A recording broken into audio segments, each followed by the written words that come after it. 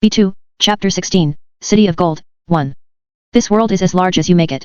Move, adapt, conquer. When push comes to shove, the horizon is just another line. So long as you're the toughest motherfucker around, you can cross as many as you want. Hades, some philosophical shit. 4 years after. El Dorado, the City of Gold. The name sure did its job. Even though the Hallowing removed all direct memories from a Reatzer's past life, legends and fables still had a habit of bleeding their way through. Everyone who heard about El Dorado wanted to go there and would be willing to brave thousands of miles through the untamed Mexican countryside to see it. Where Pandemonium was known for its liberated chaos, their sister city became a beacon of prosperity for all who might survive the trip. They'd picked the spot well too. Emerald hills rose around a valley that could have been carved from jade. A calm wind flowed from the mountains, tasting of a tropical freshness that could be found nowhere else. Even the sun seemed to shine brighter here, casting the plaster walls of the outpost in a vibrant yellow and orange that could be mistaken for gold at a distance, a stark contrast to the ruined expanse of the city that lay just north. But then they'd hit that final stretch where it'd disappear below the lip of the terrain, only to appear the moment they cleared the highway. And up close, the cracks in the walls became apparent, along with the peeling paint. Vines choked out many of the buildings along the outer edge of town, and there were plenty of structures that had collapsed altogether. Hell, most of it remained unclaimed, and one could travel for several blocks in what would appear to be just another dilapidated town before ever hitting the sheet metal gates affixed into roads that were barely wide enough to support a single truck. There, a lone sentry would keep watch atop one of their crudely erected wooden towers and hail anyone who found this place using their local people's language. In Leah's case, the gates were opened the moment her convoy entered the valley. Her translator, Lucia, had hailed them via radio, and it wasn't like anyone else would be waltzing through their little valley today. Not inside armored transports with Brownings and saws, anyway. Leah rubbed her eyes as they entered the outpost, into the more active city center. Freshly painted signs pocketed the shops along the road, though Leah couldn't read them, given that they were written in Spanish. Music played through speakers whenever they passed some of the nicer restaurants, and advertisements played on a loop wherever merchants could mount them. Dozens of folks walked about the cleaner, cobblestone streets, clearing the way as the trucks rolled through. "It always been this empty, Lucia?" Leah asked, glancing back and forth. She could have sworn there used to be hundreds walking about this time of day. Her translator brushed a lock of silky brown hair from her reddened eyes. "Last I was here, Santiago was thinking of expanding the boundary north another block closer to the Tepozteco, the Aztec temple that overlooks El Dorado. So? It isn't like you have problems with hollows down here." Lucia smiled meekly. "We do have difficulty with each expansion, though. The walls need to be repaired, the buildings reinforced, the roads paved. Most of the city will come together to ensure it remains safe." She chuckled. "There's no Karen here to control the border, so the people must do it themselves." Leah tapped her fingers along the window. "Fair enough." In truth, it had been ages since she had visited Pandemonium's sister city herself. Unlike the other outposts, El Dorado had been spared from the brunt of turmoil when Hades met his demise. After all, they were the most self-sufficient, with their own bands of hunters, centralized government and working economy to match. They even had outposts of their own scattered around their sphere of influence to pull in resources they lacked. She'd thought they might have been a pain to get back into the fold, but they accepted her authority without complaint when the time did come. Leah supposed it made sense as she once again took in this settlement. El Dorado stood as a perfect example of the type of society that Reatzers could form when they worked together, but it was still a far cry from Pandemonium. With only 1/10 the population and infrastructure to match, they could never quite get tech more advanced than steam power without tapping into the greater network of their allies up north. The food, clothes, and homes might have been their own, but those solar panels had been imported, along with the electronic screens. Were it not for Pandemonium, El Dorado would slowly wither away and die like any other enclave. That much kept them in line. Her convoy reached the main government complex. Far from the splendor of Elysium, the few who oversaw El Dorado's needs had nestled themselves inside a single block, with a small stone wall surrounding the area. A group of officials waited for Leah along the entrance as they rolled up to an iron-wrought gate that couldn't even fit a bike. Parking always was a bitch around these parts. "Hola, amigos." Lucia waved as she stepped out of the truck, with Leah and her guards following behind. Even after so much time, Leah still recognized the main player at once. Santiago was irreplaceable among his retinue, with his bleached white mustache and tanned, wrinkled skin. His red eyes stared out beneath bushy, gray eyebrows, examining the convoy in front. An old man when he'd hollowed, Santiago had risen from a mere merchant to the leader of El Dorado after Hades ousted his predecessor for disloyalty many years back. He seemed to have gotten sick of the sombrero and swapped his colorful poncho for a plain white dress shirt and trousers, but she'd dealt with him enough to not get thrown off. There were others around too, though Leah couldn't quite place names to faces. She only saw these people occasionally, and most of them were as forgettable as the rest. Even now, they simply averted their gaze and hid behind Santiago, lest they somehow incur her wrath. One guy did meet Leah head-on. He rose in Santiago's shadow, his sallow cheeks and clothes unadorned, but he still stared her in the eyes without the slightest hint of fear. Part of her wondered if they'd met before, but she wasn't about to dwell too hard. Not when there were more pressing issues at hand. After exchanging pleasantries with Lucia in their native tongue, Santiago stared over the rest of the group, his sight passing by without thought. "So when will Leah arrive, my friends?" She stepped forth with a sigh. "I'm right here, Santiago." His eyes fell on her and widened. He lunged down before making contact. My apologies, my lady. It has been too long, and you are, he paused. Shorter than you remember and without the hat. He chuckled nervously. Señora. She waved a hand. Don't worry, I'm used to it after this long of a hiatus. Everyone knew Leah's name at this point, but the Hallowing would pervert their image of her if she left them alone too long. Many had developed this idea that she was a 9-foot-tall, pale-faced Goliath, usually with a colossal brimmed hat. She figured the exaggerated height was born from people looking up to her as they bowed down, but she'd never understand where the hat came from. Where's Flamingo? She asked. I'll need to speak with him too. Santiago kept his head low. I am sure he is around somewhere. Then go find him. I will send for him right now. He uttered some commands to one of his men, who scurried off. Perhaps we could start this meeting without him. I am sure you have had a long drive. Leah shrugged. Sure. Lead the way. Follow me, my lady. Only then did Santiago stare her in the eyes, albeit briefly, before turning away. Leah blinked back, a chill suddenly in her spine. What the hell was that? There was something off about the look in his eyes that she couldn't quite place. Something wrong. But as quickly as the feeling came, it disappeared, leaving nothing but an old man with a thick, white mustache. Leah rubbed her brow and kept walking. It had been a long drive. Unlike the rest of the outpost, the inner courtyard looked more extravagant than ever. El Dorado based its government inside an old-world parish, and it seemed that Santiago had been pulling the brakes to get some much-needed renovations back into place. Cracked tiles and bricks had been replaced, the grass was freshly mowed, and the trees swayed comfortably in the wind, their branches well trimmed. Even the stone cross in the middle had been built back up, casting a long shadow over the rest of the yard. A few workers clung around the edges, but they scurried away at the sight of Leah and her entourage. Not even going to stand and stare, hey? Once again, Leah thought of probing further. She'd gotten used to her people getting nervous around her, but this was some next-level avoidance. Did they think she'd come down here to collect all their scalps? She opened her mouth to speak. Ah, Señora Leah, another interrupted. It is true, you have come visit us, after all. Just at the edge of sight, Flamingo leaned against a pillar. As the best hunter in this part of the world, he was easy to remember. The light showed off the golden trim of his otherwise black velour jacket that hung past his knees. His black top hat was distinctive enough, but it was the mask in the shape of a skull that identified him most, decorated in a mosaic of colorful flowers and vines that sprouted over an otherwise pink shell. All the hunters in El Dorado donned masks similar to this, a style they had cultivated over the years, though most stuck to a classical bone white. Flamingo tilted his head their way, the skeletal teeth of his mask curling into a smile. There you are, Flamingo, Leah said. And here I thought you were hiding too. He shook his head. I did not know you were arrived today. She turned around. Lucia, I thought I told you to give them my exact orders the moment we entered radio range. Her translator cringed. I did as you say, my lady. Santiago stepped between, waving his hands with a laugh. The fault is mine, Señora.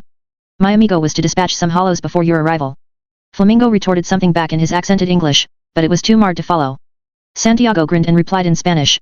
The conversation shifted from there, with Flamingo keeping his arms crossed as he leaned against the pillar while Santiago's voice grew louder and faster. What the hell are they saying? Leah asked. It seems there was a miscommunication, Lucia explained. Flamingo claims that he's heard nothing of you or hollows, but Santiago insists that he ordered him directly. Flamingo believes that. Well, let's just say that he is not saying nice things about Santiago right now. Leah watched the soap opera build a few more seconds before clapping her hands. Enough. The two hushed at once. Look, let's make this as easy as possible. Flamingo, if hollows are nearby, then you should get them cleared out, nice and quick. I'll even lend you one of my trucks if needed. However, you will get it done before nightfall, and you will have all your hunters assembled by then. I have a job for you that will take everything you've got, and I don't want to drag this out. Understood. He nodded. I do as you ask. Good. She turned over. And you, Santiago? Get your shit together. No, I'm not Hades. I won't cut off your hand and make you eat it because you flubbed an order, but I've got too much going on back home to waste time on your incompetence. Either get your people on the same page, or I'll find someone else who will. Got it. He stumbled back a step. There will be no more mistakes, I promise. They again made for the door, but Flamingo called out one last time. We will speak more when I return, yes. Leah glanced back. Just make sure you have your men assembled. And I mean all of them. He nodded. It will be done. B2, Chapter 16, City of Gold, 2. They entered the complex, and Leah once again found herself perplexed. The ornate walls had been stripped bare, with all the Aztec statues and gilded chandeliers removed, and the bright paint of the walls washed away. Leah had only the vaguest memory of what this place used to look like before Santiago and the others had transformed it into their own design, but it seemed that they had gone to lengths to restore it to its original appearance. Frescoes of nuns and priests clung stubbornly to the walls, an homage to this place's old-world roots. Just about every corner of the parish had a cross hanging up, wooden and plain like the rest of the city was proving to be. It was the fucking quiet that really threw her off though. No music over the speakers, no fiesta in the yard, no one laughing or partying or having the slightest bit of fun. Nothing but the sound of their feet echoing off the stone floors. Even Santiago's office had been stripped down to the bare minimum. Only a single wooden desk sat by the window, with another of those crosses hanging above. Gone were the elegant paintings and posters. Just how much had things changed down here? It was almost like some of them had picked up this beholder's shit themselves. Couldn't be, Leah reminded herself with a shake of her head. This would have to be delicate. Leah was about to dump a lot onto her host's plate, and the best way to keep Santiago compliant would be to maintain some iota of respect for his position. I think we've got it from here, Leah said, waving the others off. You too, Lucia. I'll knock if I need you. She bowed down and made for the door, followed by her guards and the rest of El Dorado officials, leaving them alone. Save for that one guy with the sallow cheeks. He just stood and watched, still meeting her in the eyes with that fearless gaze. Leah tilted her head. You deaf? I said everyone else leaves. He did not move. Santiago grinned wide. Ah, this is Hermano Mateo. You do not need to worry about him. He is new but has been doing much for us. Don't care. What we have to talk about is between me and you and no one else right now. It is fine, I promise. Hermano Mateo has been a special friend to me and has brought peace and prosperity to El Dorado. Anything you say to me can be said to him. She stared dully. Let me ask you this, is Hermano Mateo in charge, or you? Santiago stumbled over his words a moment before swallowing them and trying again. Me, my lady. Cool. Then you'll have no problem ordering your underling so I don't have to. Now tell your friend to kindly fuck off, or I will reconsider my no cutting off limbs policy of today. There it was again. A flicker of something deeper forming beneath Santiago's eyes. It disappeared before she could place it, but it was definitely there. That same sense of wrongness she'd felt at first. But he quickly buried it below another wide smile and uttered some more orders in Spanish. Mateo spoke back, and from the tone of voice, he didn't seem all too deterred by whatever he had to say, but Santiago kept going for another few sentences before he finally complied, slowly walking for the door while keeping his eyes locked with hers. Leah really didn't like the way this guy was looking at her. You've left these people alone too long, she realized. It was time to bring this up a notch and put on her Hades hat again. As Santiago moved for his desk, Leah stepped in between, dragged the chair out an extra foot, and sat down herself. Her host watched powerlessly as she fished into her jacket, pulled out her bottle of blood, and leaned back, letting her black combat boots rest on his desk without care. She held the bottle up. You going to get me something to pour this in, or what? He rifled through the desk in silence, made more awkward because he had to reach around Leah while she sat and waited without lifting a finger herself. In the end, Santiago was forced to sit on the guest side of his own office. That would do for now. A lesser display of supremacy never hurt anyone. Leah swirled her glass of blood and quickly dribbled it beneath her scarf. Want some? He held up a hand. No, thank you. Come on, Santiago. Just a taste. Trust me, it's good. He licked his lips in anticipation, but still, he shook his head. Save it for yourself, Señora. She sighed. If you insist. Gotta say though, this is much better than I was expecting. You see, I got this bottle as a gift from a guy in Asphodel after I helped his shop out. It's just goat's blood mixed with vodka and some spices thrown in to bring out the umami, but the real kicker is that he insisted that I wouldn't need to refrigerate it. Something about a vacuum sealer supposedly keeps it from going bad until the cork is popped. I've had this bottle sitting around for about a week now, and it still tastes like it got ripped straight from the veins. Not too shabby. She took another sip. See, that's how it's been since I took control. We're all one big happy family now. If someone has a problem, I help them out. If I have a problem, they help me out. Seems like a fair system, right? You have done great work not just for Pandemonium, but El Dorado too, Santiago pointed out. We have all prospered under your rule, and I would like to think I have done my part. Oh, you most certainly have, Santiago. Even going back to the Hades days, we've always had such a great relationship. Whenever our hunters find a Spanish-speaking Reitzer, we ship them down south so you have another worker to help with your needs, and all we've ever asked in return is a small tithe of the food and supplies you gain. You have always hit your goals, every single month, like clockwork. Let's be real. I haven't come down here in so long because there's been no need. You're doing such a great job. Thank you. She leaned forward. Luckily, we're still one big happy family, in spite of the time or distance, right? Just like my friend in Asphodel, I've got your back, and you'll have mine, won't you? He winked. Whatever you need, my lady, I will do what I can to comply. I'm sure you've heard about what's been happening up north. This enclave that has shown up on your borders. Leah nodded. The beholders. Just like that, I've got thousands of nut jobs pressing against the sticks. He shrugged. We have all been suffering with labor lately. These beholders are perhaps a gift for us all? Sinclair seems to believe so when last we speak. She stroked her chin. Some, perhaps. But not all. That's the problem with enclaves. They aren't part of our family. They can be, but only if everyone agrees with how things work. I'm sure that plenty of them are willing to join the club, but there are a few that are holding the rest of them back. That's a problem. Not just for me either. For all of us, really. One of his bushy eyebrows raised. What is it that you are asking me for, exactly? She watched him. Your hunters. Every last one of them. They're coming back to Pandemonium with me while I go through their camp and clear all the troublemakers out. We would not be able to scavenge without hunters. No, you won't. You'll need to hunker down your walls and coast while I handle the operation, but I'll be sure to return the favor. Once this thing is wrapped up, I'll send a couple of MRAPs your way, along with the appropriate tools to keep them operational. Sound like a fair deal? Santiago said nothing. His eyes widened as he stared at the floor. One moment went into the next, but he still did not respond. Leah sighed. Look, I know this is a lot, but I expect this to be resolved in less than a week. Don't act like you've never gone that long without a hunt. He shook his head. I do not think this is a good idea, Señora. You must try to reach a peaceful solution with these beholders. Must I? Wouldn't have come down here if I hadn't already made the decision. Have you even talked to them? He suddenly snapped. Have you listened to what they have to say? You wish to murder them without considering the possibilities. Do you even know where you are right now? Leah blinked. Hey. Again, he looked into her eyes, and again, Leah was taken aback. There it was. That wrongness. That fervor. No longer was he trying to hide it. El Dorado is built upon the city of Tepoztlan, Santiago explained. They raised a monument in the hills above to a false Aztec god, and the people murdered their children to appease its bloodlust. Were it not for the conquistadores, we would have never seen the light. This holy parish is a testament to that truth. Now, you wish to bring us back to their barbarism? No, I will not allow it. Leah remained speechless. It had been a real long time since anyone challenged her directly, especially with so little to prompt this kind of outburst.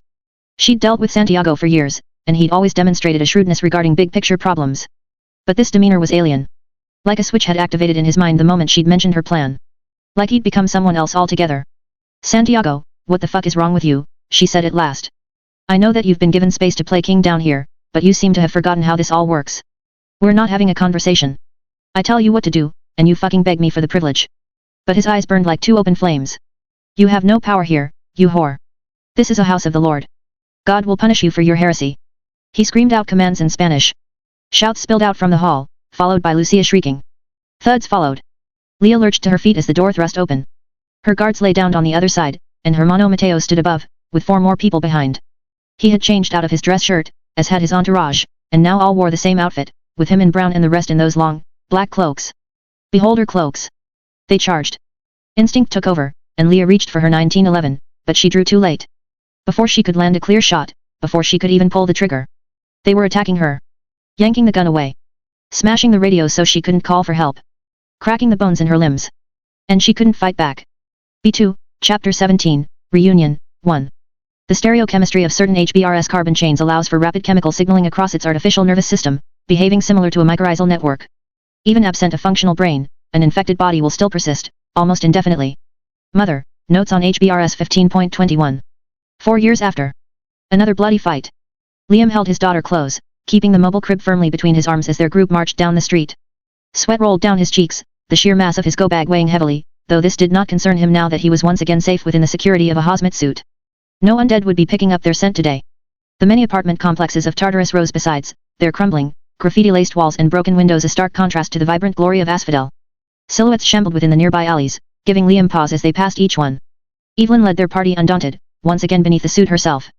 Her M16 stayed brandished for all to see, and though she was not one to point it flippantly, just about everyone they passed gave her a wide berth. Liam had first protested against this strategy since it would only further attract attention, but not much time passed before he realized the error of his belief. If it wasn't for the hunters prancing around, with their silver wolf skull badges and own arsenals exposed, then there were groups of soldiers accompanying Pandemonium's more aristocratic bosses. Hell, perhaps 1 in 5 Rietzers had a firearm of their own, and their willingness to use them at the slightest provocation became their own form of protection. Thugs only targeted weaker Rietzers, it seemed. It also helped that most Rietzers donned the most ridiculous of outfits, making a gun-wielding duo in hazmat suits hardly a spectacle to catch the eye. And Chantal hobbled behind, watching the buildings and other pedestrians with a frantic suspicion that surpassed Liam and Evelyn both. Including her in this quest would no doubt trouble her later, but their benefactor was still drafting reinforcements thousands of miles down south in Mexico, and they could not wait for her to give them permission. At least Leah's sleeping this one out. His daughter finally chose to not make a fuss while they brought her about, though Liam suspected that this was more fatigue than ease. Since uncovering the fever, the poor girl had hardly been able to sleep more than an hour at a time, and had been growing weaker by the day. Chantal closed in. I can't believe I'm doing this. And we thank you eternally, Liam said. I'll make sure that Leah does not blame you for trusting us. I still think I could find whatever meds you're looking for, if you just give me a list. Evelyn slowed down herself. It's not that simple, Chantal. Our bodies are more complicated than yours and we can't just stitch a wound shut and call it a day. Viruses and bacteria can grow inside, weakening our natural defenses. For newborns, this can be even more devastating if we don't know what we're dealing with. Her respirator gargled as she breathed deep. That is why we have to take this risk. This could be anything from the common cold to meningitis, but if we don't know, there's no way to help her. Her red eyes blinked. Even all the way out here. There's nowhere better. We don't need medicine. She paused, studying their destination in front. We need diagnostics. Liam gulped at the sight of Mother's Grace. Another location that he had only visited once before, and that was in the dead of night. By day, this place truly stood as an even greater fortress against the chaos besides. The white stone walls rose to the sides of the main road, and a multi-story bridge connected buildings in between, hovering above the main round beneath. The giant white banner hung from this juncture, with a red cross in the middle to match, easily visible from miles away. Snipers in green scrubs were perched on the roof, and more guards waited at the entrance to the emergency room below. You sure this is a good idea? Liam asked. It's going to be quite hard to sneak Leah by those lot. There's a busted window by the rear, Evelyn explained. It's in a blind spot for the snipers, and Mother never kept patrols nearby. I used to use it to sneak in and out when I was a teenager. With any luck, Dr. Frankenstein won't have found this gap either. Chantal shushed them. Don't bother. Leave this part to me. She strut forth before they could get another word in. Even with a prosthetic for a leg and an arm that disappeared into bone before the elbow, Chantal marched up to the guards with a swagger that could not be dismissed. The buttons on her white dress shirt glittered in the sunlight and her silken black hair rolled down her shoulders. One of the guards held a hand up to bar the path. The conversation rolled from there, with Chantal gesturing angrily with her surviving hand and bobbing her head about, all while the guards stood and watched. Be ready to book it, Evelyn whispered, now accentuated from beneath the respirator. Liam chuckled. I think she's got this. As if to prove the point, the guards began to slacken while Chantal escalated her confrontation. Soon enough, she waved them forth. The pair moved closer, and the guards stepped aside, their beating red eyes shifting nervously to each other. You sure this is cool? One guard muttered to his friend. The head huntress trumps the boss, the other said. I ain't about to get purged defying her orders. And I'll make sure that you don't, Chantal said. So long as you don't get in our way. She blew them both a kiss. The guards grimaced, but neither made a move as the group moved through the entrance. Not bad. It warmed Liam's heart to see just how much this once wretched girl had risen up in the world. Chantal had certainly earned her worth to achieve the stature she'd gained. Where do we go from here? She asked. It's been a while since I've been to Mother's Grace and I don't remember the way. Follow me, Evelyn said. Even if Stein relocated some equipment to different wings, there are some places that'd never change. The moans of the dead cascaded throughout the halls as nurses and physicians rushed from one patient to the next.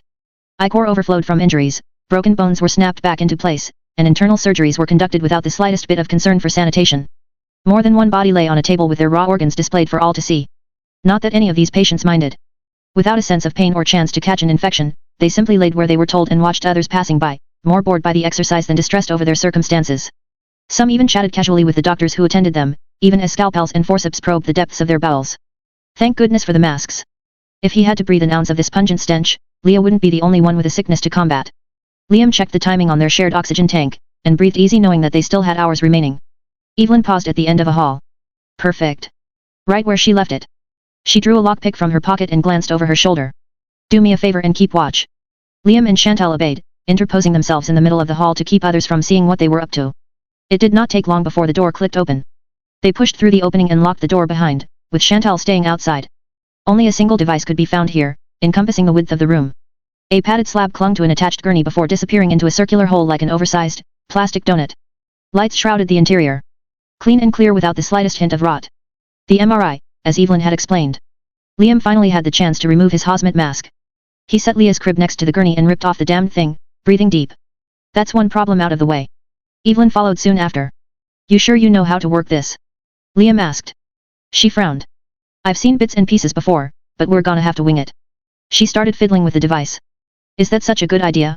Doesn't this machine emit radiation, or something? Not enough to harm a child. Unless the owners were to change the settings because their immortal bodies can take it, Liam countered. Evelyn shook her head. That won't happen. HBR's pseudocells are just as sensitive to radiation as ours, which was why the military dropped nukes early in the outbreak.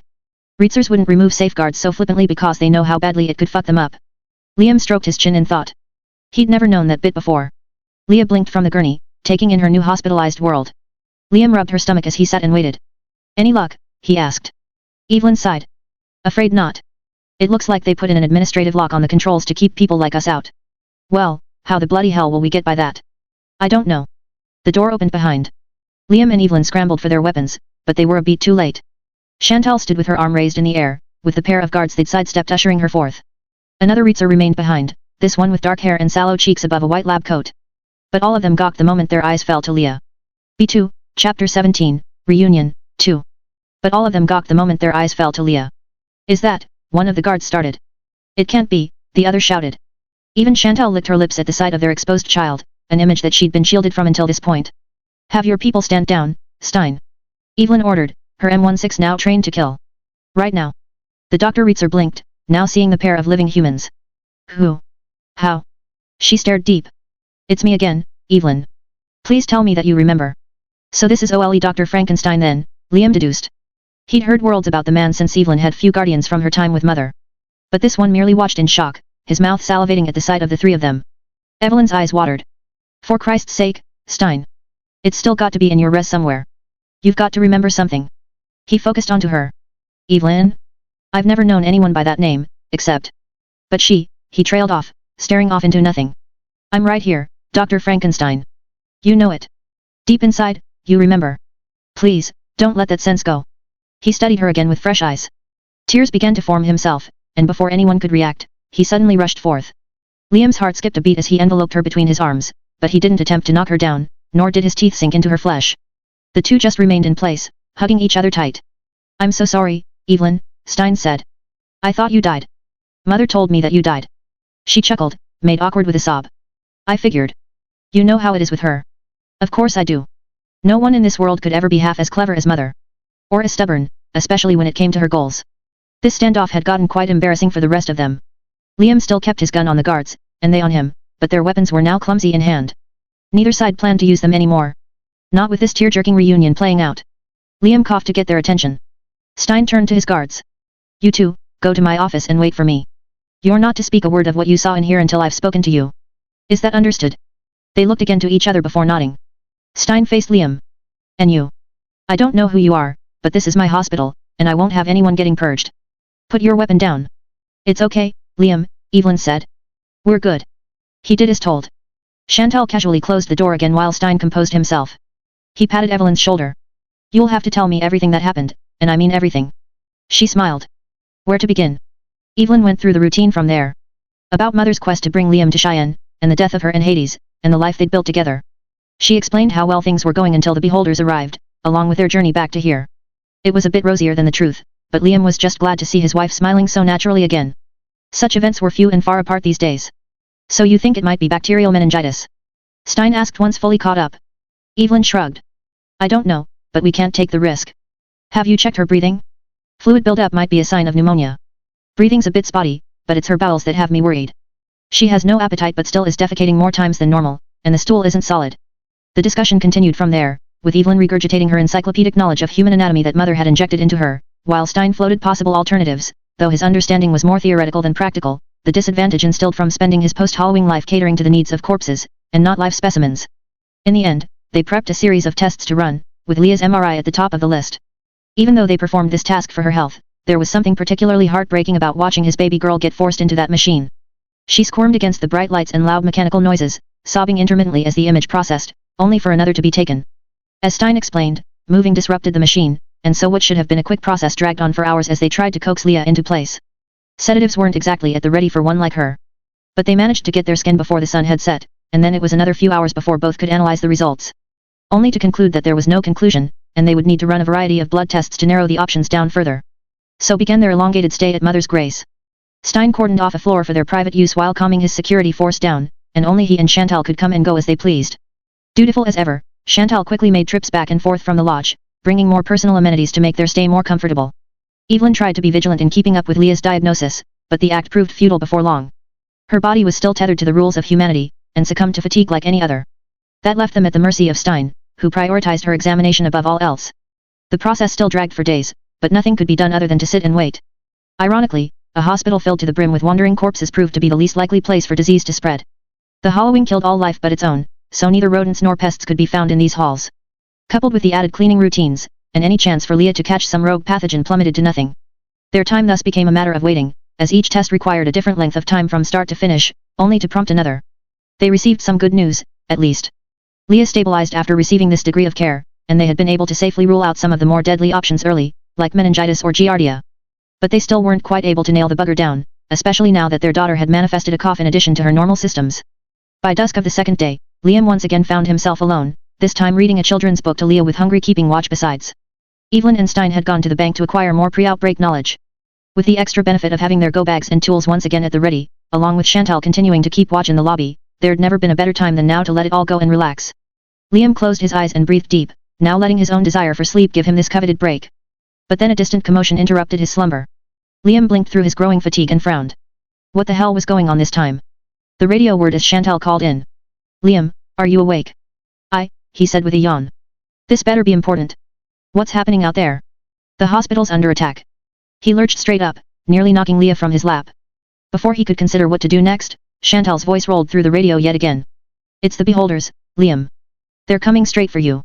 B2, chapter 18, Into Hell Itself, 1. Fight the good fight of the Lord, lay hold on to the eternal life thy hath been given, whereunto thou art also called, and hast professed a righteous profession before thy shepherd. Father Abraham, the Holy Word. 22 months after. Brother Ezekiel, you may now open your eyes. He did as told. The blurs of re-hollowing clung to the edge of his vision, but somehow, he no longer seemed concerned. Not when there were so many fresh revelations floating through his mind. The environment seemed to have changed as well. The sky had been cast in a layer of mantle of royal blue, the leaves of the many cypress trees around fluttered in the wind, shifting from green to yellow before disappearing in the tufts of grey that fell below. Even the lake where the baptism occurred had transformed into a crystalline sheet, reflecting the cerulean beauty that lay above. To think that he had thought this bayou was the pinnacle of ugliness when he first laid eyes upon it. Father Abraham stood above. Calm. Serene.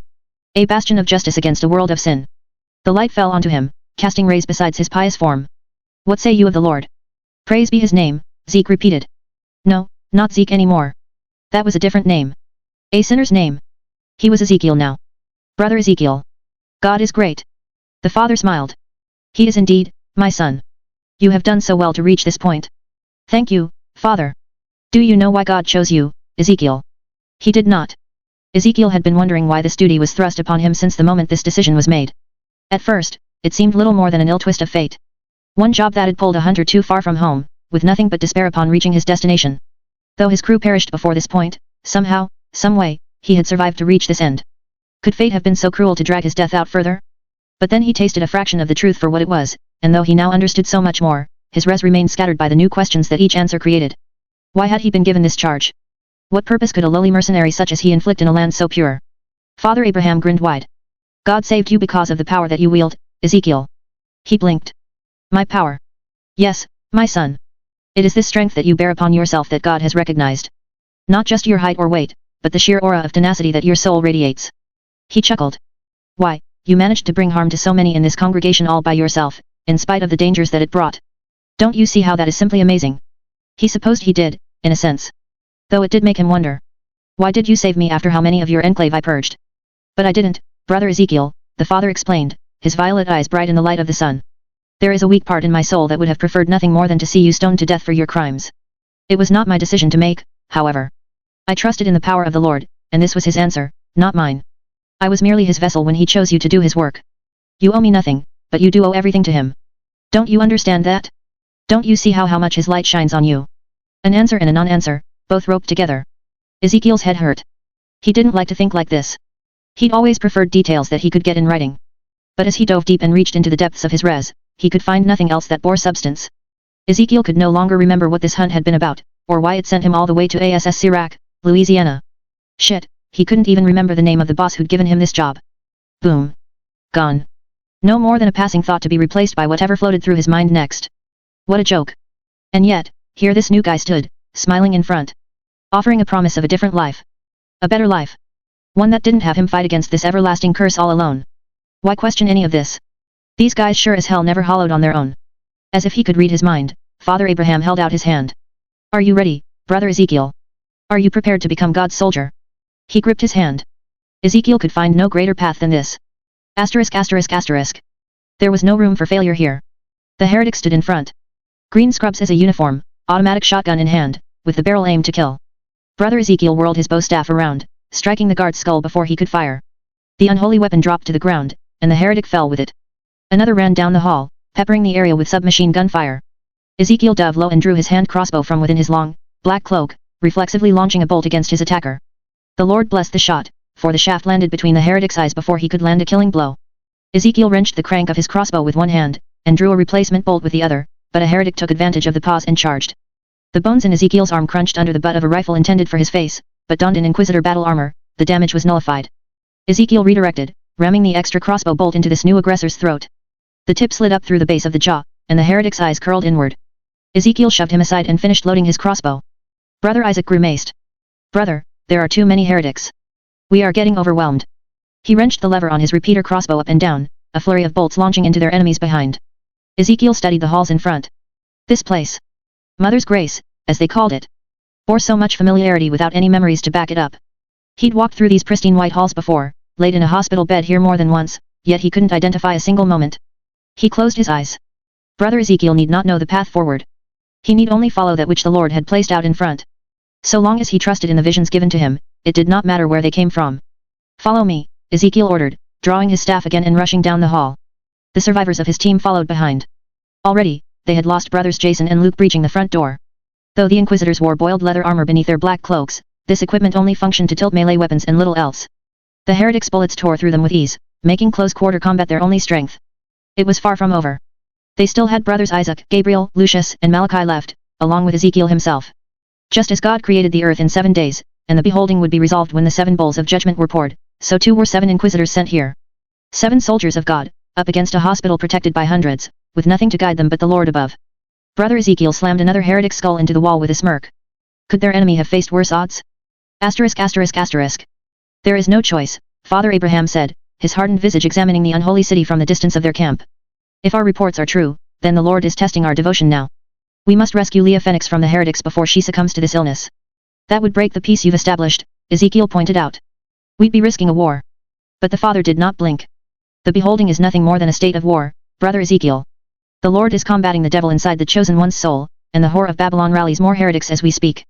Where do you plan to be as the battle rages onward? He fell to his knees. Wherever I am commanded. Father Abraham's eyes twinkled with the light of the Lord as he uttered his final command. Save Leah Fenix. Save the Lord whom has saved your soul.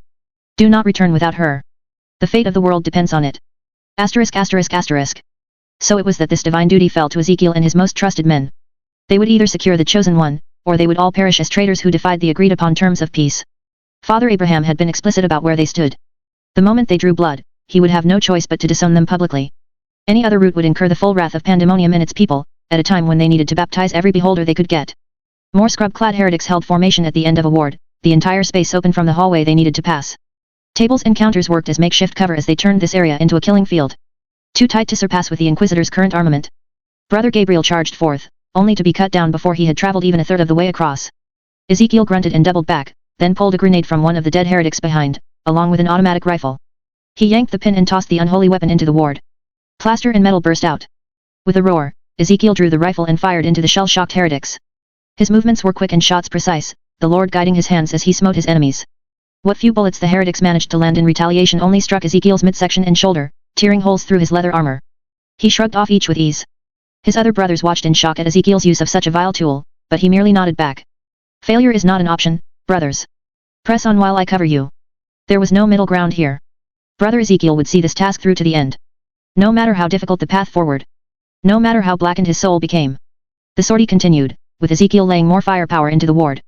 Enemy reinforcements pressed in from behind, but buoyed by Ezekiel's resolve, his brothers claimed firearms of their own. Within moments of his group converging as one, the path forth became clear of hostilities. Brother Ezekiel grinned. Blessed be the Lord's guidance. Brother Malachi grabbed Ezekiel on the shoulder. This place is the best location to defend, and we will need to consider how to escape once the chosen one is claimed. Go forth, Brother Ezekiel, and we will oppose the heretics here. He bowed in honor, then dashed onward. This invasion had not been executed without thought. Ezekiel scouted the location in advance, and developed a general understanding of where the Fenix family was hidden within this complex, along with the most effective routes out. Were it not for the soldiers who had spotted Ezekiel and his brothers attempting to sneak in, they would have already extracted the chosen one by now. Brother Ezekiel reached his destination. A single door in front, leading into an operating room. The leader of this place, Stein, had been seen going in and out of this place many times. And there was talk of vials filled with red, uncorrupted blood coming out. Ezekiel shot the lock and thrust the door open. B2, chapter 18, into hell itself, 2. Ezekiel shot the lock and thrust the door open. Only to see nothing more than an empty room. A hospital bed lay in the middle, radiating out a sweet aroma that he had only tasted recently once before, back when he'd entered Cheyenne Mountain. Living flesh. They were here. But where would they have gone next? Medicine cabinets lined the walls, a book lay abandoned on the ground, and any signs of life had vanished. Then he looked up, and his chest thumped with raw emotion. There, behind a wall of glass, his target stood in an observatory to the operating room, eyes locked with Ezekiel's. Though his skin began to wrinkle, but there was no denying the flushed, beige sheen in his cheeks, the fullness of his brown hair, and the dark chestnut color of his eyes, completely devoid of sin. Liam Fenix watched back, terror-stricken with an open backpack at his waist. The chosen one lay at his flank, blinking in the world from the safety of a child's carrier. So it appeared that another obstacle remained, for this surgery room's observatory would be out of reach for even one as tall as Ezekiel, and that was where Liam Fenix had repositioned himself. Ezekiel scanned the boundary to decide which furniture could be used to climb up there with him. Liam Fenix averted his gaze and went back to filling his pack. He quickly tossed a stuffed bear in next. Wait. Ezekiel ordered. He paused, a pistol now in hand. Why do you continue to hide from us, Liam? He furrowed his brow. You people are coming for my daughter. Ezekiel sighed. We wish to protect her and nothing more. I don't believe that. Oh? Do you believe that you'll find safety here? He grinned. Tell me, what value has this hospital brought to her? As you hide inside these walls and use the tools of a world long forgotten, have you gotten any closer to solving the riddle of Leah's illness? He did not answer. You will gain nothing here, Ezekiel explained. This illness was not born through mortal means. It is the devil trying to corrupt her soul. Only through the power of prayer can she be saved. Liam raised an eyebrow. Is that why Abraham sent you? I came of my own accord, he lied. It would not do for any to believe otherwise. There will be reprimands against my actions, and I may be dead before this is over, but I chose to go down this path because I trust in the power that your child possesses. You don't know her. Perhaps, but I do know this, what you call the harrowing has brought human life to its knees.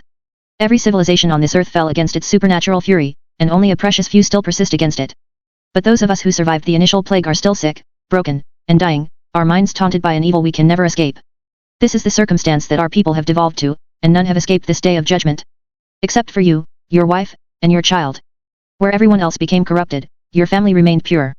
Do I need to explain to you how much of a miracle this must have been? Is it so difficult to believe that you were guided to this point by divine hands? God sent us to save you from the dangers of this world. That might be how you see things, mate, but from my view, we were doing perfectly fine until you people showed up. Were you? Ezekiel asked.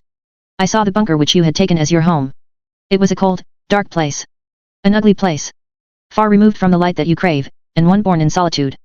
Do you not yearn to walk free again? Would it not be better to live with a community who would love and protect you? If not for yourself, then for her. He held out a hand. That is who we are, Liam Fenix. Not the monsters you assume, but mere servants for your kind. We wish for nothing more than to behold your daughter's greatness. Liam looked to his half-empty bag and the child behind. The pistol quaked in his hand. Can you promise that no harm would come to her? Liam asked. Can you guarantee that nothing bad would happen to her in your community? Ezekiel could almost laugh. There is no need for such words. She'll be under the almighty protection of the Lord above. He met him in the eyes. That isn't good enough. It all happened so fast. Liam raised his pistol and opened fire. Only by the grace of the Lord did Ezekiel react in time, ripping a nearby metal food tray as a shield. His arms shuddered where the bullets struck through, but between the glass and the tray, enough velocity had been lost to keep his head protected. By the time he tossed the tray aside, Liam had thrown on a respirator and ran out the door to the observatory, his backpack over his shoulder, and the chosen one's mobile carrier in his arms. Ezekiel blinked through the shock and leapt in pursuit, quickly thrusting a table below to give himself extra distance. Fractures formed in the observatory glass where Liam shot into, spreading tiny crystalline cracks along its surface. Ezekiel threw his full weight into this spot. The glass shattered against his strength, though not without opening dozens of tears in his cloak and flesh.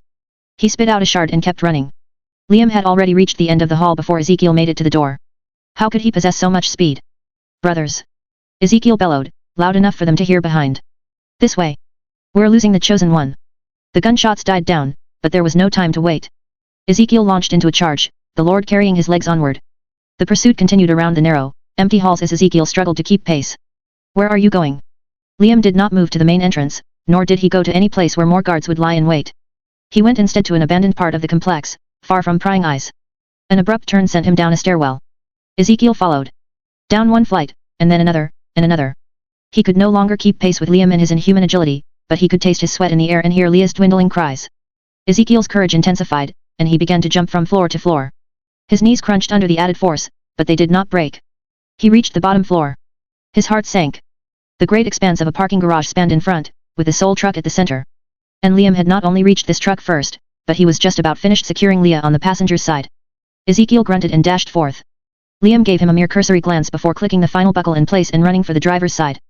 Before Ezekiel could get within 20 paces of the infernal device, his target had already rolled into motion. No matter how quickly he moved to head it off, the truck accelerated out of reach, hooking around the open space before finally turning for the exit. A steel fence blocked the path out, but this did little to prevent the truck from roaring through. The remaining inquisitors spilled through the stairwell as Ezekiel stared at the torn fence, dumbfounded. What happened? Brother Isaac asked. He looked to his brothers. They were like him. Injured, bloodied, afraid. To have gone to such lengths, only for their target to slip free. What would happen to their souls now? There's still a chance. Ezekiel tossed his unholy weapon and clenched his fists. Our trials have become more difficult. Come, brothers. There is no time to waste. He dashed again in chase, and his allies followed. Pandemonium, the unholy city. The beholders had come to shun such a vile place, but they were alone in this aversion. Most of their corrupted kindred chose heresy over enlightenment in their ignorance, and there was no place more powerful a beacon for these sins. Just about anyone gifted with a mind would eventually work their way to these tainted streets, lost souls on an inevitable drift to hell. And hell overflowed when enough became trapped within. Liam had not gained the advantage he first thought. With the streets of Pandemonium congested and his truck no more than another element in the chaos, his early advantage of escaping Mother's Grace became clogged in the never-ending flow of foot traffic. Now his truck slowed to a crawl, while Ezekiel and his brothers could still run without pause, now even quicker without machine guns to slow them down. He must have caught sight of them, however, because his vehicle reversed direction before long and gained distance within another street, only to fall into a similar trap and try again. Road by road, alley by alley, the dance continued. The space between them grew and waned as Liam changed routes, but he could never escape the Inquisitors entirely, for the power of the Lord carried them onward at an even clip, while Liam trusted in a metallic construct to escape his wrath. Finally, the truck veered for the boundaries of the city. Ezekiel scoffed. What a short-sighted plan. There were few places in Pandemonium more controlled than the sticks. Finding their way through undetected had been a trial of its own, and that said nothing for the vehicles that needed to pass through each gate. Such a task would be nigh impossible for Liam and his human daughter. But as they rounded the bend, Ezekiel's gasped against their misfortune.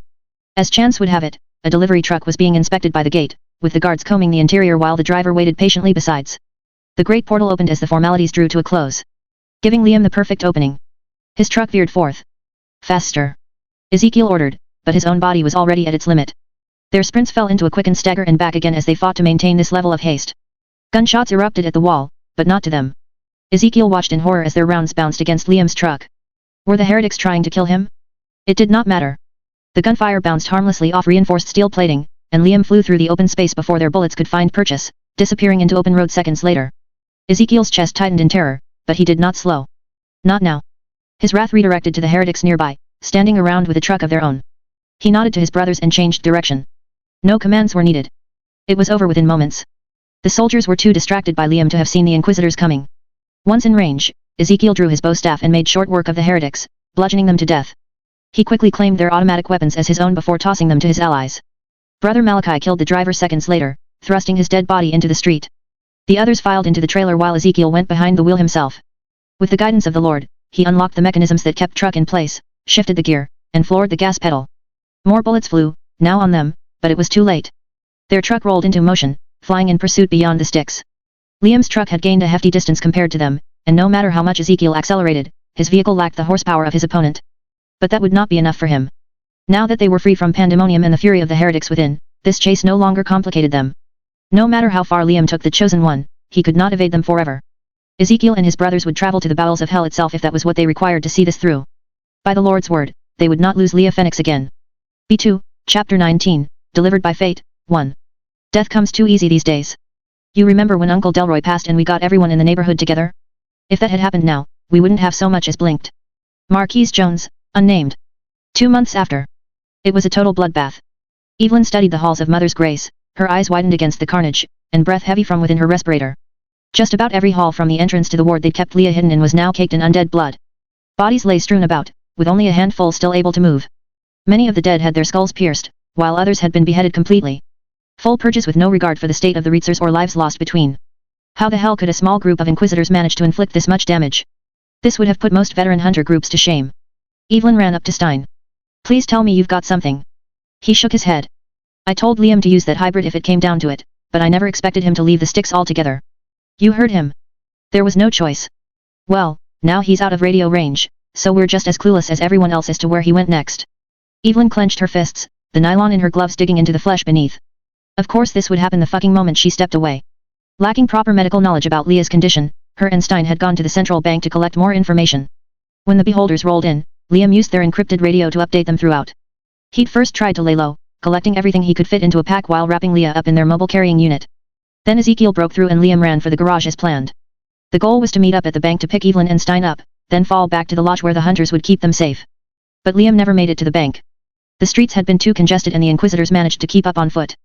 With no other choice that he could see, Liam made the bold move of driving out the sticks. He fell out of radio range soon after, though not before leaving one final message. The same that ran through her mind now, again and again. "I've got to do what I can to keep our daughter safe," he'd said. "Even if it's alone right now. We love you, Evelyn. Both of us. So take care of yourself until we get back, yeah?" Then the signal dropped, and Evelyn was trapped out here. Alone. "You've got to get me a truck," she said. "I need to find them." Stein grimaced. "It won't be that easy now. With Leah out of town, there's only so much I can do." She put a direct order to keep all non-essential vehicles inside the sticks. "Dwayne won't just hand any over without explanation. Even if I brought the rest of the council into the loop about you and your family, they wouldn't make any moves on their own. Not with the beholders so close. Just look at Karen."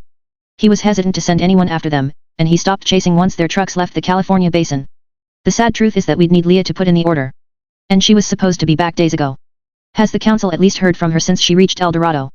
He averted his gaze. "We have not. No advanced scouts have returned, and long-range telecommunications have been down for months, pending repairs. There's got to be something you can do, Stein. This is my child we're talking about. I'll put out a contract and make it as large as necessary. Maybe try to get a hunter as strong as Declan to take care of this until Leah returns." He studied the blood-covered hallways. "Don't forget that I've got my own score to settle here. It will take time before they're able to mobilize, however, and they'll be traveling on foot. So what am I supposed to do in the meantime? Just sit on my ass doing nothing. Do whatever you'd like, Evelyn. You're welcome to stay here for as long as you need. You've been gone from home too long as is." She breathed deep. "Thank you for the offer, Stein, but I can't rest idly while they're not safe." He nodded. "I understand. The offer remains open indefinitely, and I will do what I can to keep you updated. For now, I have got to get back to work repairing this place." His red-tinted eyes scanned the area again with a grim acknowledgement. Too many patients were created today. Evelyn grit her teeth, once again taking in the damage that had occurred. She stormed off without another word. As much as it hurt to admit, Stein was right. Leah hadn't become the head huntress for nothing, and with her still missing in action, no one else would lift a finger. They didn't know about Evelyn or her family, and even if they did, what prevented them from using her for their own ends? No, that risk was unacceptable. Only Stein could be trusted, and he lacked the resources to solve this. That left her. Evelyn Jones. Once again on her own, with no one else to make a difference. She pulled out the latest blood work test for her daughter. In the cruelest irony of all, they'd managed to figure out what had caused her sickness after the attack when it no longer made a difference. Botulism. A common bacterial infection caused by ingesting contaminated food. They'd even found the kin responsible after she dug through the trash. Just a little nick on the side was all it took to bring Leah to this point. Evelyn considered more possibilities. Could this have been intentional? A small amount of poisoned food slipped into the rest? Chantal was the only one with access. Maybe she'd been flipped by the beholders? Couldn't say for certain. Or perhaps one of her suppliers figured out what they were hiding, and that was the beholders' entry point in. How many people could have handled their food coming? Who else was in the know? A small handful? Dozens? More? In and out, Evelyn. In and out. She breathed deep. Regardless of how Leah contracted botulism, she could do nothing to fix it. Not with her daughter stuck beyond the sticks. There was good news, at least. Their early treatment regimen had helped her body stave off the botulism before it became too damaging, only to be replaced by a common cold through a weakened immune system. So long as their daughter remained hydrated and kept up with a healthy regimen, her body would combat this new illness as well. But this also created a worst-case possibility. With her and Liam out there, would that even be possible? She exhaled through her respirator. There was no way to cure Leah's sickness, but she wasn't completely powerless either. Her attackers were close by, and she had a way in. Evelyn knew where she would go next. Asterisk asterisk asterisk. Nathaniel remained where he'd been perched, though the crowd had thinned since the attack. Him and his entourage of white-cloaked beholders were whispering amongst themselves. He turned and smiled wide as she approached, pious as ever. "Oh, Evelyn," he said. "It is good to see you again." "That isn't my name," she corrected. "I thought we went over this." "That's right, Eva. My apologies. At least you were closer this time. You called me Annalise last I was here." He blinked. "I did. Yet. Cheryl thought it was hilarious." "Who?" Evelyn tilted her head. "Don't you remember? She's my friend from Seaside who came for last week's sermon." Nathaniel squinted suspiciously. "Perhaps it is you whom is forgetting matters lately." She crossed her arms. "Nope. I remember last week like it was today," she went on from there, describing his sermon on the power of charity with meticulous attention to detail that would border supernatural for their kind. Nathaniel's smile dissolved as her account dragged on. "Yes, that sounds about right, Eva. He looked away, befuddled. I suppose you'll be able to give sermons to your friends soon enough. Dance, puppet, dance. Keep focusing on the dealer's hand. Not on the card that fell off the table. Maybe he could chalk it all up to a lack of faith. Didn't matter. Eva was here to stay. That was her greatest asset in this city. Her unhallowed mind. Even if her frail, living shell forced itself into sleep, could feel pain like nobody's business, and would crumble with the slightest bite to the arm, her memory remained fully intact. As far as reservoirs went, not even one as powerful as Mother could held a candle to the one between her ears. It would only take a handful more of these mind games against Nathaniel before Evelyn disappeared for good, replaced by whatever alias she desired. Then she'd have more options to infiltrate them further. Did you hear about what happened at Mother's Grace? Evelyn asked. Yes. It is a deeply unfortunate tragedy. Those were beholders from what I hear. He winced. I do not know what would compel my brothers to behave this way. They know that the Lord speaks of peace. To inflict so much devastation in a place of healing seems beyond mere heresy. It is nothing short of what the devil would command. Why do you think they did it then? I heard those inquisitors are supposed to be the most devoted. He exhaled, the moisture growing. I do not understand. Brother Ezekiel has been guarding our congregation for years. No one has ever questioned his devotion or desires for a peaceful life. I do not understand what could have compelled him to harm innocents like this. A reddish tear sprung free. He saved our lives, so many times before. Maybe he was looking for something. Like what? Another asked from behind. Evelyn turned around. Unlike the other beholders, this guy wore no more than a black button-down shirt over trousers, with a priest's collar on top. His hair was thinned out above clear, pale skin, and his eyes radiated with a magenta gleam. A wooden cross hung from his neck, plain and unadorned. Nathaniel's eyes lit up. Oh. Father Abraham, you have come all the way here. This is him? Evelyn's heart skipped a beat. B2, chapter 19, delivered by fate, 2. Nathaniel's eyes lit up. Oh. Father Abraham, you have come all the way here. This is him? Evelyn's heart skipped a beat. But of course, Abraham said, his voice somehow soft, even with the gruff undertone that every Reitzer possessed. I could not stand idly by after hearing about Ezekiel's treachery.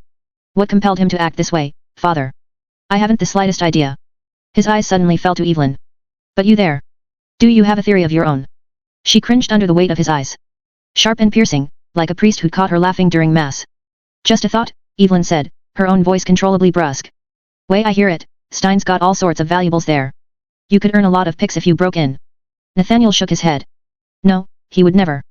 Ezekiel does not consort with such devilry. You don't know that. And what would you know of our congregation? Abraham asked, still with that death stare. Evelyn could barely stand this. In spite of the 3 layers of clothes, respirator, and aviator shades above, she'd never felt more naked under his gaze. Part of her wanted to do nothing other than pull out her gun, shoot Abraham in the face, and run off before he could react.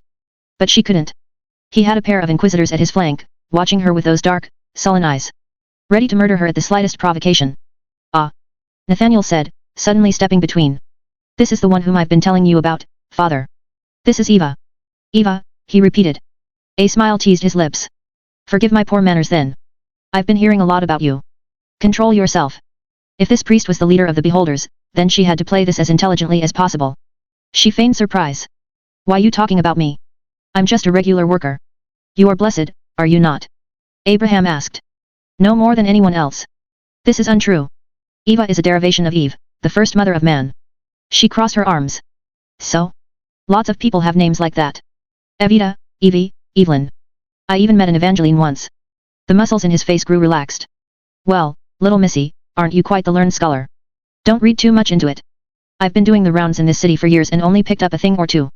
My res holds better than most, but at the end of the day, I'm just a gal who is good with a hammer. But Father Abraham only seemed to grow more curious as he watched her from head to toe. Do you believe in fate, Eva? She considered the question. Or rather, how to most effectively answer it. I guess I do, in my own way. Then perhaps you have the same sense as me. And what sense is that? His violet eyes twinkled. That you and I were meant to cross paths today.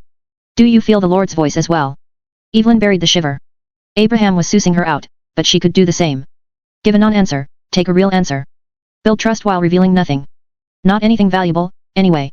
I don't hear anything, but I do feel God's presence, she admitted. More so lately after receiving the holy word.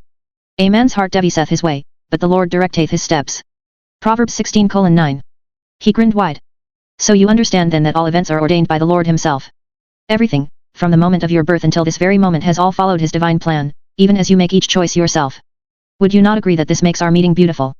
I can. Have you ever wondered what other beauties you've been denied by living in this unholy place? Evelyn smirked below her respirator. Time to play the tease. Can't say I'm too comfortable with the implication, especially after what your friends did at Mother's Grace. Abraham recoiled as though slapped. Such vile treason will be judged by God himself. Please, do not do as your kindred might and lay blame. We believe in peace and prosperity in the name of the Lord. I would never condone such violence. Is that so? Evelyn tried to stare deep into Father Abraham. Into this leader of an enclave that commanded thousands strong in a world where only the strong survived. She tried to pierce into his soul as he'd tried for her. To no avail. Between her sunglasses and the vibrant sheen of his eyes, Evelyn could make nothing out. Nathaniel took another step forth. As I have explained many times, Eva, we wish to behold the Lord's greatness and nothing more. At least she could confirm his sincerity. Evelyn had been around Nathaniel enough to know his tics. He knew nothing of Ezekiel's attack. Please, he continued, hear the Father's words for yourself when next we meet for Mass. Our congregation is always willing to invite others. Indeed, Abraham echoed. The peace that I forged with the head huntress must remain true, and there is no better way to show our continued unity than to remind each other of our similarities. Would you be willing to join us? You want me to go to your camp? Even after the attack. But of course. It is in these troubled times that we must always fight hardest for each other. She swallowed the lump in her throat. Evelyn couldn't make a move against Abraham. Not now. Not with so many watching. But this opportunity could not be ignored. It gave her the opening she'd been looking for. So long as she played things right. I'll think about it, Evelyn said. Being noncommittal kept her options on the table. Do as you will, Abraham said, once again smiling wide. But do not forget this, Eva. No one should ever be alone. She nodded to maintain appearances, but her own truth remained concealed in her body language, with her fingers still pressed into her palms. Asterisk asterisk asterisk. Are you sure that I can't help you with anything else? Chantal asked. Evelyn looked into her bag of supplies and shook her head. You've done everything I've needed. Thanks again for your help. She frowned. Okay. Just give me a call if anything changes. I won't. I will.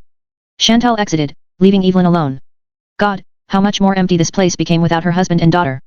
Their suite in the lodge never felt this large before, nor as barren. Much of their gear had been moved to Mother's Grace when Leah first became sick. Removed from the rest of their personal belongings, this place felt so alien. Don't think about that. You're on your own now. Evelyn went to one of the bathrooms, her bag in hand. The light blinked on, highlighting her face in the mirror. The long, thick hair, the healthy skin, the full lips, and of course, her living, brown eyes. She studied each with disdain. Evelyn dug through her bag. She started with the homemade latex. Some cold water from the sink, a dash of tapioca flour, gelatin, and a small amount of coconut oil. She mixed the reagents and let them sit until ready, then brushed it across her cheeks and scalp, crunching down her skin as the mixture dried. Already, she looked about 10 years older. Makeup came next.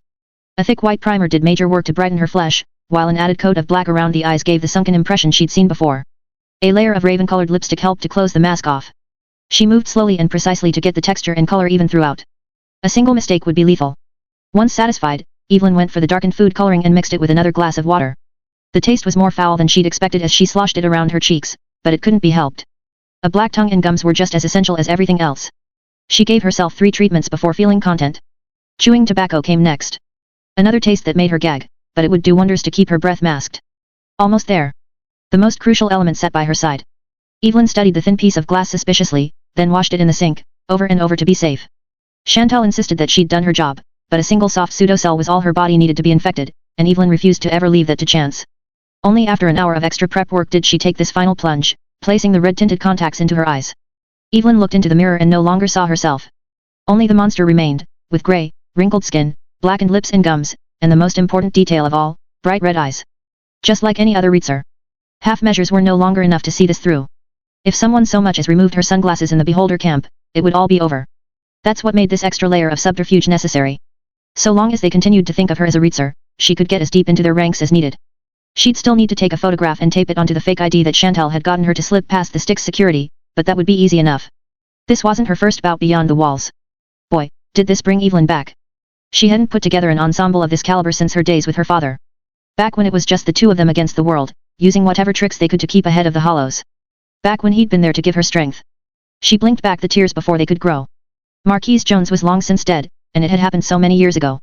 He'd died defending her life, and no amount of crying could change that truth. Only the future remained.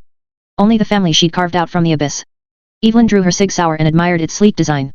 She removed the magazine to ensure its caliber and quantity, and loaded the rounds back into place. A quick press check revealed a bullet in the chamber, ready to kill. One bite. That was all it took to kill Evelyn.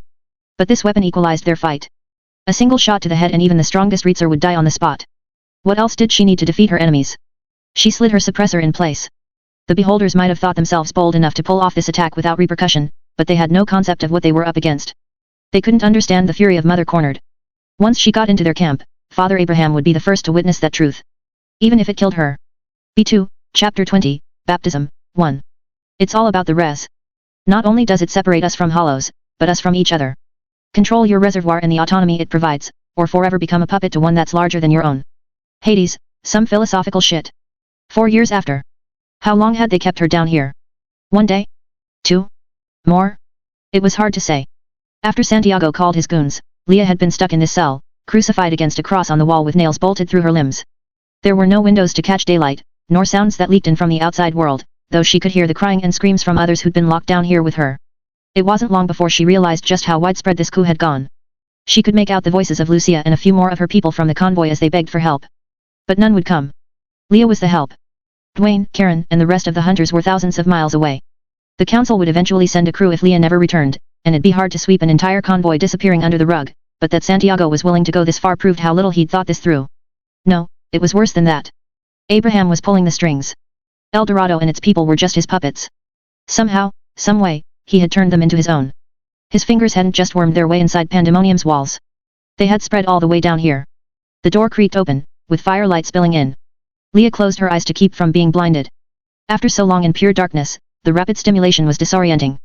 Fingers wrenched an eyelid open though, and her brain short-circuited as it tried to process so much light. Still holding strong? Santiago asked after a moment. She grunted. Remove the nails and see what happens, asshole. Such foul language. Don't you see that it is Satan who drives your hatred? Pretty sure your name is Santiago. I am Hermano Santiago now, he corrected. Just like your friend, Mateo. We are all brothers and sisters under God, S.I. If that's the case, you'll have no fucking problem getting me out of these restraints. Not until you have been baptized in the light of our Lord. Leah grit her teeth. Whatever you think you are trying to do here, don't. In spite of everything, I'm still open to letting you live. Just tell me what Abraham did to get you to flip, and we can have a conversation about how to undo the damage that's been done. No one else has to die. He tsked. You are thinking about this all wrong, Señora Leah. The Hermanos have done nothing but give me the tools to save myself. I am now able to behold the Lord's power like the rest of my family, and that is all that is needed. I will give you the same gift. The light of the torch crackled, and Leah blinked through it. Now that it had been in her face so long, she could see clearly again. Not just the cell, or Santiago's token white mustache, but his eyes, along with that frenzy he'd adopted. Exactly like Brother Uriel, Father Abraham, and every other beholder she'd seen. You're saying that I'll become like you, she asked. Only if you open your heart to God. Then fuck off. I'm not about to become some mindless pawn. He recoiled an inch. You will understand soon. You may be the whore of Babylon, but you can still be saved. She groaned. Enough with all the horse shit, seriously. It doesn't even make sense. We're all incapable of sex, remember? Like, even if you count lust, I haven't touched the stuff in years. He shrugged. Be that as it may, you will see his light as I have, just as God has commanded. Santiago spoke some words in Spanish, and more beholders entered. Mateo towered behind, his stern face still defiant as always from inside his brown friar cloak. One by one, the nails were wrenched from her limbs, only to be replaced by a firm hand holding them in place. Not giving me an inch, huh? Unarmed and with bones still healing, most would write Leah off as harmless, but these guys weren't messing around. As much as she wanted an opening, it was looking like they weren't about to give her one.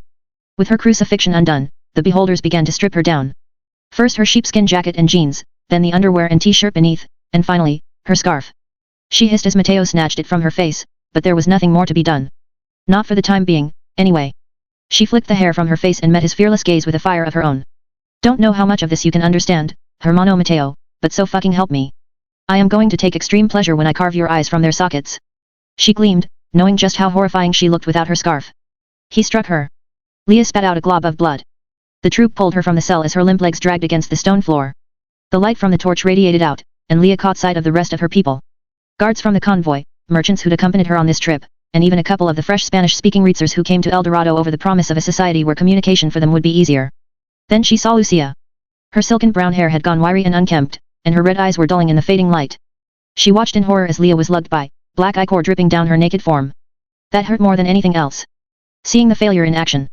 Knowing just how much others would suffer because she hadn't seen this coming. Lucia trusted her, but Leah let her down. It isn't over yet. Leah cleared her throat and held her head high. Listen up, citizens of Pandemonium, she screamed. Don't you dare let these fuckers break you. One of the beholders grabbed for her mouth, but she bit a finger off before he could get a good grip. Hear me now, everyone. I am Lady Leah, the head fucking huntress, and I am going to burn this whole parish down. So keep your head in the game until that happens. That's a fucking order. Then Mateo grabbed her throat and squeezed. She gasped as her larynx crunched under his weight. But it worked. Reddish tears rolled down Lucia's cheeks, but she was smiling. Hope had been restored. At least for now. That much would have to do until Leah came up with a plan. Asterisk asterisk asterisk. It took well over an hour before Santiago and a squad of his black-cloaked Inquisitor friends managed to bring Leah to their destination. Well outside El Dorado, down the hills, and into a grove. The sun was high above, casting long shadows through the emerald trees before landing on a pool of water, still and clear like a sheet of glass. There was no denying the beauty of this place, but as Leah caught her reflection in the pond, she blinked through tears in her eyes. Her body was naked, and with the damage she'd sustained, her normally pale skin had grown blackened and bloated where the broken bones still healed. Peeled skin also formed without the daily additive of preservatives she'd gotten so used to. And her mark was out for all to see. During her own hollowing, Leah's cheeks had been reduced to shredded meat down to the muscle, and her lips were missing entirely. Hideously twisted teeth bent out from her blackened gums where they'd been exposed from the injury, with ooze mixed with mucus that clung to the edges. It had been so long since she'd seen this in the open. No longer was Leah the queen of the world. She was just another walking corpse. Thin, rotting, and so fucking weak. She closed her eyes to avoid the sight. Santiago laid a hand on her shoulder. It is okay, Leah. It is going to be okay. This is your true self, perverted by sin. Fuck off, she squeaked, her larynx still raw. Let go of this hate. It will be easier if you do not fight his love. Leaves rustled behind, and Leah realized that there were plenty more than just them. An entire crowd had formed of beholders, these ones clothed in white. There had to be 30 of them. No, 40. All watching Leah standing there naked with the same glee in their eyes. The same zeal. Santiago stroked her hair, his passion burning strong. I brought many English-speaking friends to help with your baptism. All in unison, the crowd drew books. She recognized the binding at once. The Holy Word. That same book that she'd allowed to be circulated back home. That same fucking book. Like robots, the beholders flipped through the pages before landing in the same spot. Santiago drew an invisible cross in front of Leah. We ask you, Father, with your Son, to send thy Holy Spirit upon the water of this font. May all who are buried with thy Lord in the death of baptism rise also with him to the newness of life. We ask this through the power of our Lord. Amen, the beholders roared. My dear brothers and sisters, let us ask our Lord to look lovingly on this child, Santiago continued. He droned on from there, with the mob responding when prompted, but Leah wasn't listening. She watched the pool in front. The water seemed to have changed with so many bodies casting shadows, darkened like an endless pit forming to swallow her whole. Santiago breathed deep, his fanaticism rising. Leah, I hereby baptize you in the name of the Lord. They plunged her into the water. For a moment, there was nothing but the dark, cold water. Leah twisted her head this way and that, expecting something else to come from the blackness of the pool, but the water was shallow, and the surface was barely a foot away. Then a sound began to grow. A soft hum penetrated the stillness, created by many tones at once. Little by little, the sound grew in volume, and Leah watched as exposed legs paddled through the water besides, pure and clean, without the slightest signs of rot.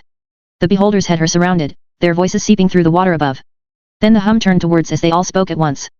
Blessed is the man that walketh not in the counsel of the ungodly, nor standeth in the way of sinners, nor sitteth in the seat of the scornful. But his delight is in the law of the Lord, and in his law doth he meditate day and night. A pause. Amen. Leah tried to peer around, but there was nothing but a wall of shadows everywhere she looked.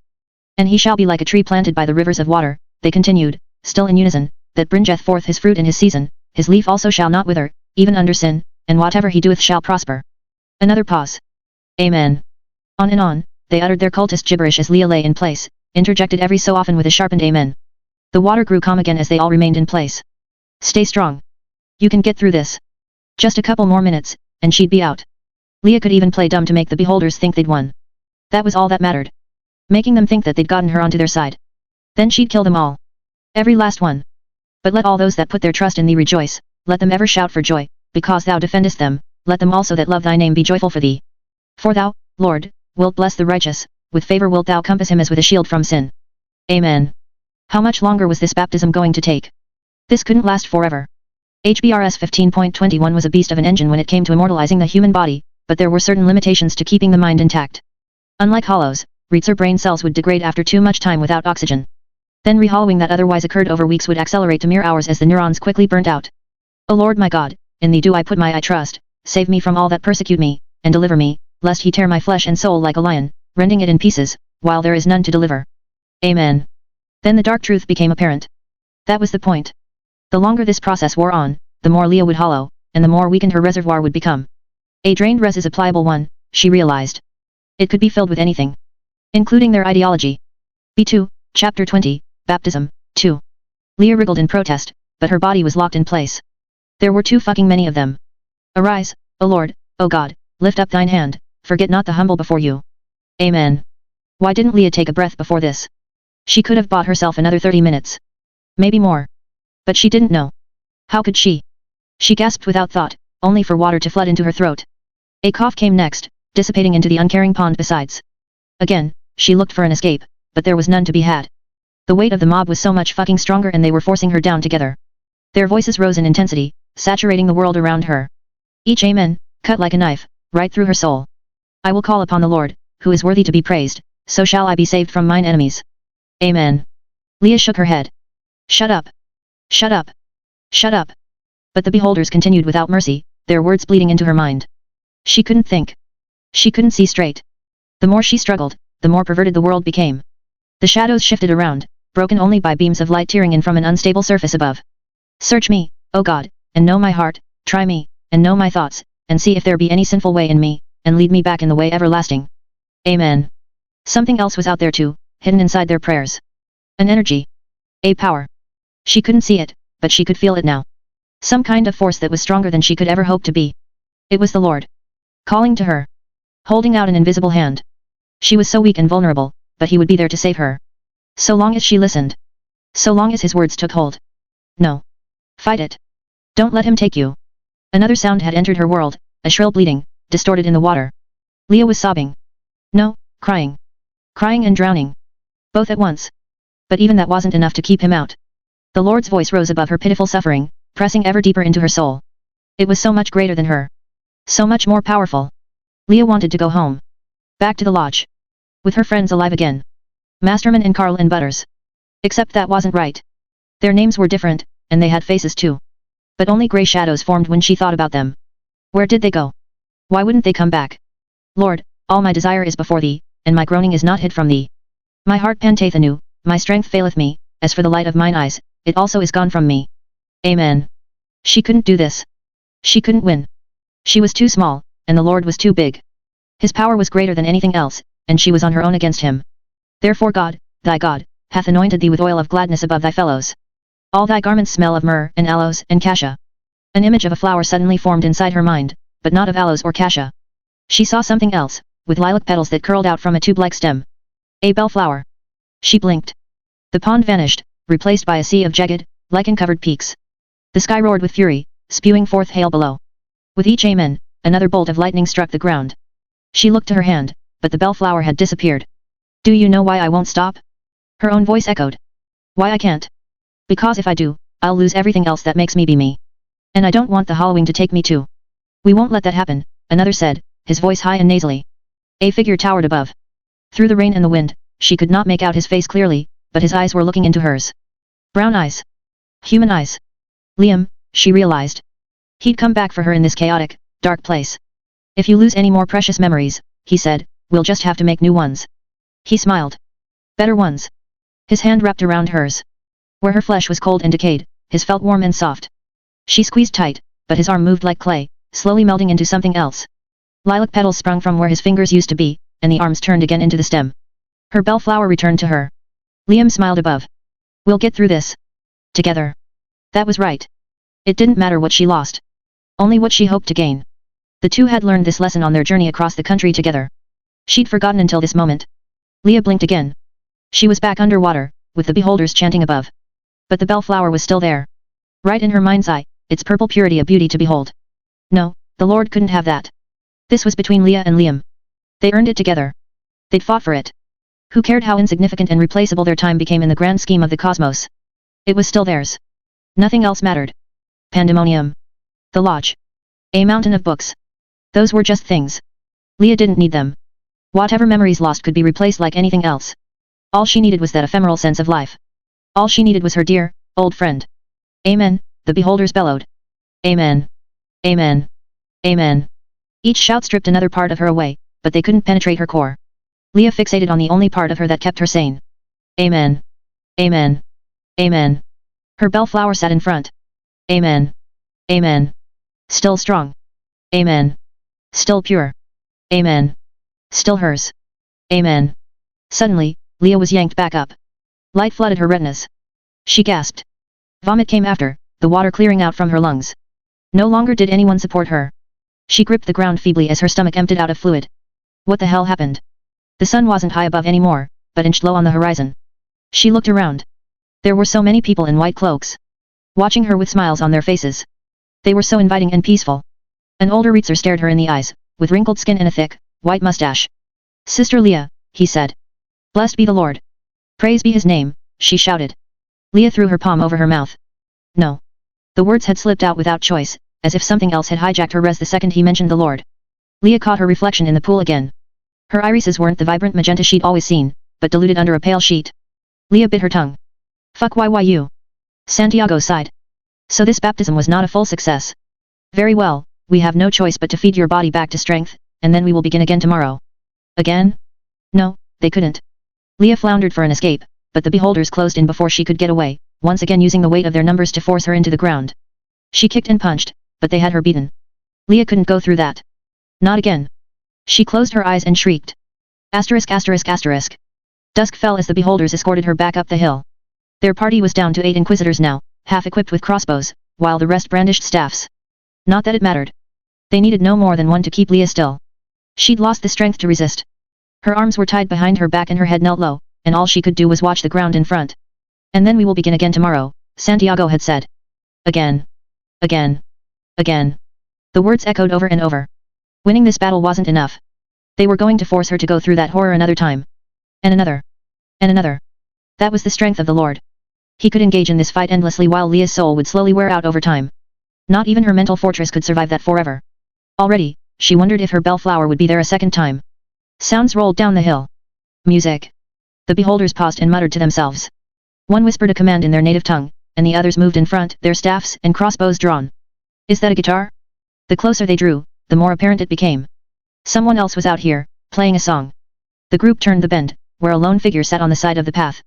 He calmly strummed his instrument, using a boombox as a chair while tapping his foot to the song's rhythm. The last light of day reflected off the golden trim of his velour jacket, and a black top hat sat above.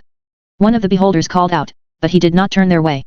He merely plucked at his guitar, his fingers growing in speed and intensity as he swayed his body back and forth.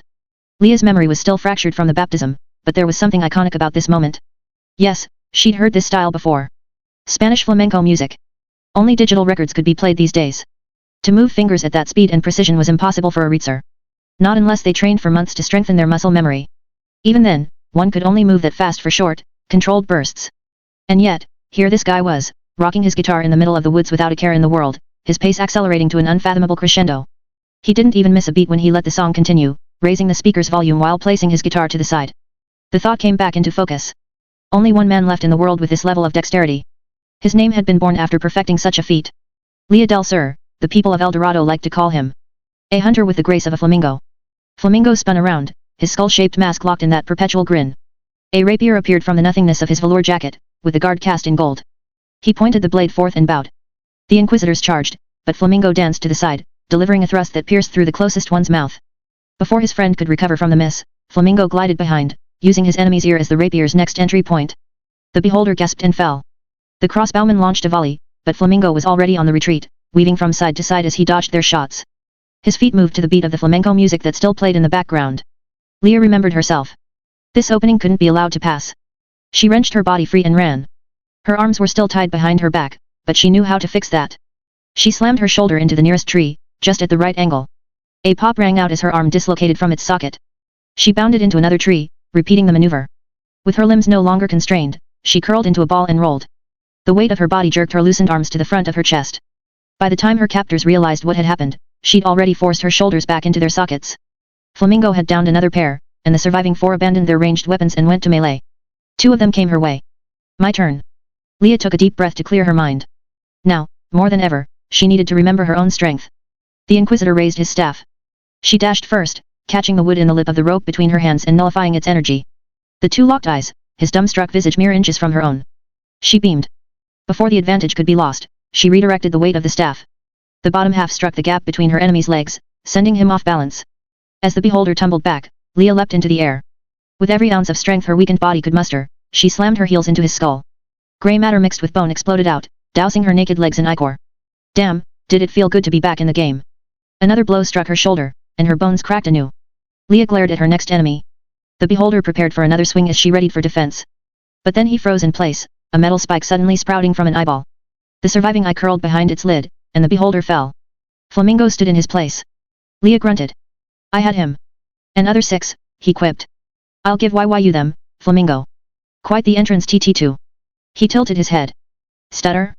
Hermanos harm you much, si. Yab. She grimaced. Please tell me there's more than just you. Si. Some hunters fight with me. He held out a hand. Come. We must go to them before more hermanos arrive. Wait. I can't leave yet. He paused. Why? What you need?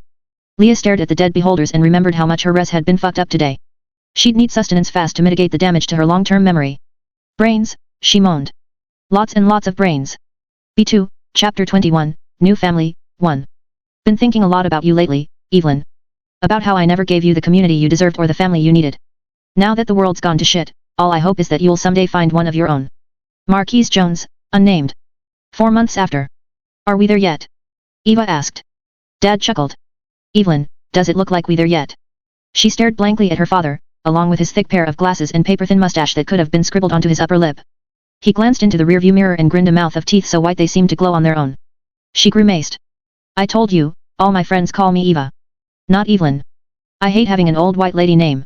I'll have you know, Evelyn, that this old white lady name came from your grandmother, and she was one fierce woman. Don't you forget where you come from. Whatever. Eva pressed her head against the window in silence. Punk music blared into the one earbud she had on. The countryside rolled by as their car shot down the highway, with nothing but cornfield after cornfield after cornfield to show for it. This state was the worst. Eva missed living in Detroit, back when Dad didn't have to travel so much and she got to keep her real friends. But then he got promoted to a business consultant, and they never could stay anywhere for more than a few months. It turned out that Marquise Jones was the fixer everyone wanted around the block now, so Nebraska became the latest in a long line of lame, boring crapholes that the two of them got dragged to. If only Dad could give it up. Find somewhere for them to settle down until Eva got through middle school. Or at least let her stay with one of her friends while he ran off to do some work stuff.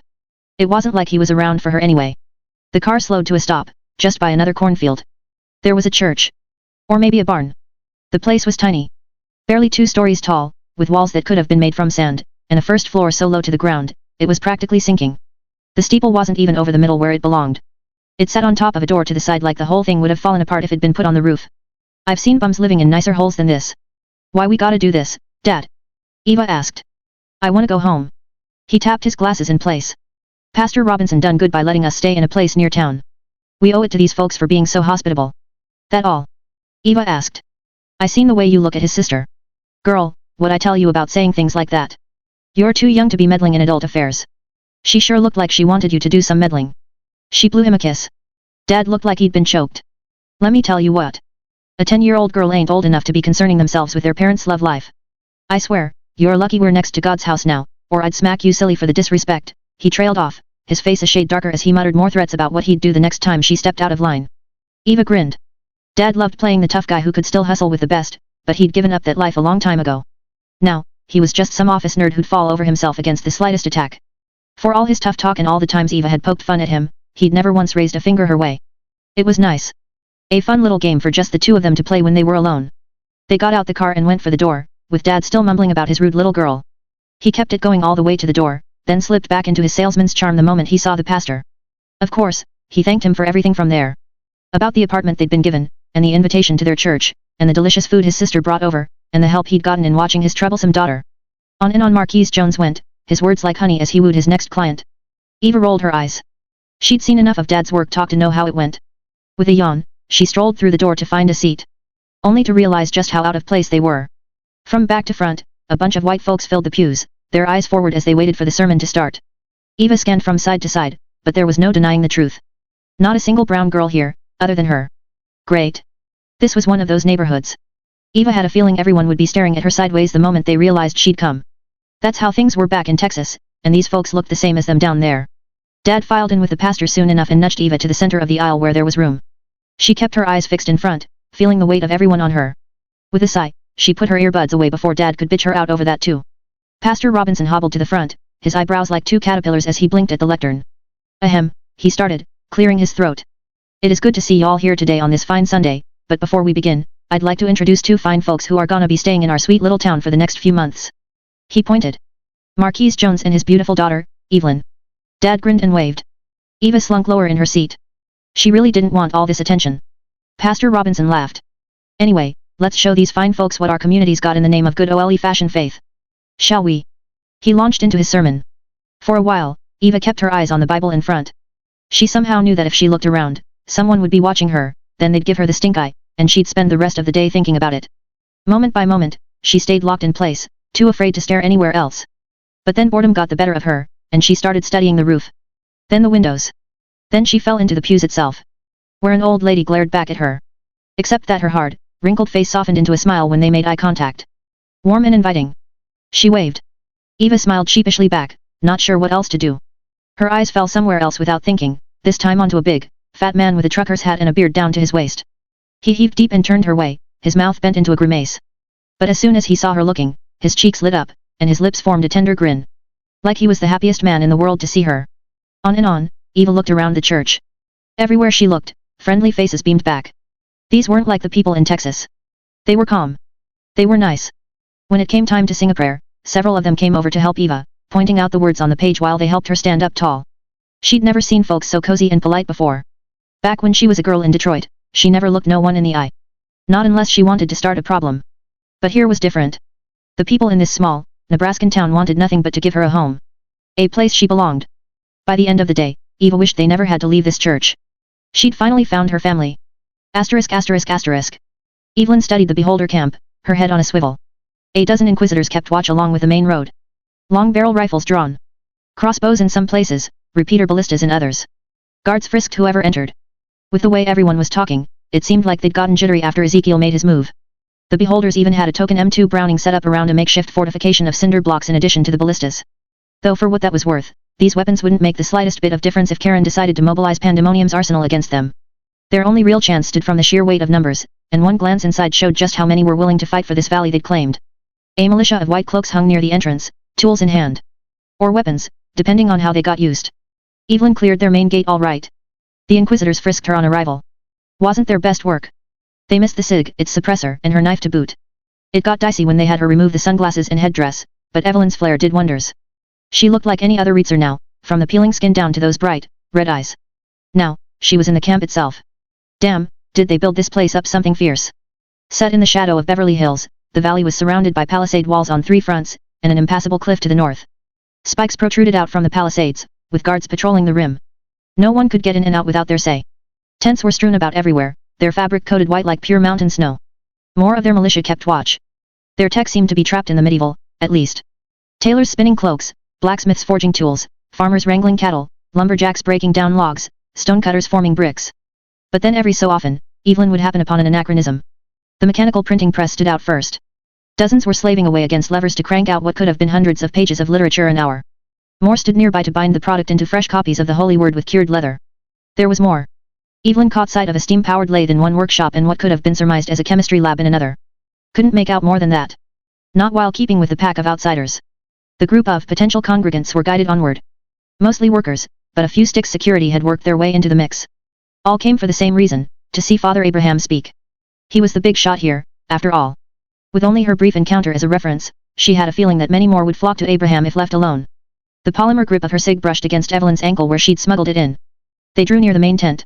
The tabernacle, Evelyn had overheard. The whole thing might have covered half an acre of land. It was huge.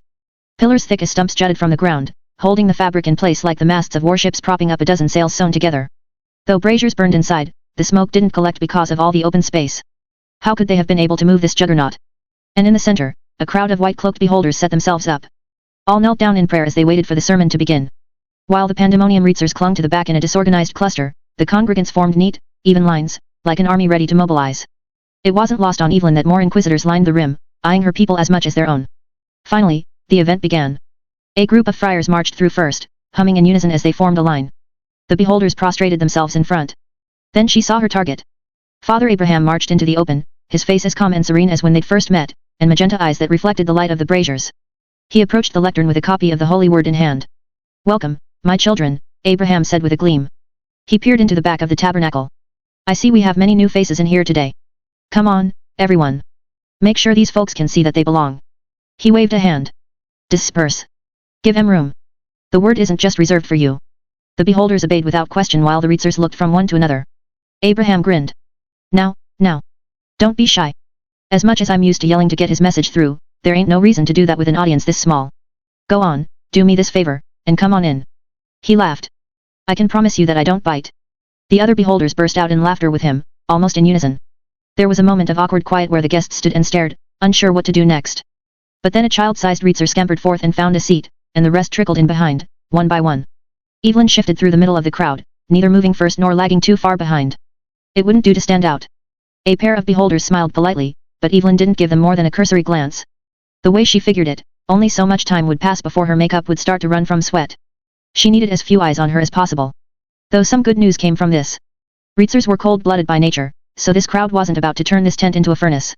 Bad news for her was that the Sun and Braziers were doing that on their own. There we go, Abraham said, now quieter with everyone close. He paced a couple steps back and forth, as if he'd forgotten why he'd come.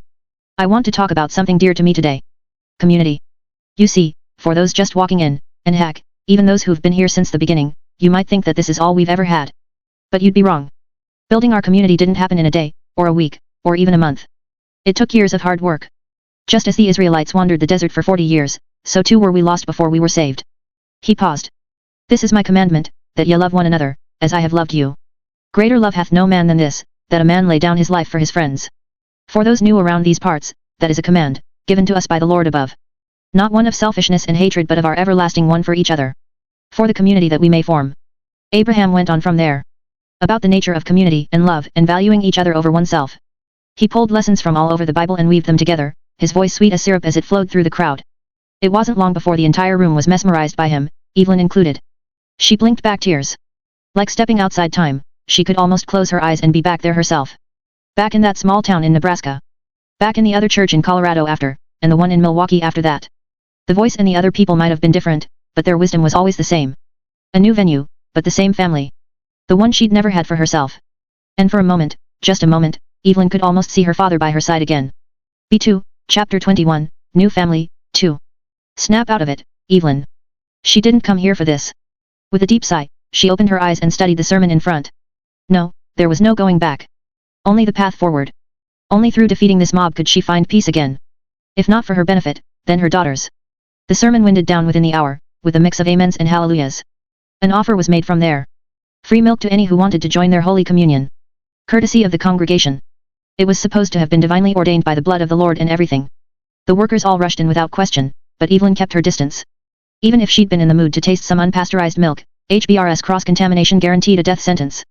She hung back and chatted with other beholders instead, doing her best to feign interest while planning her next move. Oh. Father Abraham called out. For any of y'all who have questions about our little community, you're welcome to speak to me myself. I'll be at back of this tent, where I usually go for prayer. He chuckled. I only ask that you come in one at a time. These conversations don't quite go well when everyone's clamoring at once. Evelyn raised an eyebrow. She'd planned for this to take longer, but could it really be that easy? Others rushed to the front, brought in by the sermon that had opened their minds. Evelyn waited in the back this time. If this was going to work, she'd need all the time she could get. One by one, the pandemonium reatsers filed into Abraham's part of the tent, or the holiest place, as they called it. Shockingly, no inquisitors remained nearby. Abraham seemed to not give himself the slightest bit of protection.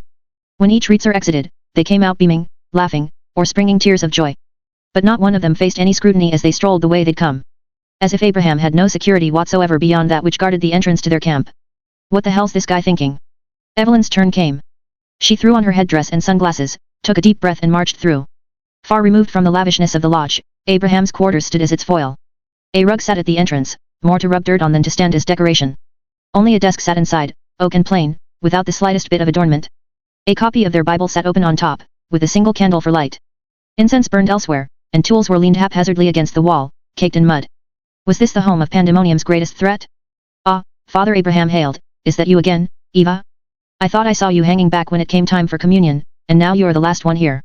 You're quite the patient one, aren't you? She slipped into her practiced, gruff tone. Guess you could say that. I suppose I shouldn't be surprised. Oh? And why is that? He laughed. Well, for starters, you managed to repeat a sermon back to one of my friars with more accuracy than he could recall himself. That's quite the feat for someone outside our community. She shrugged. What can I say? Been reading a lot of the holy word since I got it. I hope you've enjoyed what you've read. I have, Evelyn admitted. It let me connect with something I thought I'd lost for good. That is his power. Indeed. He tilted his head. What did you want to ask me about, Eva? She mulled the thought. I guess I don't have any questions for you. I just wanted to see this place for myself. You know. To see if it's as genuine as your people say. My people, he repeated with a laugh. They're just people. No more complicated than that. There sure are a lot of them who believe otherwise. People believe in all sorts of things, whether you try to convince them otherwise or not. The goal isn't to wonder why they believe. It's to question what you'll do for yourself. He turned his head. You know, this does make me remember a certain lesson I haven't read for quite some time. If you'll excuse me, he marched over to the desk and started flipping through his Bible. Now's your chance. With Abraham's back to her and none of his guards else in sight, there would be no time better to strike. Evelyn quickly drew the pistol from one of her boots and the suppressor from the other. Within moments, the two were combined. With the added grease for the suppressor, her subsonic rounds might as well have been whispering. Here we are, Abraham said, his back still to her. And I saw the dead, small and great, stand before God, and the books were opened, and another book was opened, which is the book of life, and the dead were judged out of those things which were written in the books, according to their works. Revelations, 20:12, Evelyn repeated. She removed the safety, a subtle click resonating in the tent. But Abraham did not turn. Tell me, Evelyn. In these hours of revelations, what will your own book say when the time of judgment comes? Her heart skipped a beat. You knew. I couldn't know for certain when the mother of the chosen one would come to me in the flesh, but as I told you before, it was inevitable that this moment would one day come to pass. The Lord selected you on your path, just as he selected me. He chuckled. I must say, that's quite the ensemble you've got there. No wonder why you were able to fool us so easily. You look as corrupted as everyone else, just as the Lord intended. Shut up, she snapped, her voice sharp but low. Don't act like this is all part of some divine plan. Father Abraham turned to face her, his countenance as relaxed as ever. Why wouldn't it be? The Lord guides us all. Are either of us supposed to be an exception? This has nothing to do with God. You're just a madman attacking an innocent family. My family? I suppose that is one way of looking at it. But like I said before, people believe in all sorts of things. She grit her teeth. Tell me this, Abraham. What's to stop me from putting a bullet in your head and walking out the door? Nothing other than your own conscience, as far as I can tell. I am by no means a fighter, and I would surmise that no one else knows you are here right now. Killing me and getting away with it would be as easy as swatting a fly. His lips relaxed into a thin line. But, perhaps you should consider what you'll lose. You speak of family, of safety, of innocence, and it is clear that you want to protect this more than anything, but I just have to ask. Did you even listen to a word I said today? What are you talking about? I mean, I didn't prepare for today's sermon. I only let his words flow through me for a change. And yet, they could have found no better destination than into your troubled soul, Evelyn. To have come all this way by yourself, despite the risk? I can't imagine how lonely you must feel to have even considered that as an option. Why, you must really think you are the only one left in the world right now. The pistol shook in her hands. It was like Abraham could read her mind. Evelyn knew how this would end the moment she left the lodge. Come down here, put a bullet in the leader of the beholder's head, and get killed trying to hightail it out. Evelyn wasn't naive enough to think there would be any other way. But it didn't matter. With Abraham out of the way, a confrontation would be forced between the beholders in Pandemonium, and their little camp would get wiped off the face of the earth. And then the threat would be over. If there ever was any chance for Liam and Leah to make it out of this, it would be through this execution. No matter the cost to her. But damn. Evelyn did not want it to end this way. Right when she and Liam had started to patch things up, he'd been ripped away. Leah too. Now she was by herself. Alone. With no one to give her the love she craved. Father Abraham sighed. You are not alone, Evelyn. She snapped back into action. I swear, I'll purge you if you say another word. Then I won't. God speaks to all of us. All we have to do is open our ears and listen. He stared deep. Ask yourself this, Evelyn. What is he telling you right now? She could barely see straight. Coming down here had all been so simple, in a world where everything became so simple. Fight. Kill. Survive. Repeat. Don't stop. Don't ever stop. Otherwise, nothing remained but death. A quick, unavoidable death. Evelyn had spent so long living this reality that she'd forgotten any other way. Even Liam could not break this cycle. He'd only become the latest element to it. They were all still trapped by the mortal dangers that the harrowing created. Until a Bible came back into her life. Just like that, Evelyn got a taste of the beyond again. Of the everlasting love that she deserved. That they all deserved. The more she'd contemplated their circumstances, the more it made her wonder. Could this really have all been random chance? Could her survival have been no more than a fluke in an otherwise quick and bloody extermination? All of this death, and struggle, and pain, and destruction. Had it all just happened because someone forgot to tighten a lid in a lab? Her chest tightened as doubts flooded her mind, more than she'd ever had before. Was Evelyn truly supposed to follow Mother's vision? Did her life mean nothing more than to produce children mindlessly so that her children's children's children could be strong enough to reclaim the surface? She'd always been repulsed by the incestual bonds that would have to be formed, and it was only at this moment that she could realize just how disgusting that would be. Humanity reborn as a cruel and calculated creature without morals, just as she'd become to survive this long. Was this what God would have wanted for his children? Did he really not watch over them like Mother thought? And more than anything, Evelyn didn't want to die. Not in this miserable place, with a hole in her chest where her heart was supposed to be. Oh, how it was all coming out, right here and right now, and she couldn't stop it. Father Abraham raised his arms. You have nothing to fear, Evelyn. God loves you. Even here. Even now. The wind picked up outside, cutting through the roof of the tabernacle. Rays of light flourished over his small form. God speaks to us all, he'd said. Evelyn closed her eyes and opened her ears. The pistol fell from her hands. Yes, she could hear it. Not in a literal sense, but in the depths of her soul. The Lord was here. In this room, watching over her, where he'd been the whole time. Why wouldn't he be? She deserved his love just like everyone else. Father Abraham embraced her. She did not resist. Did not think twice about the risk of infection. Her arms merely slid back as Evelyn hugged him back. So soft and accepting, in a world that had always been dark and cold. He rubbed her hair. It's okay, Evelyn. It's all going to be okay. You've found your way back in God's light, where you belong. Evelyn let go of the fight, and the tears flowed free. B2, Chapter 22, Stranded, 1. During the initial stages of HBRS conversion, the ventral stream sustains heavy cellular damage, even as the dorsal stream remains largely intact. This means that hollows aren't capable of recognizing other than sources of nutrition. They can't even see each other, let alone themselves. An unfortunate and isolated existence. Mother, notes on HBRS 15.21. 6 years after. What a sordid affair this had become. Liam warmed his hands by the fire, though that was a generous term for what he'd produced. The damned thing could barely qualify as such, given its small size and shape to keep the flames from being seen more than a few paces away. Oh, how Liam would have loved nothing more than to shower himself in the heat of a bonfire right now. But he couldn't. Not with so little to keep them safe. He rubbed his hands to capture as much heat as possible and inched back over to his daughter. Leah let out another cough as he pressed his palms against her chest. I know, Liam said. Not quite the same as that luxury hotel, but we're making it work out here, yet. She stared at the smokeless fire and drooled. Hungry beamed by her side where he'd been left. I don't think I've ever told you about this magic trick, have I? He looked to the campfire and cleared his throat, remembering fonder days. Fire might have been the first invention of man, but it is also one of his most uncontrollable. The heat it produces can burn as much as warm, and no shortage of travelers have lost their lives over millennia against its untamed fury. But there are some who have mastered its use. The Green Berets employed a similar technique when trapped behind enemy lines. The secret is to only use dry wood and control fuel intake to ensure that it burns at maximum efficiency. A tall order for us, given last night's squall, but there are still enough options out there if you know where to search. In a situation as difficult as our own, it might just be the difference between life and death. Leah looked into his eyes and grinned. Liked that one, didn't you? He chuckled. I must say, I quite enjoy having a sentient viewer for a change. Daddy used to be quite the showman, I'll have you know. She let out another cough. Liam grimaced. Let's have another check, shall we? He pressed his palm against her scalp. An unnatural heat pushed back. He let out a deep breath, his vision blurring. Seems your fever is still unchanged, Leah. I suppose there are worse alternatives to fear, though it would be nice if your temperature could go down a little. Maybe you'll do that for me tomorrow, yet. Leah smiled wide, her soft, innocent eyes free from the truth of this living nightmare. Liam studied the land beside him.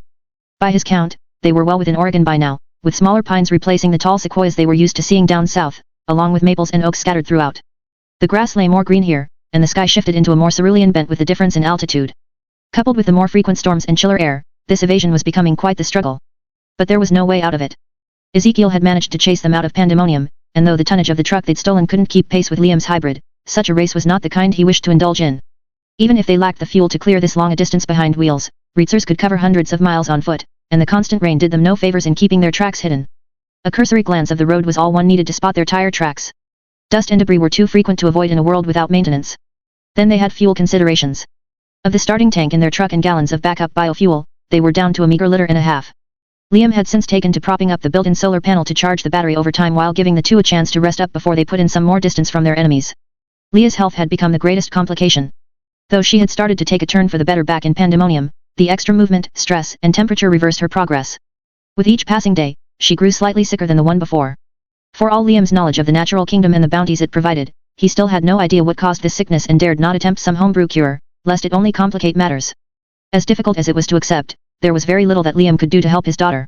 Yet here this baby girl sat, smiling back without a care in the world. She'd even taken a liking to her stuffed bear friend in these trying days. Life is good, Hungry's chest declared, a sentiment that Leah had come to believe. It took everything to keep Liam from bawling.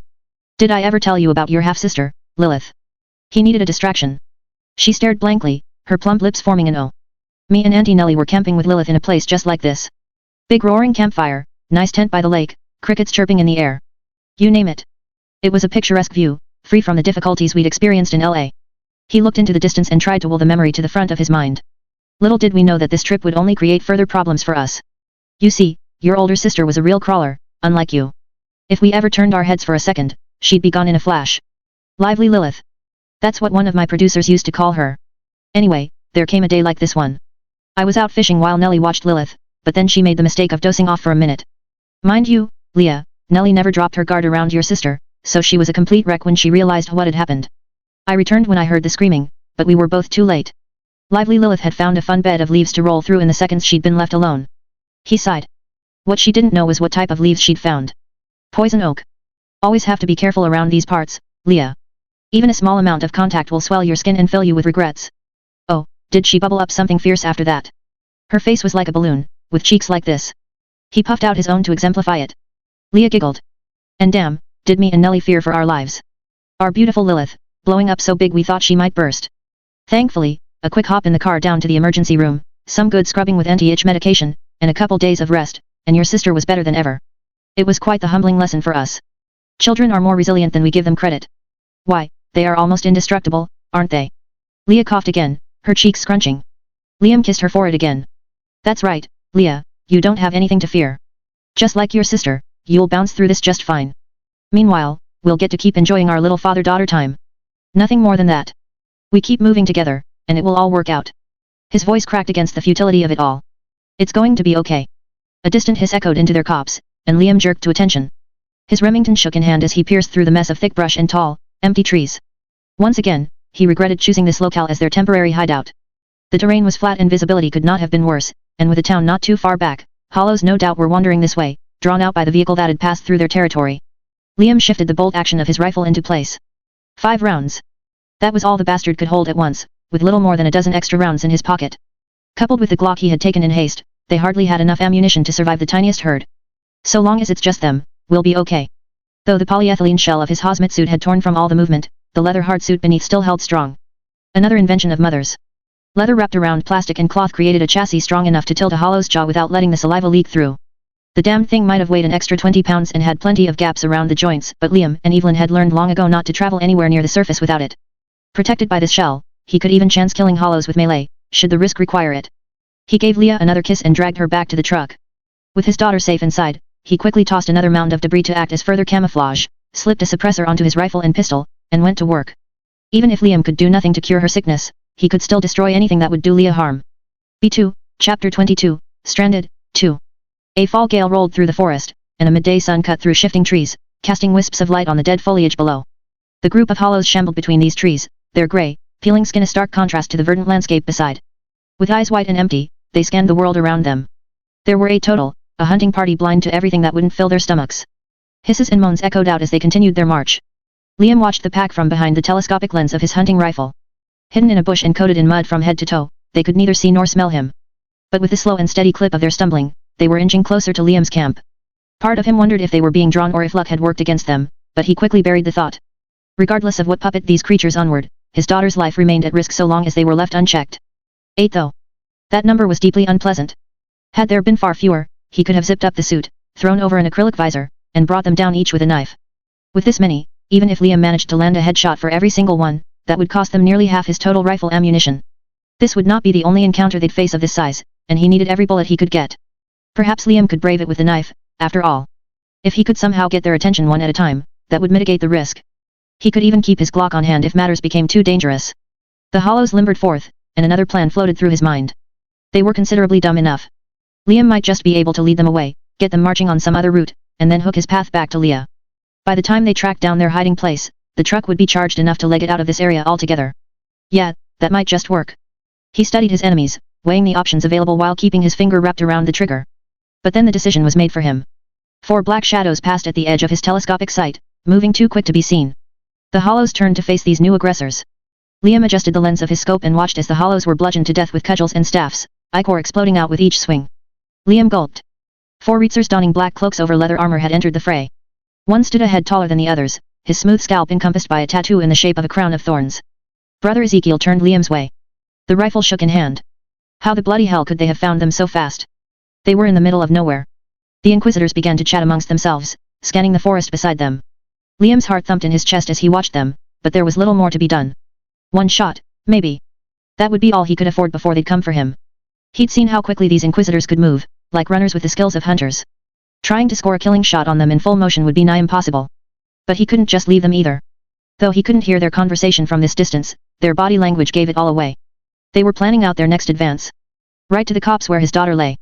Liam thought back to his good undead friend, Leah, and all the times she had put her life on the line to save him. She wouldn't have hesitated to attack in this moment, confident in her own skills to see the day finished. What would she suggest to Liam, were she here now? He thought of Evelyn next. The woman forged in the fires of a dying world with a fury built to match. She would have already killed two by now, not remained crippled by hesitation. If his wife stood over his shoulder right now, she'd no doubt give him an earful for not capitalizing on the advantage before it could be lost. And yet, neither of them were here. No Leah. No Evelyn. Just Liam. He was the sole defense between his daughter and these monsters. If he were to fail here, nothing could save her. He could not let that happen. Liam adjusted the sight again, focusing directly on Ezekiel. If he could just land a clear shot, the leader would be taken out of the equation altogether. He breathed deep and held his breath. His finger wrapped around the trigger as the X locked in place. He pulled the trigger. But another stepped in front at the last moment. Ezekiel recoiled as ichor splattered against his face, pupils quivering as his ally fell. Damn it. Liam cursed, instinctively yanking the bolt action back to pull another round into place. His enemies were quicker. By the time the chamber was loaded, the Inquisitors had all vanished, disappearing into the brush and trees as though they were never there. He scanned back and forth but saw no one else. Bugger this. Liam lurched to his feet and ran the other way, drawing them away from camp. Reitzers might have stamina on their side, but compared to his sprinting capabilities, this race was akin to teenagers chasing after an Olympic athlete. He ducked and dodged the branches, sliding down a hill and out of sight. Leaves rustled behind, but he had gained a strong enough lead. Liam hastily threw leaves over his path and took cover behind a downed log. As the footsteps closed in, he threw a hand over his mouth to cover the sound of his breath. An Inquisitor stepped in front, his bald head exposed where the hood had fallen. This one was shorter and lacked a tattoo of his own. He gripped a staff with both hands, prodding the bushes in front where his target might have run. Liam glanced over his shoulder and realized that no one else had come. Before overthinking the opportunity, he holstered his pistol and lowered his visor. The light shimmered off his combat knife as he pointed it forth. Slowly, carefully, Liam approached. The Inquisitor's attention remained fixed in front, batting through the debris for possible hiding places. Just a little closer. A branch snapped beneath Liam's feet. The Inquisitor turned. Red eyes glared into his own. But Liam reacted quicker, thrusting his blade into one of the Inquisitor's eyes. Ichor splashed against the face visor, and his victim's grunt turned into a gargle. He tumbled into the bushes behind. Unsatisfied, Liam gripped his blade and jabbed a second time. And a third. And a fourth after that. If he'd learned anything from Evelyn's hand-to-hand combat training, it was that the regenerative capabilities of the undead could never be underestimated. Crying rang in the distance. Leah's cries. Liam launched into a sprint. He batted the branches out of the way as he ran at full speed, no longer concerned with stealth. The sound of his daughter grew in intensity. He should never have left her. An Inquisitor was prying into the truck when Liam reached the clearing, using a crowbar to smash through the lock. He turned his way and grimaced. Liam continued at full speed. He did not see an infectious vector for a deadly contagion or an enemy whose skills surpassed his own. He only saw a monster coming for this daughter. The rest of his vision turned red. Their bodies collided, and the two fell. The Inquisitor smacked Liam's face with the crowbar, dislodging his acrylic visor. He cried out as another whack struck his leg, cracking his heartsuit. Liam wrenched his pistol free and opened fire. The Inquisitor flinched as the shots took him in the chest, then flew back as a pair pierced his head. He exhaled, only to gasp a second later when his chest was struck. Ezekiel had jumped him from behind, and now towered above. "You," he seethed, teeth clenched. Before Liam could take aim, the pistol was knocked from his hands. Liam rolled back and jumped to his feet. The crowbar lay nearby, giving him his next weapon. He swung with all his might, but Ezekiel was more dexterous than he appeared and easily diverted the blow. The sky reversed with the ground as his enemy used a martial technique to throw him off balance. Liam coughed again, this time tasting blood on the landing. It was not over yet. Liam drew his knife and took aim. Ezekiel was quicker. His hand slipped between Liam's wrists and twisted upwards before he could swing. Pain exploded anew, coursing through his arms. Ezekiel scoffed. "Those were brave men you killed, Liam. Some of my best who came here for your safety." He lifted him up. "Do these murders bring you joy? Does lashing out against those who wish to see you both well create some inner peace?" He thrust him into the truck and let him fall. "So it falls to me to bring your actions to judgment, I suppose. Though the Lord has chosen you to live, such sin cannot be ignored." There was no hope here. Brother Ezekiel moved with the efficiency of a machine and struck with fists as strong as a bulldozer. Even if Liam managed to land a single hit, nothing short of a blow to the head could bring Aritzer down. He sobbed, blood drooling from his mouth. Leah continued to cry, adding insult to injury as her father lay in place, powerless. Liam blinked through the agony. His Glock lay on the ground, not far away. But with the pain in his arms, it might have been miles. Don't even bother, Liam, Ezekiel said, his eyes burning crimson. You'd never reach it in time. No, I won't. He had a better idea. Without thinking it through, he lunged for the pistol. The sharp spike in his forearm was inevitable when Ezekiel stomped into it, but Liam focused only on that which lay in front. He took aim and pulled the trigger, emptying the last of the magazine. Air shot out of the tires of their truck as the bullets cut through, disabling the one vehicle in sight. Ezekiel scowled and Liam laughed, made awkward by a trickle of blood coming from his split lip. It didn't matter what happened next. Whatever the Inquisitor's plans had been to bring them back home, those were out the window now that they couldn't drive out. With only one of them left alive, there was no way out of where this had gone. Ezekiel was just as stranded as they were. B2, Chapter 23, Dia de los Muertos, 1. Our world is not so different from the one before. Friends can turn to enemies, and only through exercising violence do we find ourselves again at peace. If we Reitzers can be faulted for anything, it's that we do so in the blink of an eye. Hades, some philosophical shit. 4 years after. From dictator to revolutionary. What a week this has been. Leah studied her allies. Like her friends up north, the hunters in El Dorado wore many different outfits. Jackets and coats, ponchos and suits, tunics and dresses. They all had their own choice of weapons too, ranging from throwing knives to automatic shotguns. But what made them such a unique fighting force were the skull-shaped masks, all decorated with flowers and vines, each with vibrant colors. Red, teal, orange, violet. The more flamboyant, the better. Meanwhile, Leah was alone as she sharpened a combat knife in the corner of the hotel lobby they'd taken as their temporary base of operations. Shit had really hit the fan down here. Apparently, Mateo, or Brother Mateo as he'd really been known, had shown up with a small group maybe 3 or 4 months back. Unlike Pandemonium, there were fewer regulations against literature down here, and plenty of folks had developed their own religious inklings as a result. Those became the first marks. Next thing anyone knew, a bunch of hermanos and hermanas were running around. Their numbers exploded from there, and once they got a hold of Santiago and his team, it was game over. Even the hunters fought alongside the beholders now. Of the 70 that served as El Dorado's primary defense, only 20 were still with Flamingo. Some were full hermanos, while the rest followed Santiago's commands without question, lest they get thrown into the pool and be brainwashed themselves. Not that it saved them for long. From what she'd learned, more beholders were getting made by the day, often under the flimsiest pretense of stopping heresy. Leah sighed. A group of 20 was all they had to undo this mess, along with herself. 21 hunters against an outpost of thousands. How the hell were they going to pull this off? At least she was no longer naked. As chance would have it, one of the surviving hunters happened to be about her size and had plenty of clothes to spare. The vintage look wasn't exactly her speed, but Leah adapted well enough. In the end, she'd found a black and red gothic dress with a skirt that neither tangled up her knees nor dragged a mile behind. There were even skulls decorated along its length. With the wide-brimmed sombrero that sat above a necessity to keep others from seeing her bone-white skin and distinctive mark, she looked like a real El Dorado hunter. Wearing the giant hat made her wonder. Did I have one of these when I first came down here? That'd explain the shared memory from the locals, but she couldn't say for sure. Hollowing was a bitch. Flamingo closed in, a wire hanging from the earbud where his guitar music blared. As he'd reminded her, playing flamenco before a fight helped prime his muscles to move at their maximum speed, though Leah was convinced that he just liked to be dramatic. I do not think that knife could be more sharp if you try, Flamingo said with a tilt of his top hat. She twirled it in her hand, watching as the light danced on its edge before scraping another chink away. I can do better. How are you feel, Senora? Still not great. I think I got spared the worst of rehollowing, but I've just been off. He stared deep. You think it is the Lord? Blessed be his name. Leah buried her face in her palm. She didn't think those words. Not by choice. They just appeared in her mind the second she heard his name. Her hand instinctively stroked her scarf, but her fingers graced nothing but her exposed flesh and teeth. She buried the tears before they grew. He not real, Flamingo said. You say so yourself. Except that he is, she snapped. Don't you fucking get it? The others were watching her now. Even behind the skull-shaped masks, she could feel the fucking pity leaking out. But the moment she made eye contact, they each turned away. Leah dipped her sombrero low. I get that they were only reading from a book, but it's more than that. There's another power out there. Something I don't understand. She closed her eyes, feeling the Lord's presence, even here. I can't explain it, Flamingo. Just trust me. We have to stop them. He placed a hand on her shoulder. We will, Senora. We have you for hope. You are only one to survive baptism and not lose yourself. You sure about that? It sure as fuck didn't feel that way. Let's talk about something else. Leah needed to get her mind off this subject. Now. What's with the masks, anyway? He laughed. I can try explain, but my English not much good. You've been doing fine so far. Do you know of Dia de los Muertos? Memory's been fucked lately, Flamingo, so maybe just give me the full rundown anyway. It is Day of the Dead in your tongue. A day in old world celebration when the spirits of the dead get to walk the world again. Sounds a lot like the Halloween. Señora. They believe in this tradition for many years before, but Dia de los Muertos did not become true until the Halloween.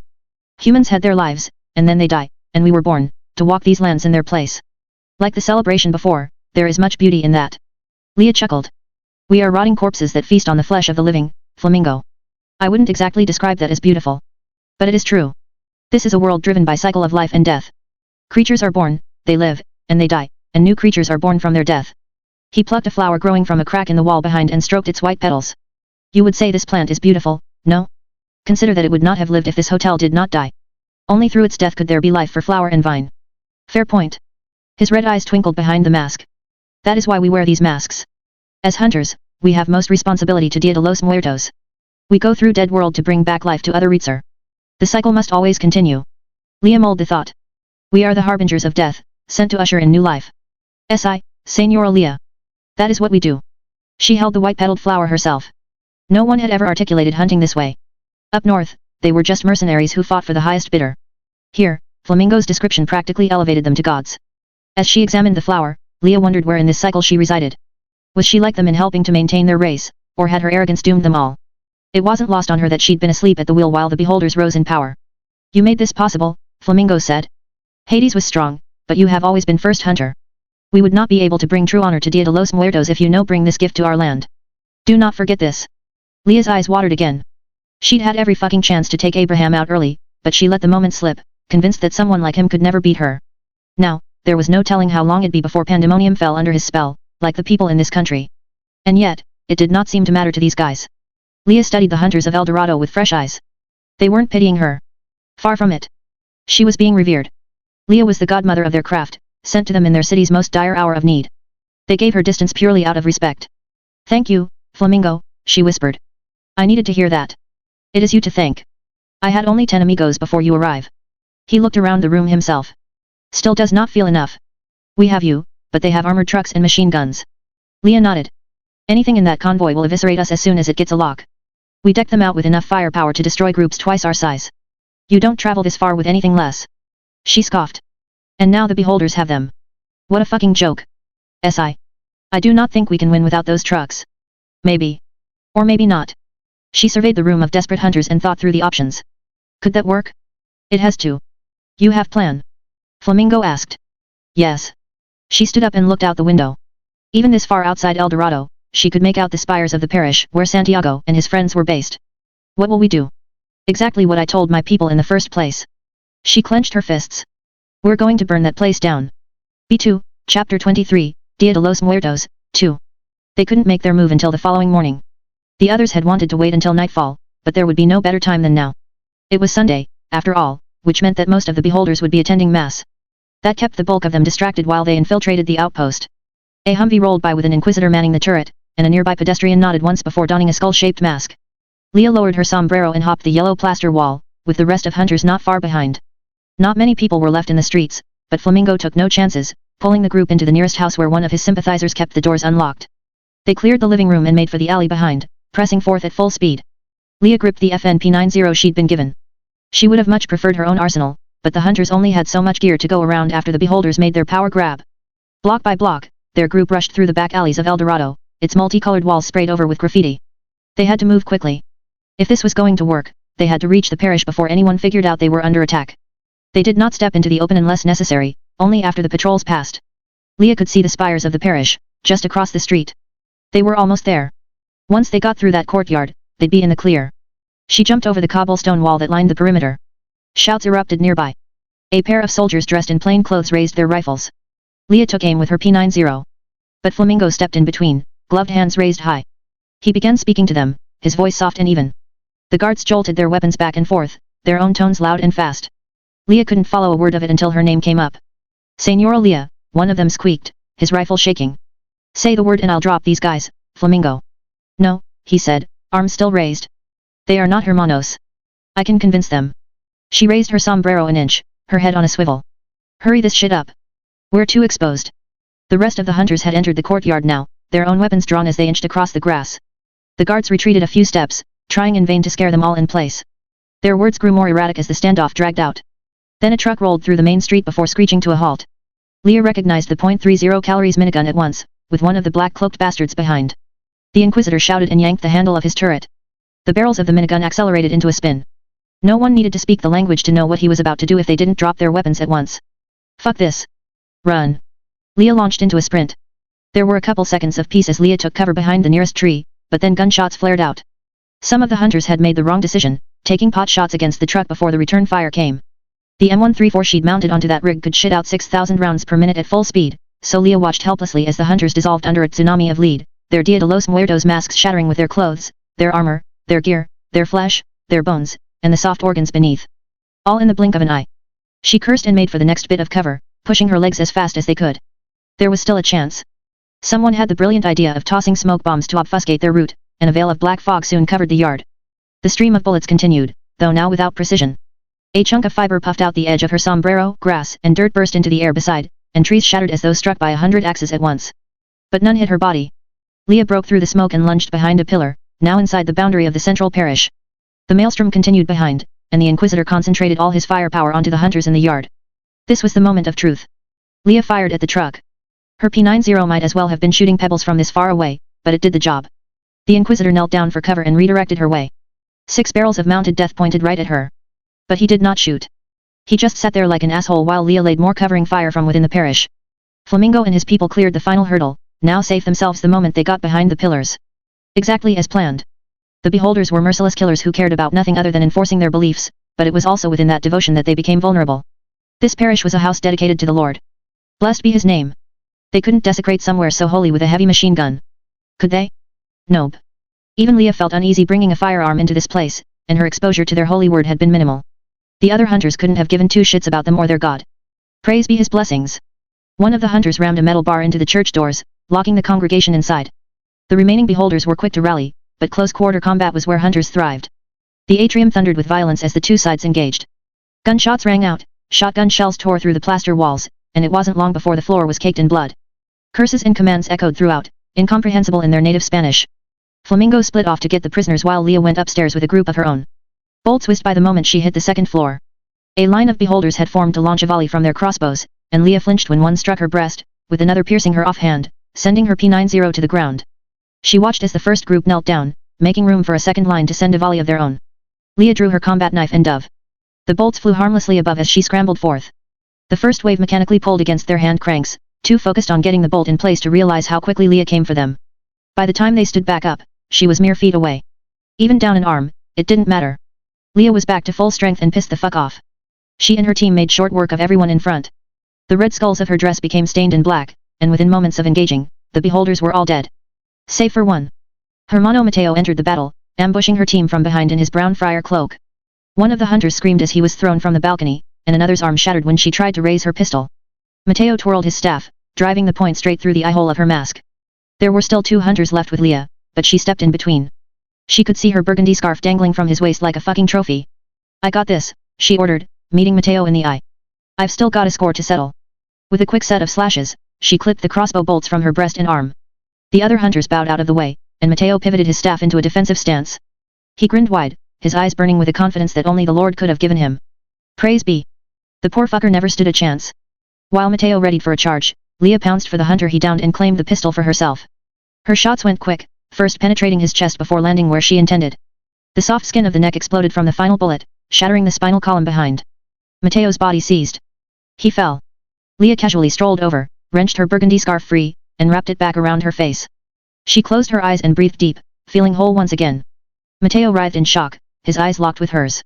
But they were no longer defiant and composed. He watched back with nothing but terror, now paralyzed from the neck down. Leah spun her knife in hand. Told you those eyes were mine. She knelt down and went to work. The battle was almost won. Some hunters were tossing Molotovs into anything flammable, while others were carving brains free from their downed enemies. What few beholders remained were uncoordinated, with many in retreat. Flamingo rushed through the atrium with a group of prisoners at his flank. Leah glanced down the hall. There was only one task left. With a wave of her hand, her team rushed for Santiago's office. He waited for them behind the desk, a cross clutched in one hand and a shaking revolver in the other. He bellowed at the hunters to no avail. It's over, Santiago, Leah said, raising her sombrero. Put down the gun and surrender. He twitched her way. No. Heretics cannot have this place. It belongs to the Lord. She frowned. This isn't you talking, Santiago. It's them. It's what they put you through, and what they made you put everyone else through, myself included. She holstered her knife and raised her hands. There's still a chance though. I don't know how yet, but I swear, I'll figure out how to save you. I am saved, he screamed, tears forming. I was lost before, clinging to the power you people gave me like some soulless animal, but the Hermanos showed me the truth. I have beheld his glory. There is no greater virtue than teaching his wisdom. How can you not see that? Her own fingers quaked. I did. Fuck, I do. But... The Lord, praise be, she grimaced. His power isn't like they say. The beholders aren't teaching us enlightenment. They're taking it away. Please, Santiago. Put down the gun and tell your people to stand down. This doesn't have to be how it ends. He sobbed. I can't go back. I can't become that godless creature again. He turned the revolver on himself. No. But it was too late. Santiago placed the barrel in his mouth and pulled the trigger. Blood splattered against the cross still wrapped in his hand. Leah grimaced, but she was alone. All around her, another energy had taken hold of the atrium. Screaming. Cheering. No, it wasn't just here. Leah looked out the window and realized that the citizens of El Dorado had taken to the streets. Her trucks were still there, but a mob had managed to get a hold of their owners, with the inquisitors all rounded up. Other workers danced and laughed on the rooftops, with many pointing to the flames billowing from the parish. The guards buzzed about, as much part of the uprising as everyone else. It didn't matter whether Santiago officially surrendered or not. There were still enough able-minded Reitzers ready to reclaim their city the moment they were given a chance.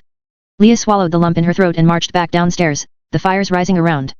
She watched as hunters beheaded the last of their dead enemies, collecting as much res as possible before this place burned down.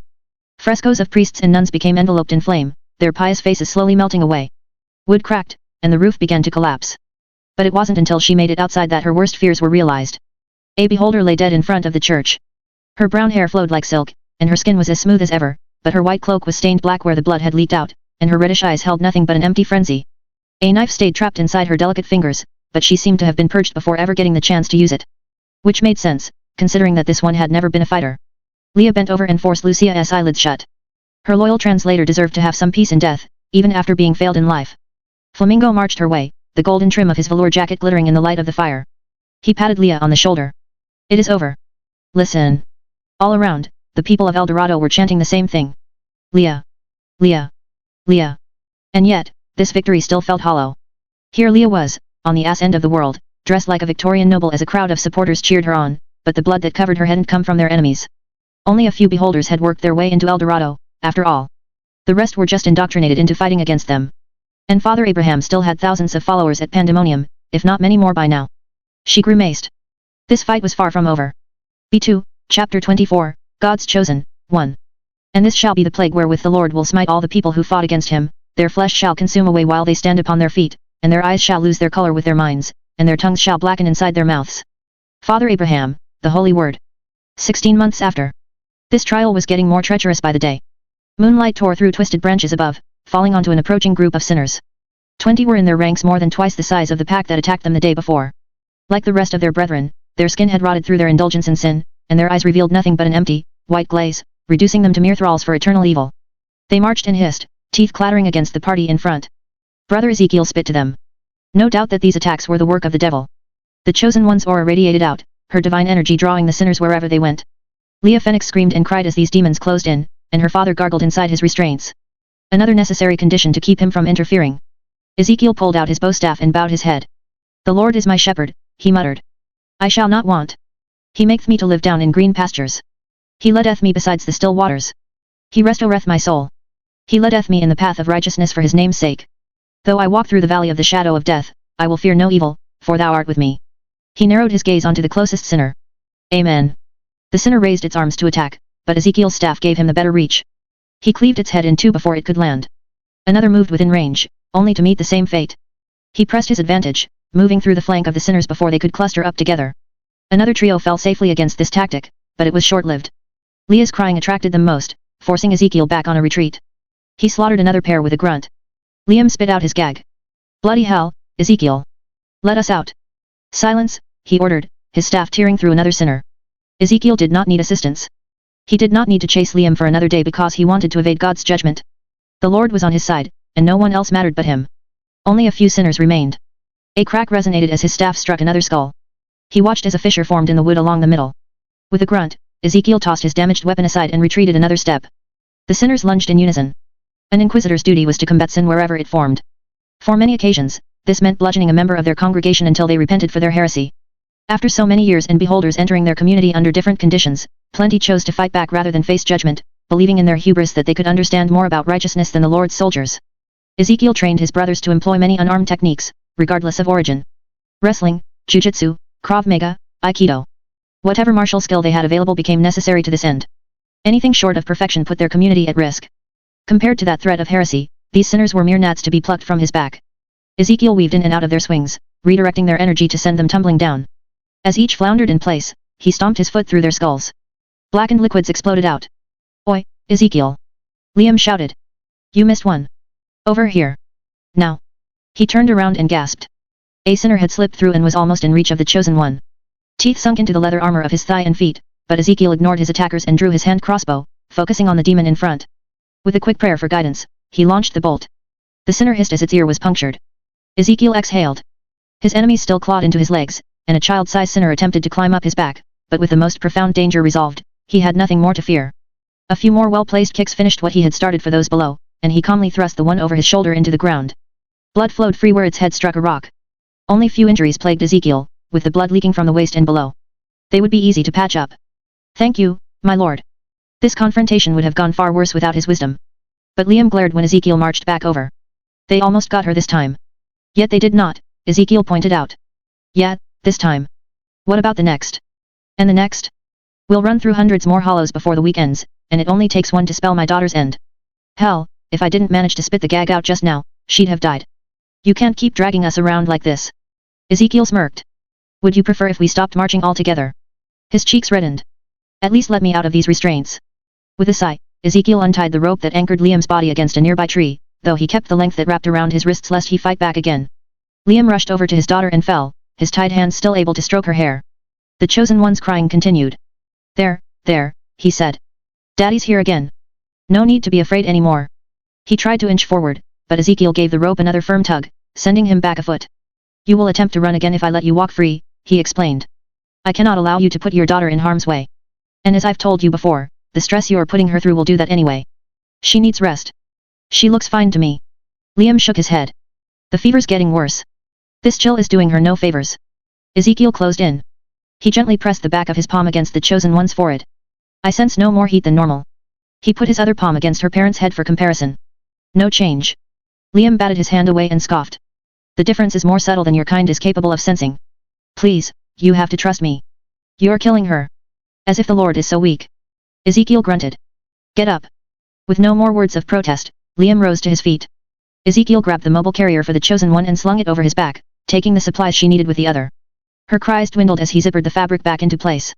He instinctively went for his bow staff, only to remember that it had splintered during the fight.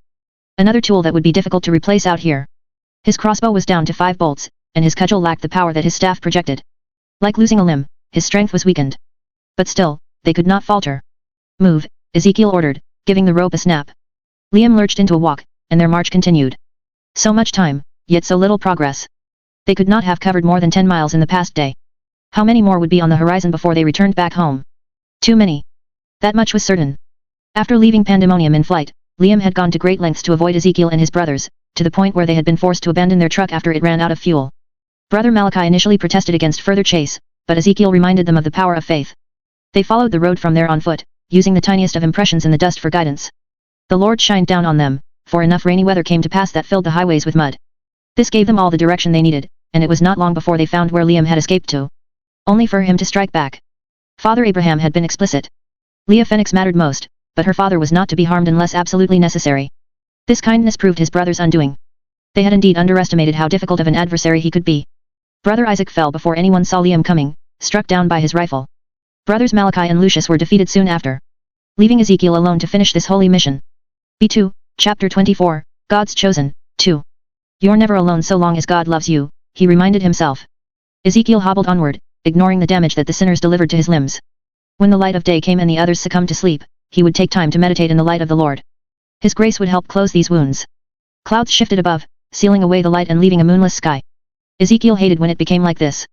Though the Lord still aided his vision even in the darkest of environments, the lack of illumination twisted this once beautiful landscape into something more sinister. Colors and forms diluted without the sun, leaving only a dull, grey wasteland. A far cry from the tapestry that the Lord had woven for them. Why must the world have come to this? Brother Ezekiel was eternally grateful for the blessings the Lord had given him, of course he was, but he could not help but wonder what else could have been. Had mankind lived with more devotion and penitence, would the beholding have ever come to pass? Would they have been able to keep their souls intact? Ezekiel rubbed his scalp, his fingers tracing the tattoo that ran along its length in the shape of a crown of thorns. He had never known the origin of this design. Not since facing judgment. It had predated the beholding, back when his soul was free from sin. The Lord's lessons truly were fickle. Brother Ezekiel would never know what had compelled him to make such an alteration on his flesh. Had he considered himself one of God's chosen ones? Or had he merely done so as an homage to the suffering inflicted for his benefit? The crown of thorns was indeed a sign of the Almighty, but it also stood as a reminder of the burdens one may take. Of pain, of suffering, of humiliation, of death. All for the benefit of the downtrodden. Could that have been the path that he had originally walked? Had he been a righteous and penitent man before? Ezekiel once again pried the depths of his memory for answers, only to find nothing in return but the vacuous hole that had always been there. He exhaled and kept moving. The past no longer mattered. Only the future remained. Only through following God's will would the 7 bowls of judgment be poured and the beholding brought to an end, ushering forth a gilded age for the Lord's children. Then maybe, just maybe, he would be united with his old life yet again. More time passed as Ezekiel continued in silence, with the chosen one on his back and Liam tied behind. His captive's movement slackened occasionally, but a firm yank kept him on the path.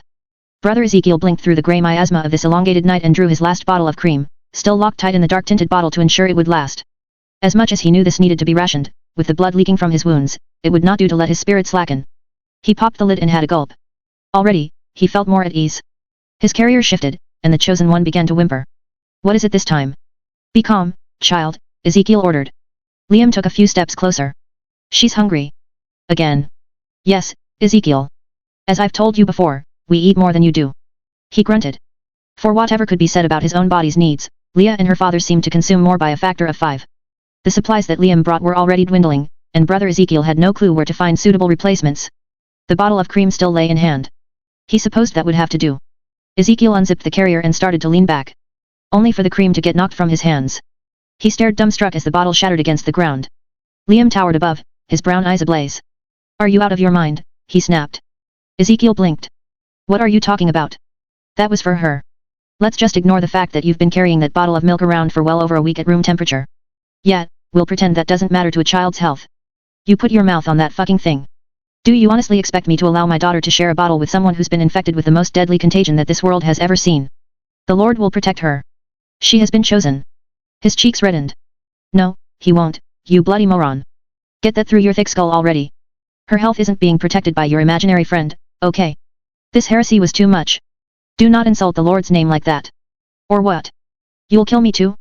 The way I see it, you'll do that soon enough as is. What do you know of God's power? Ezekiel scowled. Only through his grace have you been allowed to live, uncorrupted by sin. This does not make you free from shame.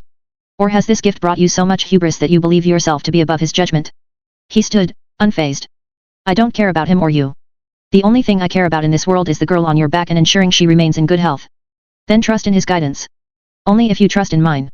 You want to see Leah brought back to your friends? That won't happen if you refuse to listen to what I have to say. Liam grinned. Or maybe you're the one who's too full of hubris. I'm one of God's chosen too, yet. Ezekiel mashed his teeth together, an eyelid quivering. How he wanted nothing more than to purge this heresy and be done with it. Just as he had done so many times before. But perhaps Liam did not speak in error. Brother Ezekiel closed his eyes. Whether Liam understood the folly of his words, his love for his daughter remained authentic, as did Ezekiel's desire to see her live. That much was true for them both. As much as Brother Ezekiel hated to admit it, there was only so much for him to do now that his fellow inquisitors had fallen. He did not understand this foreign land or how to navigate its dangers, their supplies were low, and the nature of the chosen remained obscured to him. Could the small act of gifting her his food have permanently corrupted Leah's flawless vessel? As difficult as it was to fathom, he could not deny his own ignorance when faced with such divinity reincarnated. What do you suggest I do? Ezekiel asked. Liam sighed. If you're not going to allow me to walk free or carry my daughter, then the least you can do is give her what I tell her. Okay. Then what do you believe she needs? He frowned. I wish I knew what type of medicine would bring down her fever, mate. I really do. But Evelyn's the doctor, not me. The best I can think of is to give her plenty of hydration and rest. Maybe an elderflower tea if we happen upon some out here. We can't stop. The devil will find us. Then don't. All I'm asking is that you be more gentle with her. She's a baby girl, not a piece of luggage to hoist over your back. Ezekiel stared into the carrier and considered the proposition. The chosen one's soft eyes looked into his, and his tongue salivated as he gazed back. Such an immaculate form. The epitome of perfection in human form. She truly was God's gift to man. Whom was he to deny Leah the peace she craved? His will be done, Ezekiel said. What else? Liam smiled. She needs water. I've just about run out. It can't come from a still source though. That is a breeding ground for bacteria. Any flowing water will do, so long as we boil it first to ensure there's no hollowing. And I mean thoroughly. Brother Ezekiel peered throughout the forest. Greys slithered around blacks, and he caught sight of movement between rocks, perhaps half a mile away. There's a creek over, Ezekiel said, raising his finger. Would that be an acceptable source? He nodded. I'll need to check the color and taste it first to make sure there isn't any toxic or mineral contamination, but if you give me a fire to work with, I'll have everything I need to keep her safe. Ezekiel studied the creek. It was to the northeast. Traveling there would slow down progress, but if that helped keep Leah's spirit well, then he supposed that there would be no other way. Nothing came above the Lord's desires, and she was his current incarnation. Without saying a word, Brother Ezekiel turned and began the sluggish walk over. Liam trotted behind, now content that the journey had gone his way. The detour ended quicker than he expected. Liam had a fire built, and their water source was purified and cooled within the hour, using a metal bowl to speed up the process. Leah suckled from his canteen once finished, her tiny throat expanding and contracting with each gulp. Time to move, Ezekiel said once satisfied. What's the rush? Liam asked with a yawn. By my count, your kind have all the time in the world. If only that were still true. Just move. He once again secured his prisoner in place, put the chosen one back into her carrier, and marched through the forest. A distant light gleamed on the horizon, reminding Ezekiel of how much time had been lost. His hand graced the empty spot in his cloak where he had kept his bottle of cream. It had been ordained through Holy Communion by Father Abraham himself before they left, infused with the power of the Lord to stave off sinful thoughts for as long as needed. Beholders did not consume flesh like their heretical enemies, so without this elixir for support, all Brother Ezekiel had at his disposal was his copy of the Holy Word, and he was far from versed in deciphering its infinite interpretations, unlike the friars. Whether Liam could contemplate the severity of his actions or not, the moment he shattered that bottle, a door opened that could only complicate their journey further. A hole now formed at the base of his mind. Ezekiel's soul was again vulnerable to sin. B2, chapter 25, the Holy Word, 1. Death isn't the worst thing out there anymore. I've looked into the eyes of these monsters and seen what they turn into. Promise me this, Evelyn. Don't you ever become mindless like them. Marquise Jones, unnamed. 2 months after. Blessed be his bounties, Father Abraham finished. Amen. Amen, the other beholders cheered, their hands clasped and heads bowed. Amen, Evelyn whispered, her own body kept in a similar pose to theirs. Let us now enjoy our Holy Communion together. He raised his hands in glee. God bless us all. The rest of the congregation arose from their spots within the tabernacle. The light of the sconces danced around their uniform shapes, casting shadows on the edges beside. Jars large enough to hide a body were wheeled in by the friars, their liquid, alabaster surface tinted yellow. One by one, Father Abraham filled a cup with communion milk and handed it to each of his congregants. The beholders bowed in thanks, emptied the cup in one swallow, and marched back to their jobs. Slowly, the exercise wore on. Not Evelyn though. This was the one part of their sermon that she'd been graced enough to avoid. As much as she would have liked to fit in, she'd seen how long time passed from the time this milk left the udder to when they gave it to their congregants, and if spoilage wasn't a concern, then she didn't trust whatever preservatives they were slipping into those jars. It was almost as if the moment the friars blessed their communion milk, it assumed an almost magical property against decay. Brother Aaron walked behind. Are you going to join us today, Sister Eva? At least that alias stuck. Evelyn tugged on her respirator. No, thank you. I know that the Father has given you many privileges, but you will never feel like a true member of our flock without engaging in our traditions. We are all one family, after all. Like I've been telling him, I'm still not sure if I'm here to stay. And yet, we call you sister anyway. He must see something truly great in you, Eva. The Father does not allow such passage in our camp without first being baptized in the name of the Lord. Why, you might be the first I've ever seen who he has given so much autonomy. Evelyn shrugged. Take it up with him. Brother Aaron placed his hand on her shoulder, only to be shrugged off. An upward tilt formed from his otherwise stiff lips. So warm. So very, very warm. Those sconces burn hot, Brother Aaron. And she'd kept herself strategically near them for this reason. Yes, that must be it. He marched off without another word, and Evelyn breathed easy. How had she put herself in this situation? With this community? It had been weeks since she and Abraham had their confrontation, and she'd been spending most of her days in their camp since. True to his word, he hadn't outed Evelyn as human, nor did he force her into the slightest bit of discomfort. He simply allowed her to come and go as she pleased, convinced that she would embrace the beholders for herself. And to her surprise, this place became more like home by the week. The brothers and sisters treated Evelyn with open arms, even as she once again hid inside her leather hardsuit and respirator. It might have stood as her impenetrable wall against them, but they did not care. So long as Father Abraham approved of her presence, she was treated no different than one of their own. Damn, did it feel good to be with company like this again. Unlike pandemonium, where she couldn't look over her shoulder without ignoring the threats in front, the beholders were more than willing to have her around to help. With the agreement that Leah and Abraham made, much of their time was spent working for free, with many pulling the outer fields of crops for animal feed so that the pandemonium's industrial slaughterhouses could continue to chug along without issue. Others took to working the main highways in and out of the valley. Cracks needed to be smoothed over, potholes filled, and no shortage of debris removed whenever another house collapsed. A few made their way inside where they'd be assigned to some municipal project or other. But Evelyn found most of her time in the beholder camp itself. In defiance of the destitute world around, the beholders endured and withered as one stable unit, with their inquisitors keeping watch above all. Artisans, stonecutters, loggers, carpenters, shepherds. Many were used to changing jobs on the fly, forgetting all they'd learned to more efficiently handle their latest demands. Not that any were bothered. Everyone was just happy to pitch in and aid their brothers in need. After witnessing the genocide of humanity and the rise of Reitzers, she'd assumed that communities like this could no longer function. The Hallowing pressed against all without mercy, and none could escape its wrath. What better advantage could be gained than leveraging this threat against the weak and powerless? That was how Pandemonium operated, and they'd come to thrive by being so ruthless. And yet, the beholders still stood as their foil. For whatever could be said about their technological disadvantage or stilted population, Evelyn realized there was nowhere left in this world with such a stronger sense of family than here. A kind she hadn't known since her father's death. The bright lights and incandescent splendor of the lodge felt so pitifully barren in comparison, especially with her family still missing. Evelyn only went back there anymore to lie down and sleep after a long day of work here. If only Evelyn could get over this perpetual knot in her stomach or those spider senses that never truly shut down. With the Holy Communion finished, she drifted to one of the carpentry tents she'd been working lately. This was where Evelyn found her personal calling. Whether she helped to craft the hoes, tills, and axes whenever they broke, raised another pillar to support one that had fallen, or built furnishing for new inductees, she never felt more included than filling this role. Given a fledgling cold that wouldn't go away, it was nice to do a task that wasn't physically demanding. She could also lose herself in the craft. Cutting the raw wood to size, sanding the edges, applying the varnish, and cleaning off any excess waste. By sticking to helping the other recruits, she avoided having to indirectly supply the inquisitors. After all, they might one day raise their arms against her child.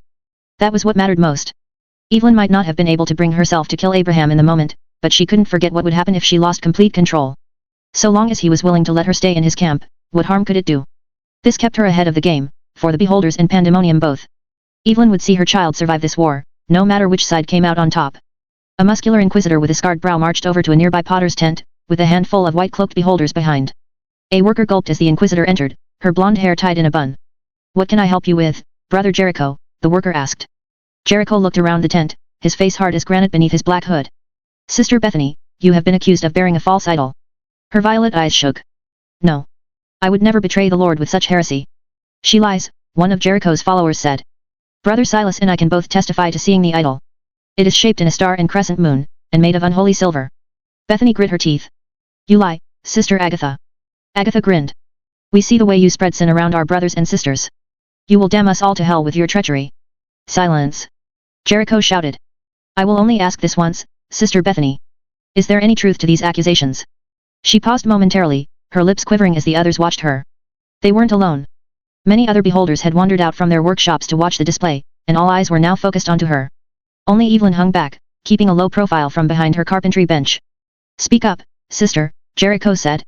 "The Lord will mitigate your punishment if you confess to your crimes now, but he will show no mercy if you attempt to speak falsehoods." A tear rolled down Bethany's cheeks. "I speak no misruth. There is no idol here." "Very well, then." Jericho thrust Sister Bethany out of the tent and began examining all in sight. He moved efficiently and without care, tossing aside any item that proved an inconvenience. Ceramic shattered against the beaten dirt floor as the investigation continued.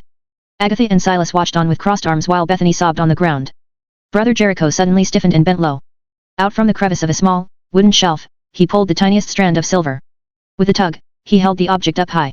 A crescent moon and star reflected against the light of day. An Islamic necklace. Sister Bethany gasped. "I don't know how that got there, I swear." But Jericho merely struck her with his cudgel. A crack reverberated out where a bone had snapped. "Enough. Sister Bethany, you are hereby charged with heresy against the Lord, and must now face his wrath. It isn't what it. Do not speak another word until the Inquisition begins. I will not allow you to poison the minds of your brothers and sisters further." With that thought, he yanked Bethany to her feet and dragged her away.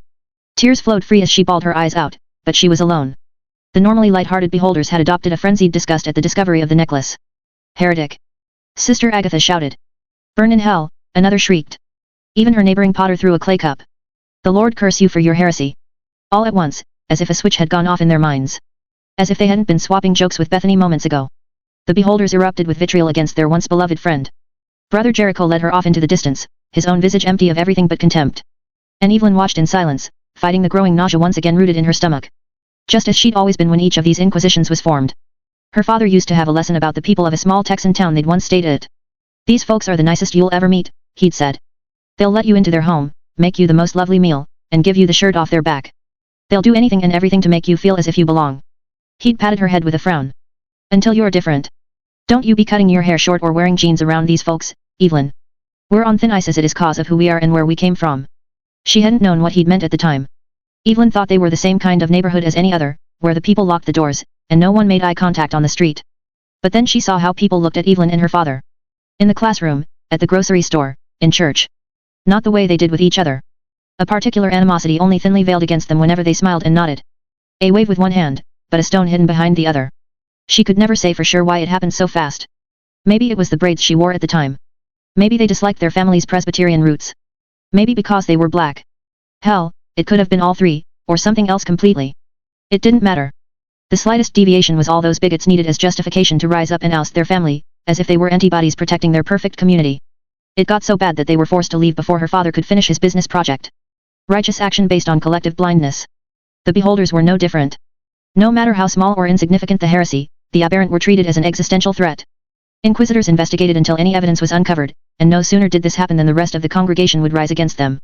To violate the holy word in any way was akin to setting the rest of them on a path of eternal damnation, and they were not shy against treating such heresy with whatever malice it required. Of course, if any accused made it through an inquisition, they would be welcomed back as though nothing amiss had ever occurred. But Evelyn could not help but notice how many left, and how few ever returned. "You do not approve of Brother Jericho's approach, Sister Eva?" Father Abraham asked from behind. B2, chapter 25, the Holy Word, 2. "When the hell did you get there?" "Didn't say anything. Your body speaks where your tongue does not." Abraham chuckled. "Why, your back is stiffer than that board you're sanding. Guess it's been a while since I've been with a group this large." "Is that all?" No, there was plenty more for her to say, but Evelyn knew what wolves looked like, along with why it was never a good idea to hit them with a stick. Seems she got what was coming. His magenta eyes stared deep. "You don't believe that, Evelyn. Come now, it's just the two of us here. Don't be shy." She looked around. The rest seemed to have chased after Bethany with more vile threats. Only Father Abraham remained, as calm and collected as always. "For all your talk of acceptance and peace, you seem to throw that out the window the moment someone steps outside the lines. What can I say? It's tough to feel safe when I'm different on a cellular level." He stroked his chin. "More than that, one could say that we're hypocritical to our core, and this is terrifying for outsiders. It is doubly so when you are forced to hide behind a mask." She winced. "I didn't say that. You don't need to, Evelyn. You are completely correct in holding that assumption. We are a God-fearing people who follow the holy word to the letter. Like the world we live in, it holds as many truths as contradictions, and only through our collective faith can we grasp a fraction of his wisdom. Sometimes, this leads to love and enlightenment. Other times, to hate. Doesn't it bother you to harm your people this way?" Abraham smiled. "Again, you call them my people. But to answer your question, it pains me every time I see them run astray. It pains me more to know what must be done to bring them back. And it brings me nothing but sorrow to see the rest of our congregation respond with so much anger." "All you'd need to do is say a word and everyone would listen," Evelyn pointed out. He sighed. "True, but I must temper my own guidance for others when it comes to the greater good. Remember, we aren't like you anymore, Evelyn. Sin used to bring you a sense of shame and little more, but since the beholding, sin has become a measurable, existential threat to our very souls. Oh, sure, I know you still believe it to be material in origin, but this does not matter when compared to the damage to our spirit. And this is why we must always strive harder than before. Without an absolute, unshakable faith in the Lord and our fellow brothers and sisters, sin will work its way into our camp. The ramifications will only harm us all. And since you think yourselves to be servants of God meant to bring about his will, you cannot have anyone start to believe otherwise," Evelyn considered. "That is correct. We must always be vigilant against sin, even if we sometimes commit violence to rid it from our camp. There is power in the Lord, but only if you trust in him without question." His smile held firm. "But this is all transient, of course. Soon, your daughter the chosen one will return, and then it will only be a matter of time before she ends the beholding through her divine power. Our faith cannot falter before this happens. If only I could share that belief."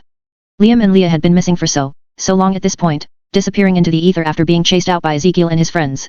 If they were destined to return, why couldn't it happen already? "I still don't understand what you expect her to do," Evelyn said. "She's just a baby girl.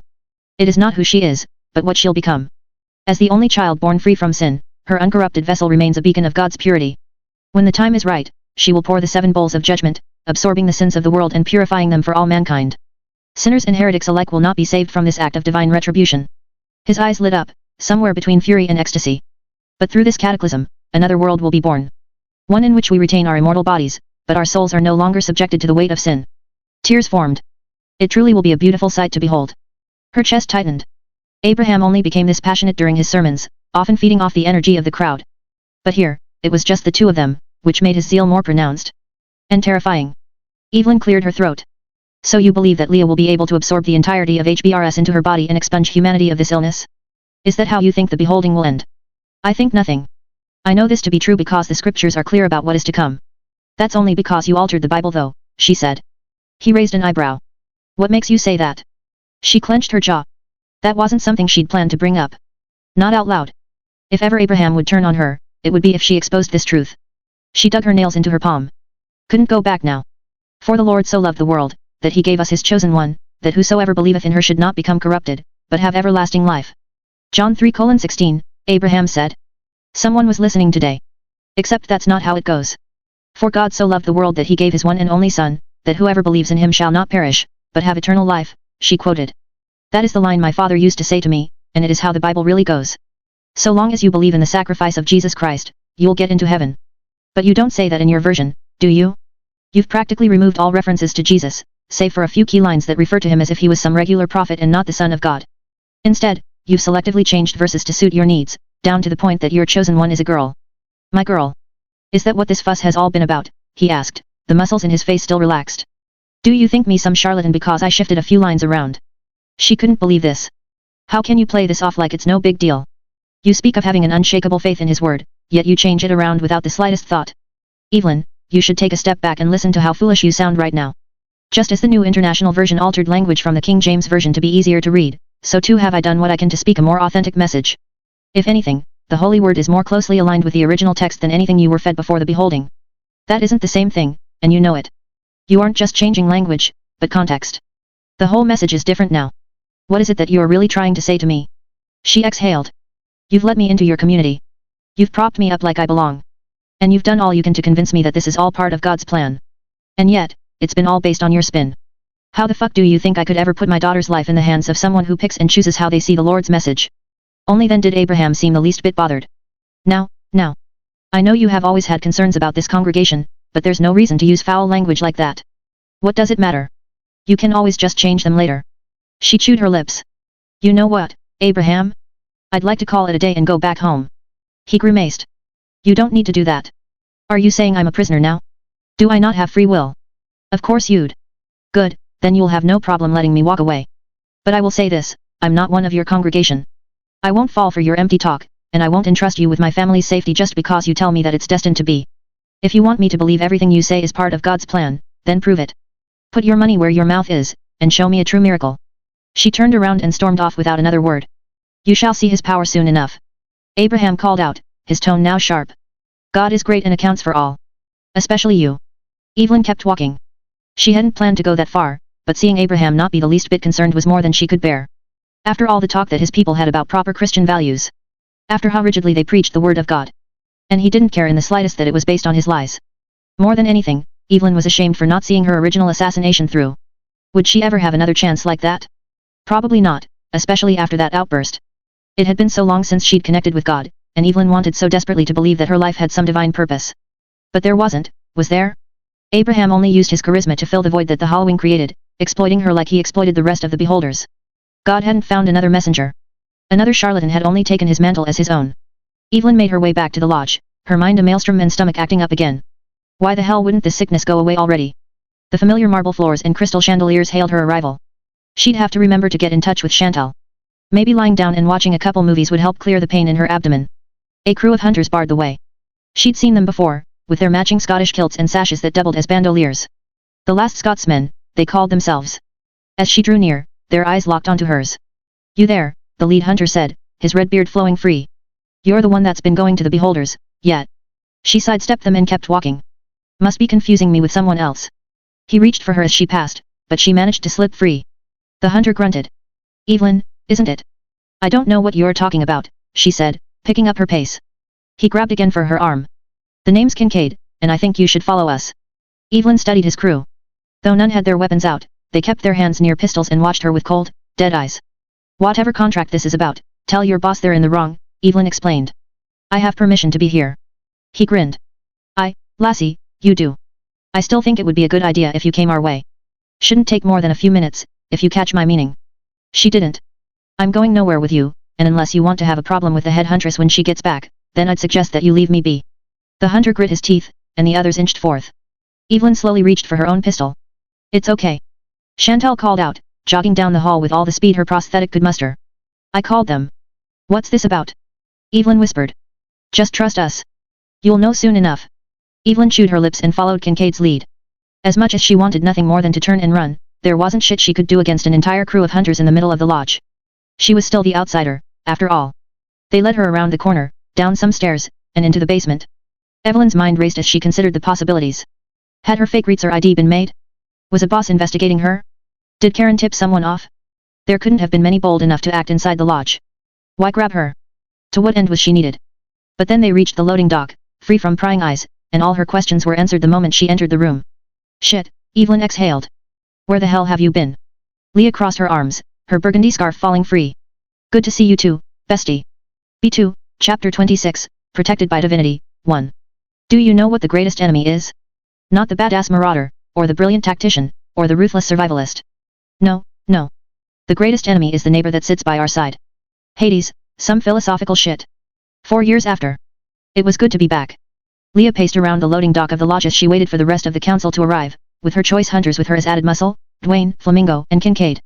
As much as it injured her pride to have arranged this meeting in secret, too much had been happening in her absence to risk tipping Abraham off, and now that Evelyn was here, she could finally get the ball rolling. It had taken weeks to make the trip back home. Even after winning the battle at El Dorado, she'd still lost more than half her convoy, along with all the heavy firepower that came with it.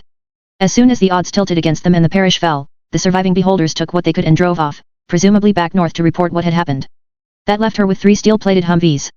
Not nearly enough to support the force that had swelled into 100 Spanish conscripts. The majority were forced to move on foot, just shy of 2,000 miles across the Mexican wilderness, as they came back to Los Angeles. While the bulk was still over a day away, Leah had slipped back into the city with an advance party to lay the groundwork, and it was then that she learned how entrenched the beholders had become. At least the council is still safe. They wasted no time in filing in. First Fran, then Sinclair, then Stein, and finally Karen. Not even he decided to show up late for a change. They all blinked in shock when they saw Evelyn unmasked, but it didn't matter. Now that Abraham knew about her, there was no point in holding back. Looks like everyone's here, Leah said. Let's get this shit going. The conversation rolled as everyone brought each other up to speed. Leah explained what had happened at El Dorado to Santiago and the others, and how quickly the baptisms proliferated the moment the beholders were given the chance. This was consistent with what the other counselors reported. Everyone had been experiencing defections across the board as dozens of new prospects flooded into the beholder camp by the day.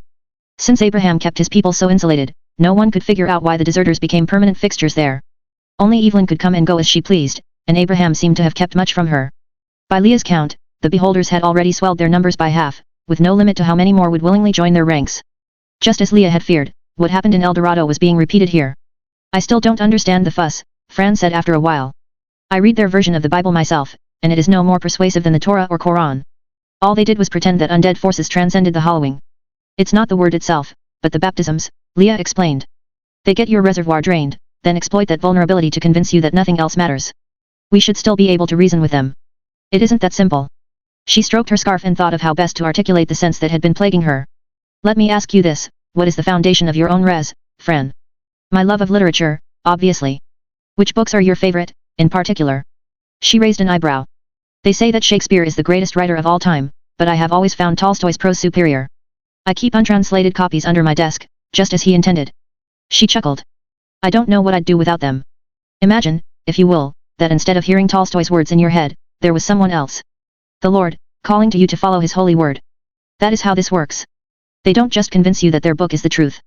They swap out the bedrock of your res and replace it with something of their own design. Once you're built back up, the lens you see the world has been changed completely. She stared her down. Your very love of literature would be used against you. Instead of wanting to read Tolstoy, you'd flip through the word, over and over again. Fran averted her gaze with a grumble. How is that even possible? Karen asked. Stein stepped in. Rehabilitation for the rehollowed is a delicate process. When the mind gets reduced to that primitive state, it is at its most susceptible to suggestion. That is why Mother always had us follow stringent protocols when handling patients. It's important that they create their own conclusions. Anything less leads to an unstable reservoir. These people don't hollow though, Sinclair pointed out, his blonde hair freshly oiled. They've been getting by off milk and prayer alone. It's been quite interesting to see. I don't have all the answers, Sinclair, I'll give you that. Hollowing itself is one of those processes that we've never fully understood. Could be that unpasteurized milk stimulates brain activity better than we've realized, or it could be that a collective belief creates a social benefit that helps to mitigate neural decay. Or maybe they've just figured out something we haven't, he mused, twiddling his finger against his smooth lips. Could be that their lord is our key to future prosperity, after all. Leah slammed her fists on the table. Don't get cute, Sinclair. None of this is a joke. He tensed up. Apologies, my lady. Please do continue, Doctor. Stein cleared his throat. While I can't explain why the beholders are so resilient to neurological decay, what's been described as their process of indoctrination makes sense. An aggressive strategy of depriving the brain of oxygen accelerates hollowing. This shuts down neural pathways, but the cells themselves don't die off for some time after. Just as we've seen patients lose access to their long-term memories only to regain them when treatment is provided, it is more than possible to force someone into this state and then bring them back without compromising their overall knowledge or experience. He mulled the thought further. Yes, the more I consider it, the more I see this strategy paying off. You're essentially driving the process of reservoir creation against already healthy-minded subjects. There's no telling just how damaging that could be to one's psyche. I've seen it myself, Evelyn said, her eyes downcast. Once the Inquisitors get a hold of someone, there's no coming back. I truly thought that they were believers of their own free will. It took me weeks to overcome the shit they forced into me, Leah followed, and I'm still not back 100%. I was one of the lucky ones too. I only got a single session before Flamingo saved me. By the time I reached Santiago, he was so far gone that he purged himself rather than turn on them. It doesn't matter how strong your reservoir is. Every single one of us is vulnerable to this form of indoctrination. She studied each counselor in the eye, probing for the slightest hint of beholder devotion. If there ever was a time for one of them to expose themselves, it would be now. Leah breathed deep. Let me be clear, nothing is more dangerous to our world than what Abraham has created. If we don't put a stop to him now, everything we've built will be lost. The council fell silent as the realization set in. This was no longer a game of finding Liam and his kid. Their enemy had to be wiped from the earth before they could destroy their society. You've got my attention, Franz said. What's the plan? Leah rolled out a map of their camp on the table, courtesy of Evelyn's intel. We're doing what I should have done from the start. We get them surrounded so there's nowhere to go, then send a team of our best hunters inside to eliminate their leaders. Once Abraham, the friars, and their best inquisitors are taken out, the rest won't be able to mount a defense. That's when our military rolls through, purging anyone who refuses to surrender. The rest of you will maintain order back home. I won't have a riot spring up once the beholders inside hear about what happened. Karen stroked his chin. Why not just hit them from a distance? Even if they've got a couple Humvees floating around, we've got more than enough artillery at our disposal to destroy their entire camp with mortars alone. She shook her head. Most of these people are victims who can still be helped.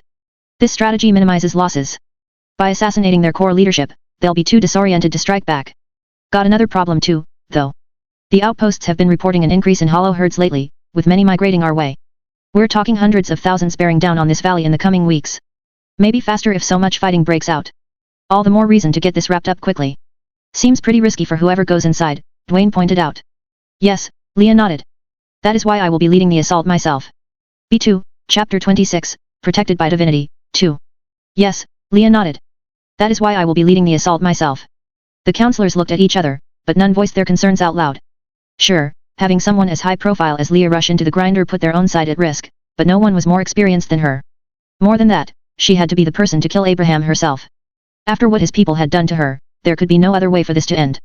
She let the silence sit before continuing. Abraham believes that if I were to attack him, the Lord would bury me under the earth. That's his greatest weakness. His arrogance in assuming that he'll be protected by divinity. When push comes to shove, he's just a blind zealot, and we can use that against him. He can't even fathom a strike this bold coming for him. As seen from the map though, their camp is most exposed in the south where they've concentrated their security. Karen will keep our heaviest armament hidden in the alleys nearby. Dwayne will take my personal guard and cover the western front, while Flamingo will take the east once the rest of the El Dorado force arrives. We won't have to worry about the north. Their camp abuts a cliff that is too steep for them to climb. That'll also be our insertion point. Senora, could I not join you with assault? Flamingo asked. You know how much they take from my people. I'd love to have you with me, but I need our flanks under lock and key. You're one of the only bilingual hunters left, and I trust no one else to command the people from El Dorado once they enter the fray. He bowed his head in silence. Kincaid chuckled. Was wondering why you brought me here, but I see that this is where I'll be stepping in. That's right, Kincaid, Leah said. You're coming with me. Being quick and deadly is the last Scotsman's specialty, last I checked.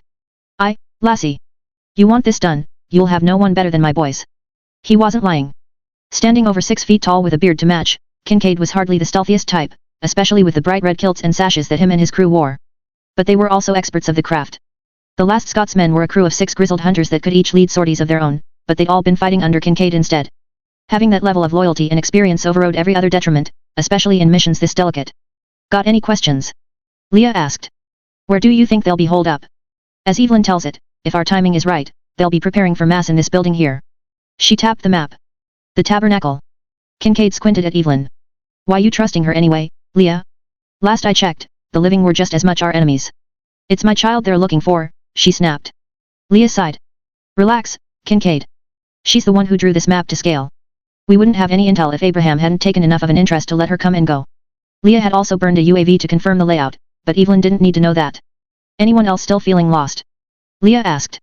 This time, no one responded. Good. The operation begins before dawn tomorrow. With their business concluded, the rest of her party filed out to make their own preparations. Only Evelyn remained, with nowhere else to go. She drew close once alone. I'm coming with you. Leah could have laughed. Absolutely not. I'm the only one who's been inside that camp. You need me. No, I don't. In truth, Leah wasn't sure where she stood with Evelyn. The two only knew each other through Liam, and he was nowhere to be seen. Without him, did she really give a shit about her?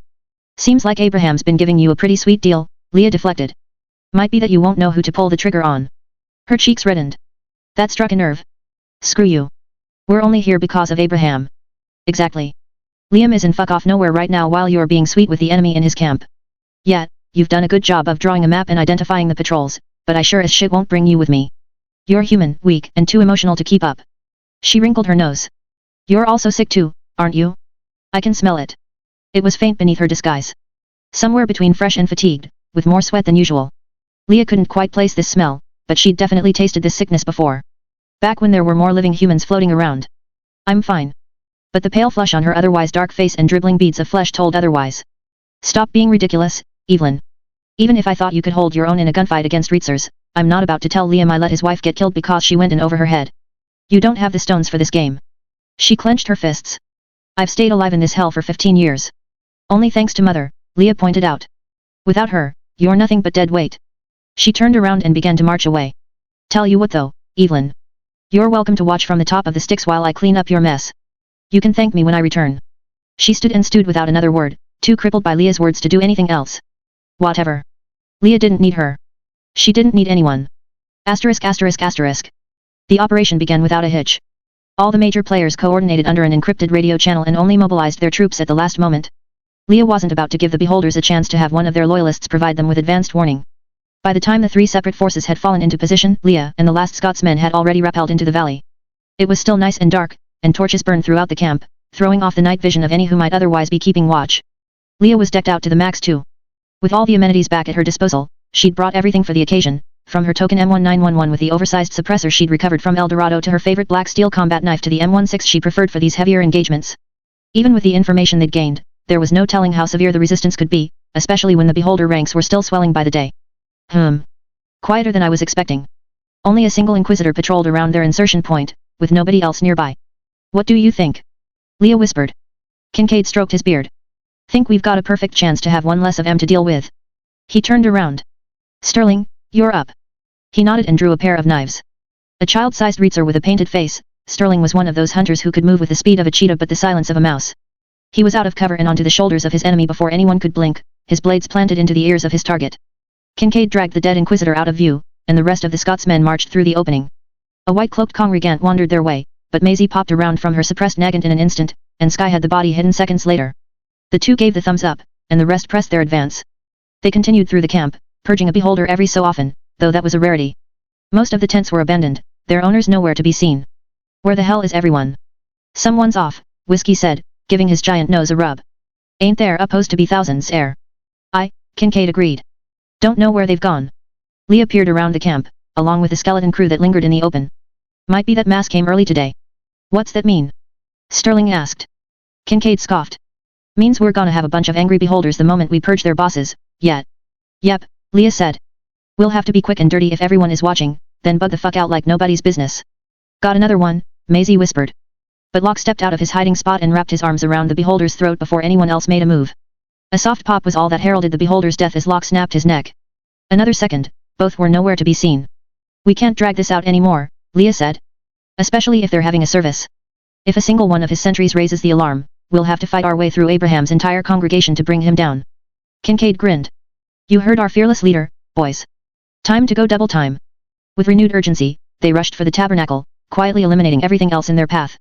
It wasn't long before they reached the edge, with the curtains drawn down, though with the torches burning inside, they could make out a shifting crowd of silhouettes on the backdrop. Still quiet. Were they doing a silent prayer or some shit? Leah raced for the back, with Kincaid and the Scotsmen behind.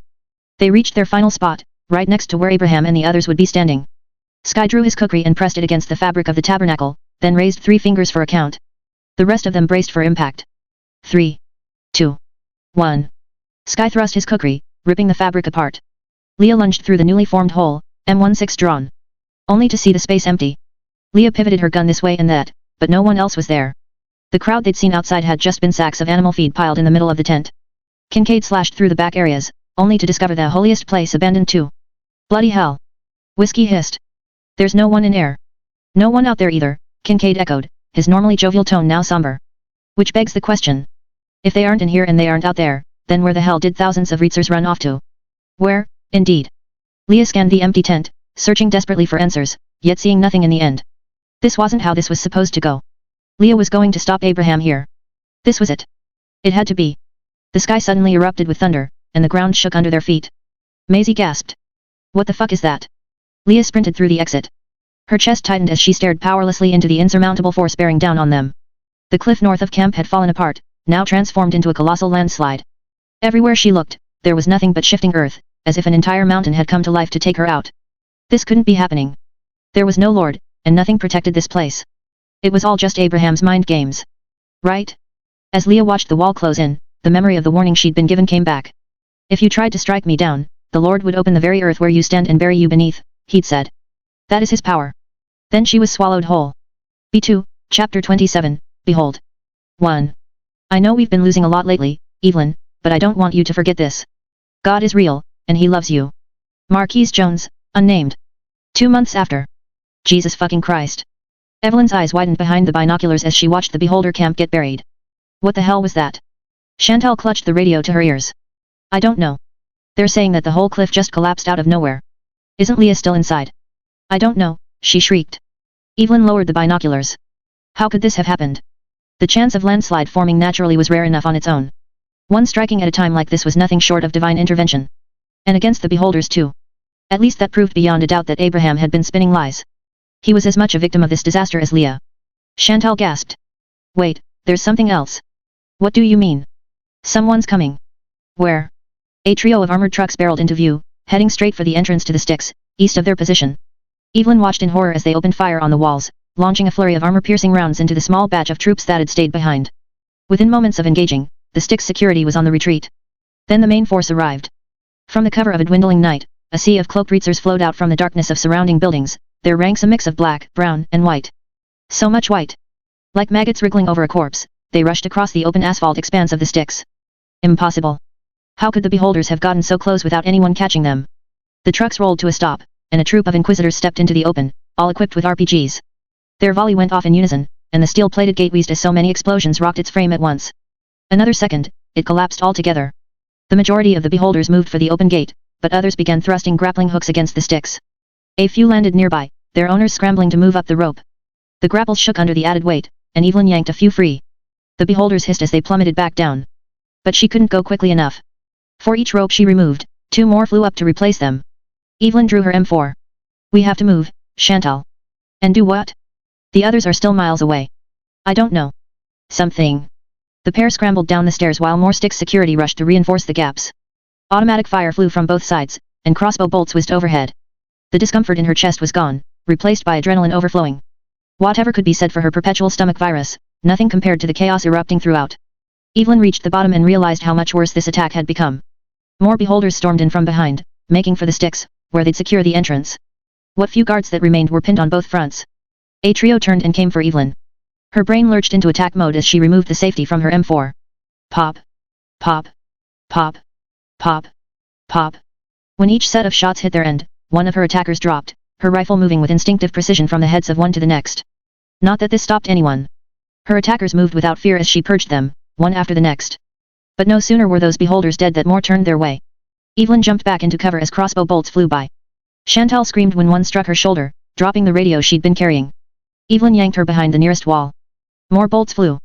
Some of these guys were brandishing repeaters, pulling the hand crank up and down while their volleys moved at a speed of a semi-auto. Fuck, she cursed. There's too many of them. Chantal looked at her wounded shoulder and cringed. What do we do? Get back to Elysium. It's the best place to defend. She inched her head around the corner, only to see more enemies closing in. Go first. I'll cover you. Evelyn slipped her M4 to full auto and started laying into the beholders. Chantal used the opening to make her own escape, hobbling across the open streets with all her might.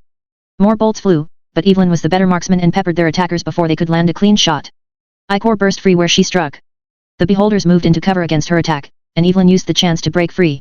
Unlike them, she could move at peak human speed. Their return fire was unprepared for her agility and missed by miles. One got the bright idea of shooting a gun, but Evelyn had already escaped the block by then. Only to see that the mayhem had surpassed the sticks. The Humvees had already cleared the main gates by the time they'd rounded the bend, and more were coming. No shortage of guards was on the retreat, their own dark, worn cloaks and rotted skin a contradiction to the clean uniformity of their enemies. One Humvee focused on the defectors and opened fire from its minigun turret. A cloud of bone and gore exploded from where the pandemonium soldiers once stood. Evelyn stumbled back as more of the crossfire fell her way, ducking behind a stone wall before it could land. They weren't far from Elysium. This area was where the bosses made their homes, so there was a myriad of obstacles to help give them cover. Evelyn yanked Chantal from place to place as the two moved through tight alleys, out of sight. And the beholders continued their invasion without mercy. With the trucks clearing out all the heavy resistance, the remaining soldiers were uncoordinated and looking for an escape. What few who hadn't been purged during the initial strike were just as shell-shocked as everyone else. Then there were the citizens themselves. Workers and bosses alike ran every way they could. Those who could take refuge inside their homes did, with their armed guards laying shots against any who drew too close. Others tried to cling to the alleys and crevices, like Evelyn and Chantal.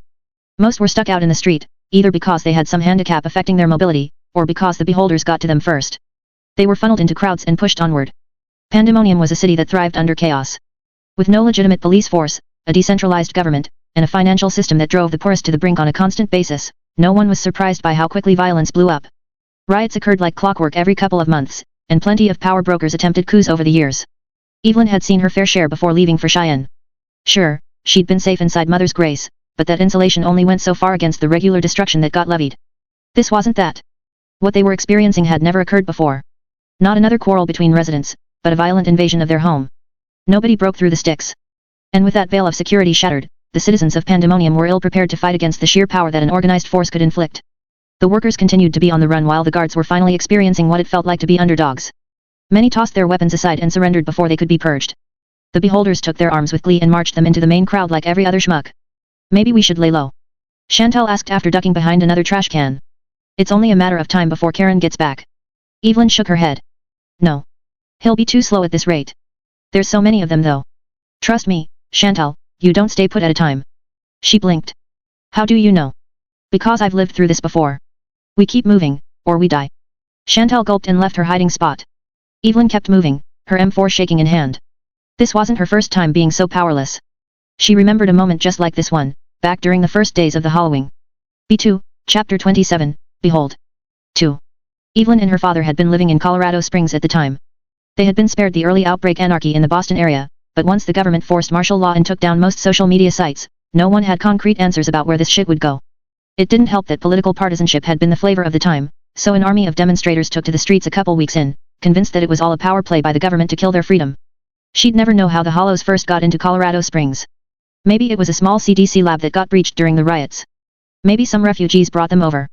Maybe a single one contaminated the water table in a high-density neighborhood. It didn't matter. Between the lawlessness and the mass migration, the Hallowing spread like wildfire in those Coloradan streets. Z-Day, people came to later call it. The tipping point where the government lost all control of a dozen major cities. It became the sort of day that people spoke about in hushed whispers as they went from camp to camp, spreading the facts about the outbreak and how fast it was burning. Another tale to explain why the military no longer performed regular house checks while the truth of the undead could no longer be denied. Everyone loved to talk about that day once it happened. But most survivors hadn't lived it like Evelyn and her father. She remembered Z-Day all too well. Remembered the feeling of her father's hand clenched around hers as they ran down the street. She remembered soldiers gunning down civilians, only for them to get back up. Others merely eating each other, if not chunks of themselves. She remembered blood flowing everywhere, red and black both. Fire burned the ground, smoke was in the air, and everyone sprinted any way they could, searching for exits that were not there. Only a protracted chaos remained around each block. The world they'd known imploded around them, and no one could stop it. Evelyn never thought she'd have this feeling a second time. Not until this moment. The beholders continued their onslaught, murdering any who resisted. If only the two of them could get a little further, they'd reach Elysium. There's too many, Chantal whispered when they were close enough to see their target. Evelyn studied the main street. The beholders were marching everyone through, with their Humvees driving nearby. The tsunami of .30 calories bullets made short work of any entrenchment along their route. But nobody's purging the civilians, Evelyn realized. They were all getting shepherded onward, right to the main plaza of Elysium itself. I have a plan, Evelyn said. She pulled a damaged tarp from a nearby dumpster and wrapped it around herself, keeping the M4 out of sight. What are we doing? Just follow my lead. The pair marched into the open street and immediately got absorbed by the crowd. Evelyn glanced over her shoulder, only to realize that Chantal had been separated at once. She swallowed the lump in her throat and kept moving. Little by little, the beholders forced the workers forth. It wasn't long before she found herself in striking distance of Elysium, though the doors had been already locked down. Then she saw the general for this army, and her plans changed altogether. One of the trucks doubled back, parking in the center of the crowd. Father Abraham left the passenger seat and strolled into the open, with a line of inquisitors blocking the path. He hopped onto the hood of the Humvee to give his stature more height. A morning sun cut through the open air, highlighting his tiny form in rays of light. His people were still shrouded in the dark, their weapons trained on the crowd. Abraham didn't have a weapon himself. He didn't need one, either. Still too far. Evelyn began to shift through the crowd, slowly closing in. Citizens of this treacherous city. Abraham boomed. Look to me and hear my words. Your leaders have led you astray and brought you all down a path of wicked damnation. They have poisoned not only your minds but also your very souls in the eyes of the Lord. Evelyn shoved another pair of workers out of the way, getting closer to her target. When we first arrived, Abraham continued, your head huntress made a solemn covenant with me. She promised we would forever remain friends and neighbors so long as we respected each other's space. My congregation held up our end of the bargain. Even when we saw how much vile sin this city lived under and how much you all were hurting yourselves, we turned the other cheek, like the good people of faith we are. We trusted that we could lead an example through love and acceptance. But what did we get for this honesty? How were we repaid for our kindness and peace? His lips twitched in rage. Betrayal. For a short time ago, the head huntress mobilized the armed forces of this city with the goal of wiping us all out. While she looked me in the eye and shook my hand, she kept her other wrapped around a knife behind her back. This act of treachery was nothing short of the work of the devil that you all have grown accustomed to praising in these sinful streets. Just a little further. Then Evelyn would be in range. Thankfully, the Lord intervened against this evil, for while the whore of Babylon and her army sought to drive a dagger in our backs, God punished her for her hubris. He smote our enemies where they stood while keeping the rest of us safe. That's right. Your head huntress defied the Lord's power, and he destroyed her for this sin. A sin that you all share for following in her heretical ways. Her heart stopped in her chest. Evelyn had known Leah was dead the moment she saw the landslide, but hearing the words out loud brought a certain finality she hadn't expected. He'd even said this would happen. Leah had brought that threat up during the meeting before the raid. Could Abraham have really predicted a landslide would bring her down if she attacked? Evelyn shook her head and kept moving. This could still end. Father Abraham beamed, his violet eyes like molten amethyst. But fear not, my sinful neighbors. For the path back to God is always there for those willing to take it, and we believe in redemption above all else. You all may consider yourselves part of our loving family now. No longer will we turn a blind eye against your sin, nor will we allow you to destroy yourselves. Behold. Abraham cheered. The Lord will be mocked no longer. Behold. The path of the righteous has been laid for all willing to take it. Behold. In these hours of revelations, the power of goodness will prevail against all evil. Behold. God is great, and his will be done. Behold. Behold, the beholders echoed. Behold. Evelyn was almost there. Her finger wrapped around the trigger of her M4. One quick pop and this monster would be gone forever. Once and for all. His eyes suddenly fell on her. Onto the respirator she always wore and the sunglasses above. He watched her with an unshakable fury. Behold, he mouthed. Evelyn raised her M4. Those nearby screamed and dove for cover as she took aim. Father Abraham didn't even flinch. Did you not ask for proof, Evelyn? Did you not wish to see God perform a miracle for yourself? Look beyond these walls and gaze upon the evidence that he wrought for you. Do you still deny his power, even now? Her finger wrapped around the trigger, and her target was right there. But Evelyn couldn't bring herself to do it.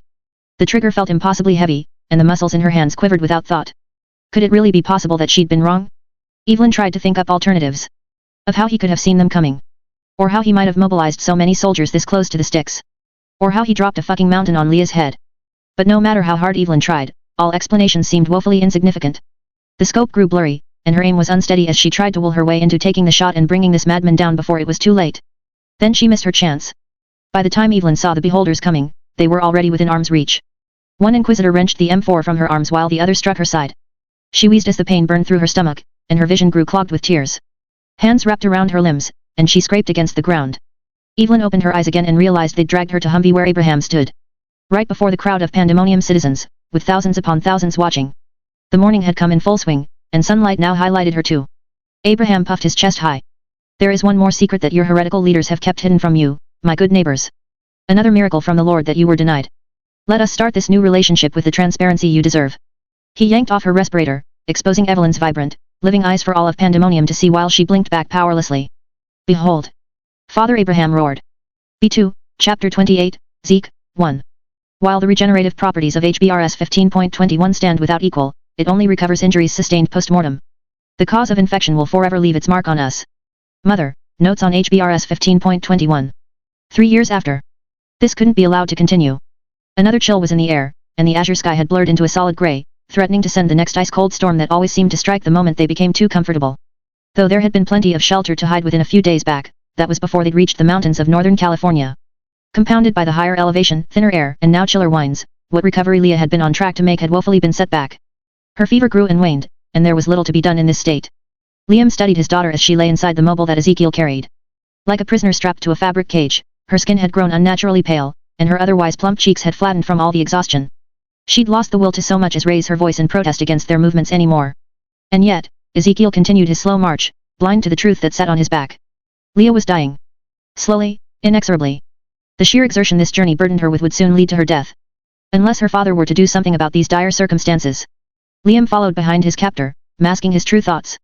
His wrists no longer burned after so much time wrapped up, though this bore an even greater risk. His fingers had first turned red due to a slackened circulation, followed by twisting to an even purple the longer their journey wore on. While Ezekiel untied him every so often, the sustained exercise was slowly killing the flesh in his fingers. It wouldn't be long before he risked losing them to gangrene. They reached another road. Cracked and broken like the rest of this destroyed world. A landslide had claimed one direction by the looks of things, while the other merely winded around the bend before disappearing into a net of overblown brush. But it was the object on the side that captured his attention most. A car sat rusted where it collided with a tree, splintering its windshield into 100 dust-covered shards. Vines choked out from the chassis after so much time left derelict, and the fabric had decomposed from rot. Liam let out a painful wheeze. Hold up, mate. Ezekiel paused. What's the matter? It's this damned mountain air. He fell into an exaggerated coughing fit. There's too much exposure out here. Liam, if you are stalling for time again. Just for 5 bloody minutes, all right? Not all of us can walk with your infinite stamina. Let me rest from the wind, and we'll all be better for it, yet. He stared blankly. Where would you like to go? Liam nudged over his shoulder. That old car is as good as anywhere. Fine. But only for 5 minutes. We still have many miles to cover. You can say that again. By Liam's count, they would reach the California basin sometime in the middle of the next century. Hopefully later, all things considered. Liam hobbled over, hacking up bile from the depths of his throat. Ezekiel walked to the car first, slid his arms into a cap on the driver's side door, and strained them into action with a grunt. His muscles bulged. With a hiss, the door popped out from the rest of the car. He tossed it aside without another word. Liam gulped. Once again, he reminded himself of the tenuous nature between the two. Though the undead lost significant muscle mass upon hollowing, this behemoth seemed to have compensated by practicing his technique. His current strength would put most bodybuilders to shame, and he never tired. Liam held up his tied hands. You mind? I do. Worth a shot. Liam nudged his way through the opening and plopped onto the seat. The smell of mold and dust was thick in the air, but the feeling of fabric proved an unexpected godsend once his leather hardsuit kissed their surface. Oh, how he wanted to close his eyes and drift away. But Liam had come in here for a different reason. He rolled into a better position, letting his hands slip out of view while Ezekiel waited silently outside. Even as Liam exhaled in relaxation, he pried his numbed fingers around the car seat. A tangle of debris and torn cloth met him, but he managed to find his tool before the end. He curled his palms into fists, burying the object inside. Ezekiel tapped the frame a few moments later. Time's up. Liam grimaced. I'm just getting comfortable here. Can't you take a few hours off? I'm sure Leah would love this space too. No, he said with a tone incapable of change. Very well then. He floundered out of the car in the most melodramatic protest he could muster. After you, mate. Ezekiel rolled his eyes while Liam once again found his place behind. The voyage continued. And kept within the privacy of Liam's closed hands, a shard of glass waited patiently for use. Asterisk asterisk asterisk. It took well over a day before Liam found his moment. The way he figured it, he'd only have one opportunity to make a move that'd count. As an enemy, brother Ezekiel had the strength of a professional wrestler, the dexterity of hunter, and neither slept nor rested unless forced by his more frail companions. Unlike other Reitsers, he seemed little deterred by the effects of hollowing or a desire to taste flesh, and approached all aspects of their capture with a cold indifference as a result. The only time he slackened his watch was to perform meditation while Liam slept, and he only happened to catch that moment once by chance. Ezekiel proved more perceptive than he'd liked, and would forego the act altogether if he sensed Liam faking sleep. It should not have borne surprise. From what he'd been told, this monster was the best killer the beholders had to offer. The leader of their inquisitor ranks. If Leah was known far and wide as the greatest hunter, then Ezekiel stood as her foil. An immortal guardian, second to none. And just as it would be difficult to surpass his good undead friend, finding an opening against him proved quite the challenge indeed. That was what made this moment so useful. Leaves rustled in front. Hisses and moans followed. Ezekiel grunted. Sinners. He drew his cudgel and studied its length. The bloodied stains of his defeated enemies clung to its form, ready to claim more victims. Not much visibility here, Liam pointed out. Might be hard to respond if we get jumped again. Do me a favor and untie me, yet? Just this once. It'll be safer for us both. No, Ezekiel repeated, lassoing Liam's rope around a thick, immovable sequoia. He calmly laid Leah's carrier by his side and anchored it in place. With a grunt, he marched into the brush to murder the hollows. Then they were alone, and Liam finally had the opportunity he'd been waiting for. Liam slipped the glass shard out and went to work. The edge was weathered and his fingers were numb after this long day's march, but with the aid of his weight pressed against it and the adrenaline in his veins, progress came quickly. First one cluster of strands ripped out from the rope, and then another layer sprung free. Liam rubbed the sweat from his eyes and moved faster, tearing through each strand with all his might.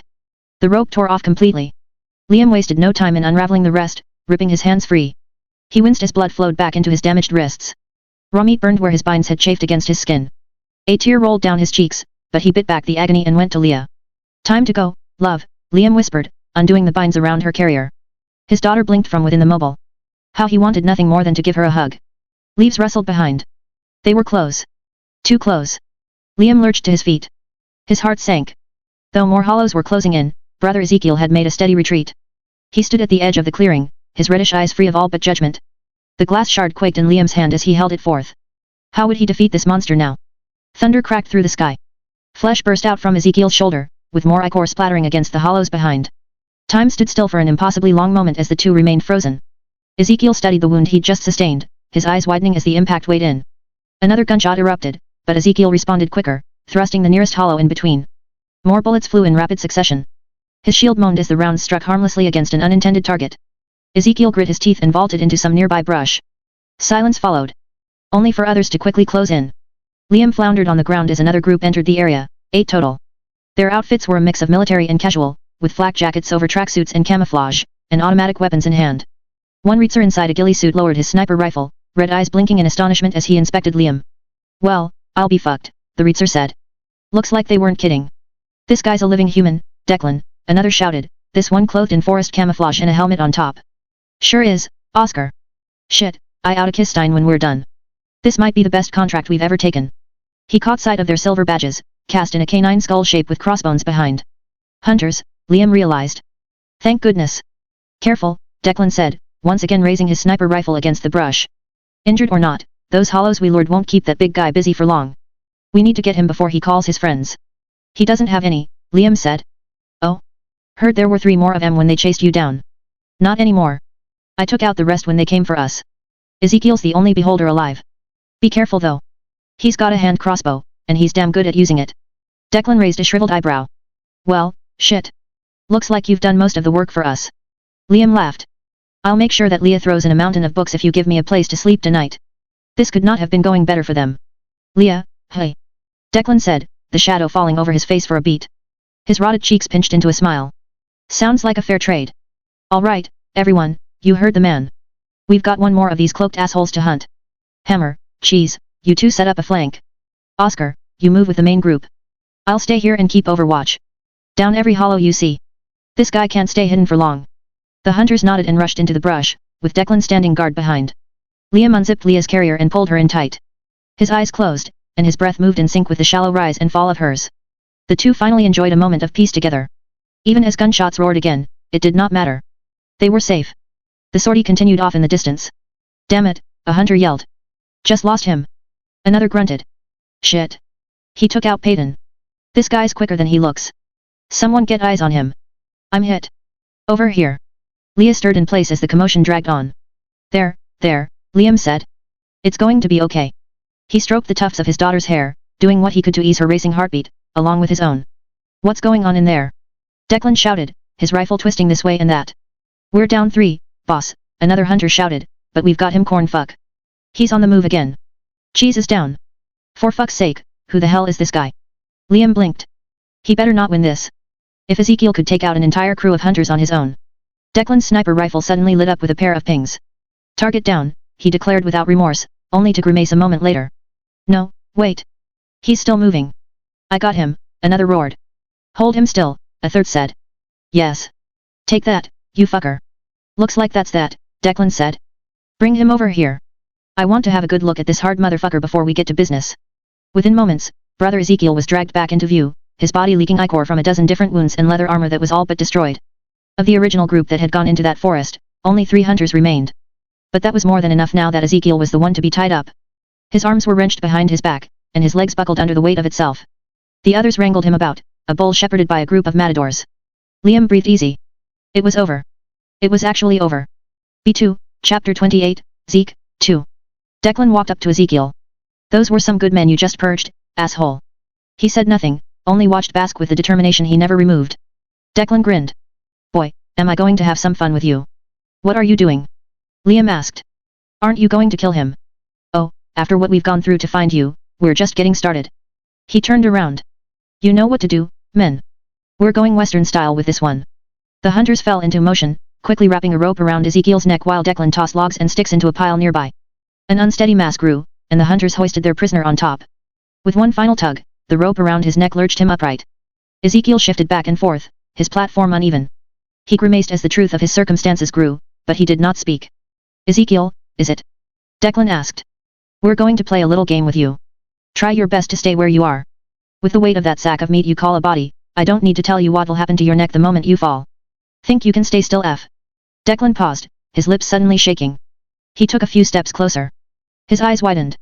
Motherfucker. I didn't notice at first glance, but now that I see you strung up. Yes, I'd recognize that crown of thorns tattoo anywhere. How the hell are you still alive? What are you talking about, boss? Oscar asked. He burst into laughter. Do you people have any idea who this guy is? No wonder he was so hard to bring down. The other hunters looked from one to another in silence. Ezekiel grit his teeth, brow furrowed. Declan jeered. This hunt just got a whole lot more interesting. We didn't happen upon only one legend revived from the past with this living human over here. We've got a second right in front of us. He held up a hand. My good friends, may I introduce you to one of the best hunters that Pandemonium has ever seen, Zeke. This guy's a hunter, one of the others asked. Not just any hunter either, Declan explained. He was Hades's go-to lieutenant when the sticks first came up. Purged hundreds of folks during the rise to power. We even thought he was gonna replace Leah one day at the top of the food chain, but then he went off and disappeared one day, never to be seen again. Man, did I never think I'd see him again. Liam watched on, dumbstruck. Ezekiel, a hunter? It can't be. His normally passive demeanor shattered under the reveal, his black lips barely containing the clenched teeth beneath. You lie. Ezekiel spat. He cringed as the logs beneath him shifted, but he did not fall. Declan flicked him in the face. Don't play dumb, Zeke. I might have just been a scrub manning the turrets when we founded Pandemonium, but I worked real hard to get my res to where it is now. A fish never forgets the shape of the sharks in the ocean. He leaned in. But it seems you might have. Tell me, Zeke. What the hell happened to you during all those long years? What could make a motherfucker as tough as you become like this? No more than an asshole traipsing around the woods with a stick and cape. Ezekiel closed his eyes and began muttering. Liam could only capture a few words of it, but he recognized the sound of prayer. Declan yawned. What a bore. He picked up a tiny rock and threw it at his face. Come on, guys. We came here for fun. Let's have it. The others joined on, pelting Ezekiel with rocks of their own. He shuddered with each hit, the platform they forced him onto shaking and losing size, even as the rope around his neck held firm. Liam could see the trap. The longer this exercise wore on, the more likely he'd fall and break his neck. Declan glanced over his shoulder. You'll be a good sport with us, at least. Right, human? Liam clutched his daughter closer. There was something off about the way this hunter spoke to him. As if he intended to be sympathetic, but with an insincere undertone that still leaked through. But this need not be overthought, so long as they brought them back home. Are you sure he's a hunter? Liam asked. He just couldn't believe it. Declan nodded. Tried and true. Tough as nails. Or was, anyway, until becoming whatever the hell this is. Liam swallowed the lump in his throat. It was true that he'd wanted to escape brother Ezekiel since the moment he'd arrived, but there was something about this moment that wrenched his heart. Even though he towered above, this revelation did not seem to bring him any comfort. As his legs quaked with a rope around his neck, he'd never seemed so small as in this moment. Liam frowned. He shouldn't worry about his captor's plight. You wouldn't happen to have brought a vehicle with you, Declan? Somewhere to keep my daughter warm? It's been a tough journey. He shook his head. Afraid not, what with the whole war and everything. War. Oh, right. I forgot you've been stuck out here, all alone. He stroked his chin. What the hell's your name again? Liam, he said. Liam Fenix. Liam, Declan repeated. So you're the one who Leah kept as a pet, hey? It isn't like that. She's a good friend of mine. We go back together. He stroked his daughter's hair. What did you say about a war? He nudged over his shoulder. Zeke's beholder friends ramped up pressure back home. Launched a surprise attack against Pandemonium and everything. We'd already set out on this hunt, but it was total carnage from the way they tell it back at Seaside. Liam grimaced. Surely, they would have been fought off with Pandemonium's weaponry. I'm sure they did. Though he didn't sound quite so certain. There it was again. That glint in his eye. That deep, hungry ogle. His eyes probed Liam and his daughter like fingers slithering around their bodies. Not just him either. The other hunters were tossing their rocks at Ezekiel as he swayed back and forth, but their attention never drifted far from where Liam sat. Their eyes bulged from their sockets ever so slightly, and their mouths salivated. I don't think I like the way you're looking at us, mate, Liam said. Declan beamed. What can I say? This has been one hell of a day for us, and you smell real fine, Liam. You and that sweet little thing in your arms. His nostrils flared, as if to accentuate the point. Who would have thought that a crew like us would come across someone like you after all this time? And Zeke too? This might as well be 2 lottery wins in a row. Liam's heart began to race. Just don't forget why you came. Oh, I wouldn't. A hunt is a hunt, and it's our job to see it through. He licked his lips. Liam inched back, his heart racing. That's right. The head huntress would never forgive you if anything happened to us. Hell, she'd go to the ends of the earth to enact vengeance if she thought you had something to do with it. Declan stroked his chin in thought. Yeah, that's a good point you got there. Leah isn't the type you'd ever want to get on the bad side of, especially now that she's moved up in the world. The thing is, Liam. We didn't just hear about the attack but also who got killed during it. Turns out the head huntress died when they attacked. Got crushed under a landslide the moment they charged. He smiled wide, his teeth like razors. Looks like it's just you and us out here. No, that can't be. Leah was practically indestructible. She'd know how to get out of a scrap like that. But he couldn't even think about that. Not right now. Not when these monsters were right in front of him. The hunters had stopped their stoning and focused onto him alone. Declan first drew a knife, followed by the rest of his companions. Their eyes all burned with glee for the feast that lay in front. And brother Ezekiel stood where he'd been left. Eyes downcast, silent, barely paying the rest of them mind. While the hunters were growing in their bloodlust, he remained completely undeterred. Without thinking it through, Liam set Leah aside. The shard of glass trembled in his numb hands as he stood back up and pointed forth. Declan guffawed.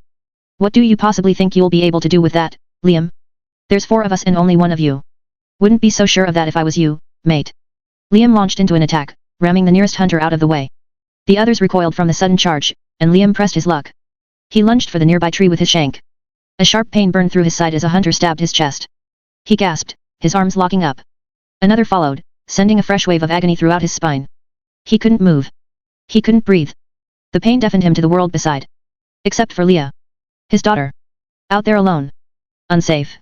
With his last remnant of strength, he drove the shard down. The rope snapped free, and he dropped into the leaves below. Dust and dirt filled his throat as he coughed through the agony. The others rose around him, their forms blurry. Save for one. Ezekiel stood behind, his visage again locked in conviction. The rope swayed from his neck where it had been cut free. Oh, Fu! A hunter started, only to be silenced when Ezekiel drove his foot through his skull. Another turned, again too slow.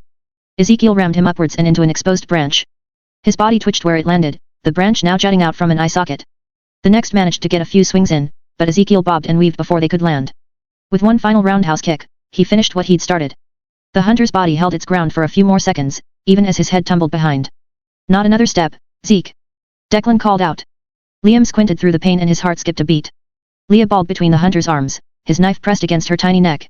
Her father tried to call out, but the air was trapped in his lungs.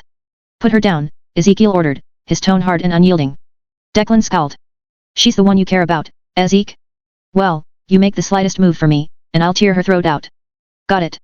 I won't tell you again. He took a step back and began circling around. His body traced his movement. You were the most ruthless killer I'd ever seen, Zeke. The hardest motherfucking out there, ready to destroy anything without mercy. The embodiment of a wolf in a world of sheep. Shit, most of us hunters wanted to be just like you. We wanted to do what you did and roll in the pits while spending night after night in Elysium, as is our right. He pivoted another foot to keep Ezekiel in sight. Liam realized the trap getting set. With Declan focusing on Ezekiel, he was blind to where Liam lay. The other hunters were dead nearby, their weapons free for anyone to grab. He strained his wrist and reached for the nearest pistol. But look at you now. Declan barked. All this skill as a hunter, and you're walking around the woods in that shitty little cloak, putting your life on the line for... What? A couple free meals? Some stupid fucking book? Why? What could have possibly happened to make you abandon all that power and prestige? Ezekiel sighed. I found God. Just as you will too. Liam reached for the pistol and took aim. Declan looked over his shoulder when he caught his meaning, but it was too late. The bullet pierced his skull before he could react. Leah tumbled from the dead hunter's arms with a squeak, but Ezekiel had already dashed forth. She landed harmlessly between his thighs. Did any blood get on here? Liam gasped. They weren't out of the woods yet. Even if soft HBRS pseudocells were rarities in blood, such risk of infection could not be overlooked. No, Liam, Ezekiel said after a moment. He grinned wide. Not a single drop. It's over. Liam prostrated himself against the nearest tree and let out a breath of fresh air, even as his lungs shuddered in agony. Thank you, Ezekiel, he said with a wheeze. He let Leah down as she started bawling again and wriggled from his restraints. You have nothing to laud me with praise over, Liam. Thank the Lord for his intervention. Liam laughed. Just take the compliment, mate.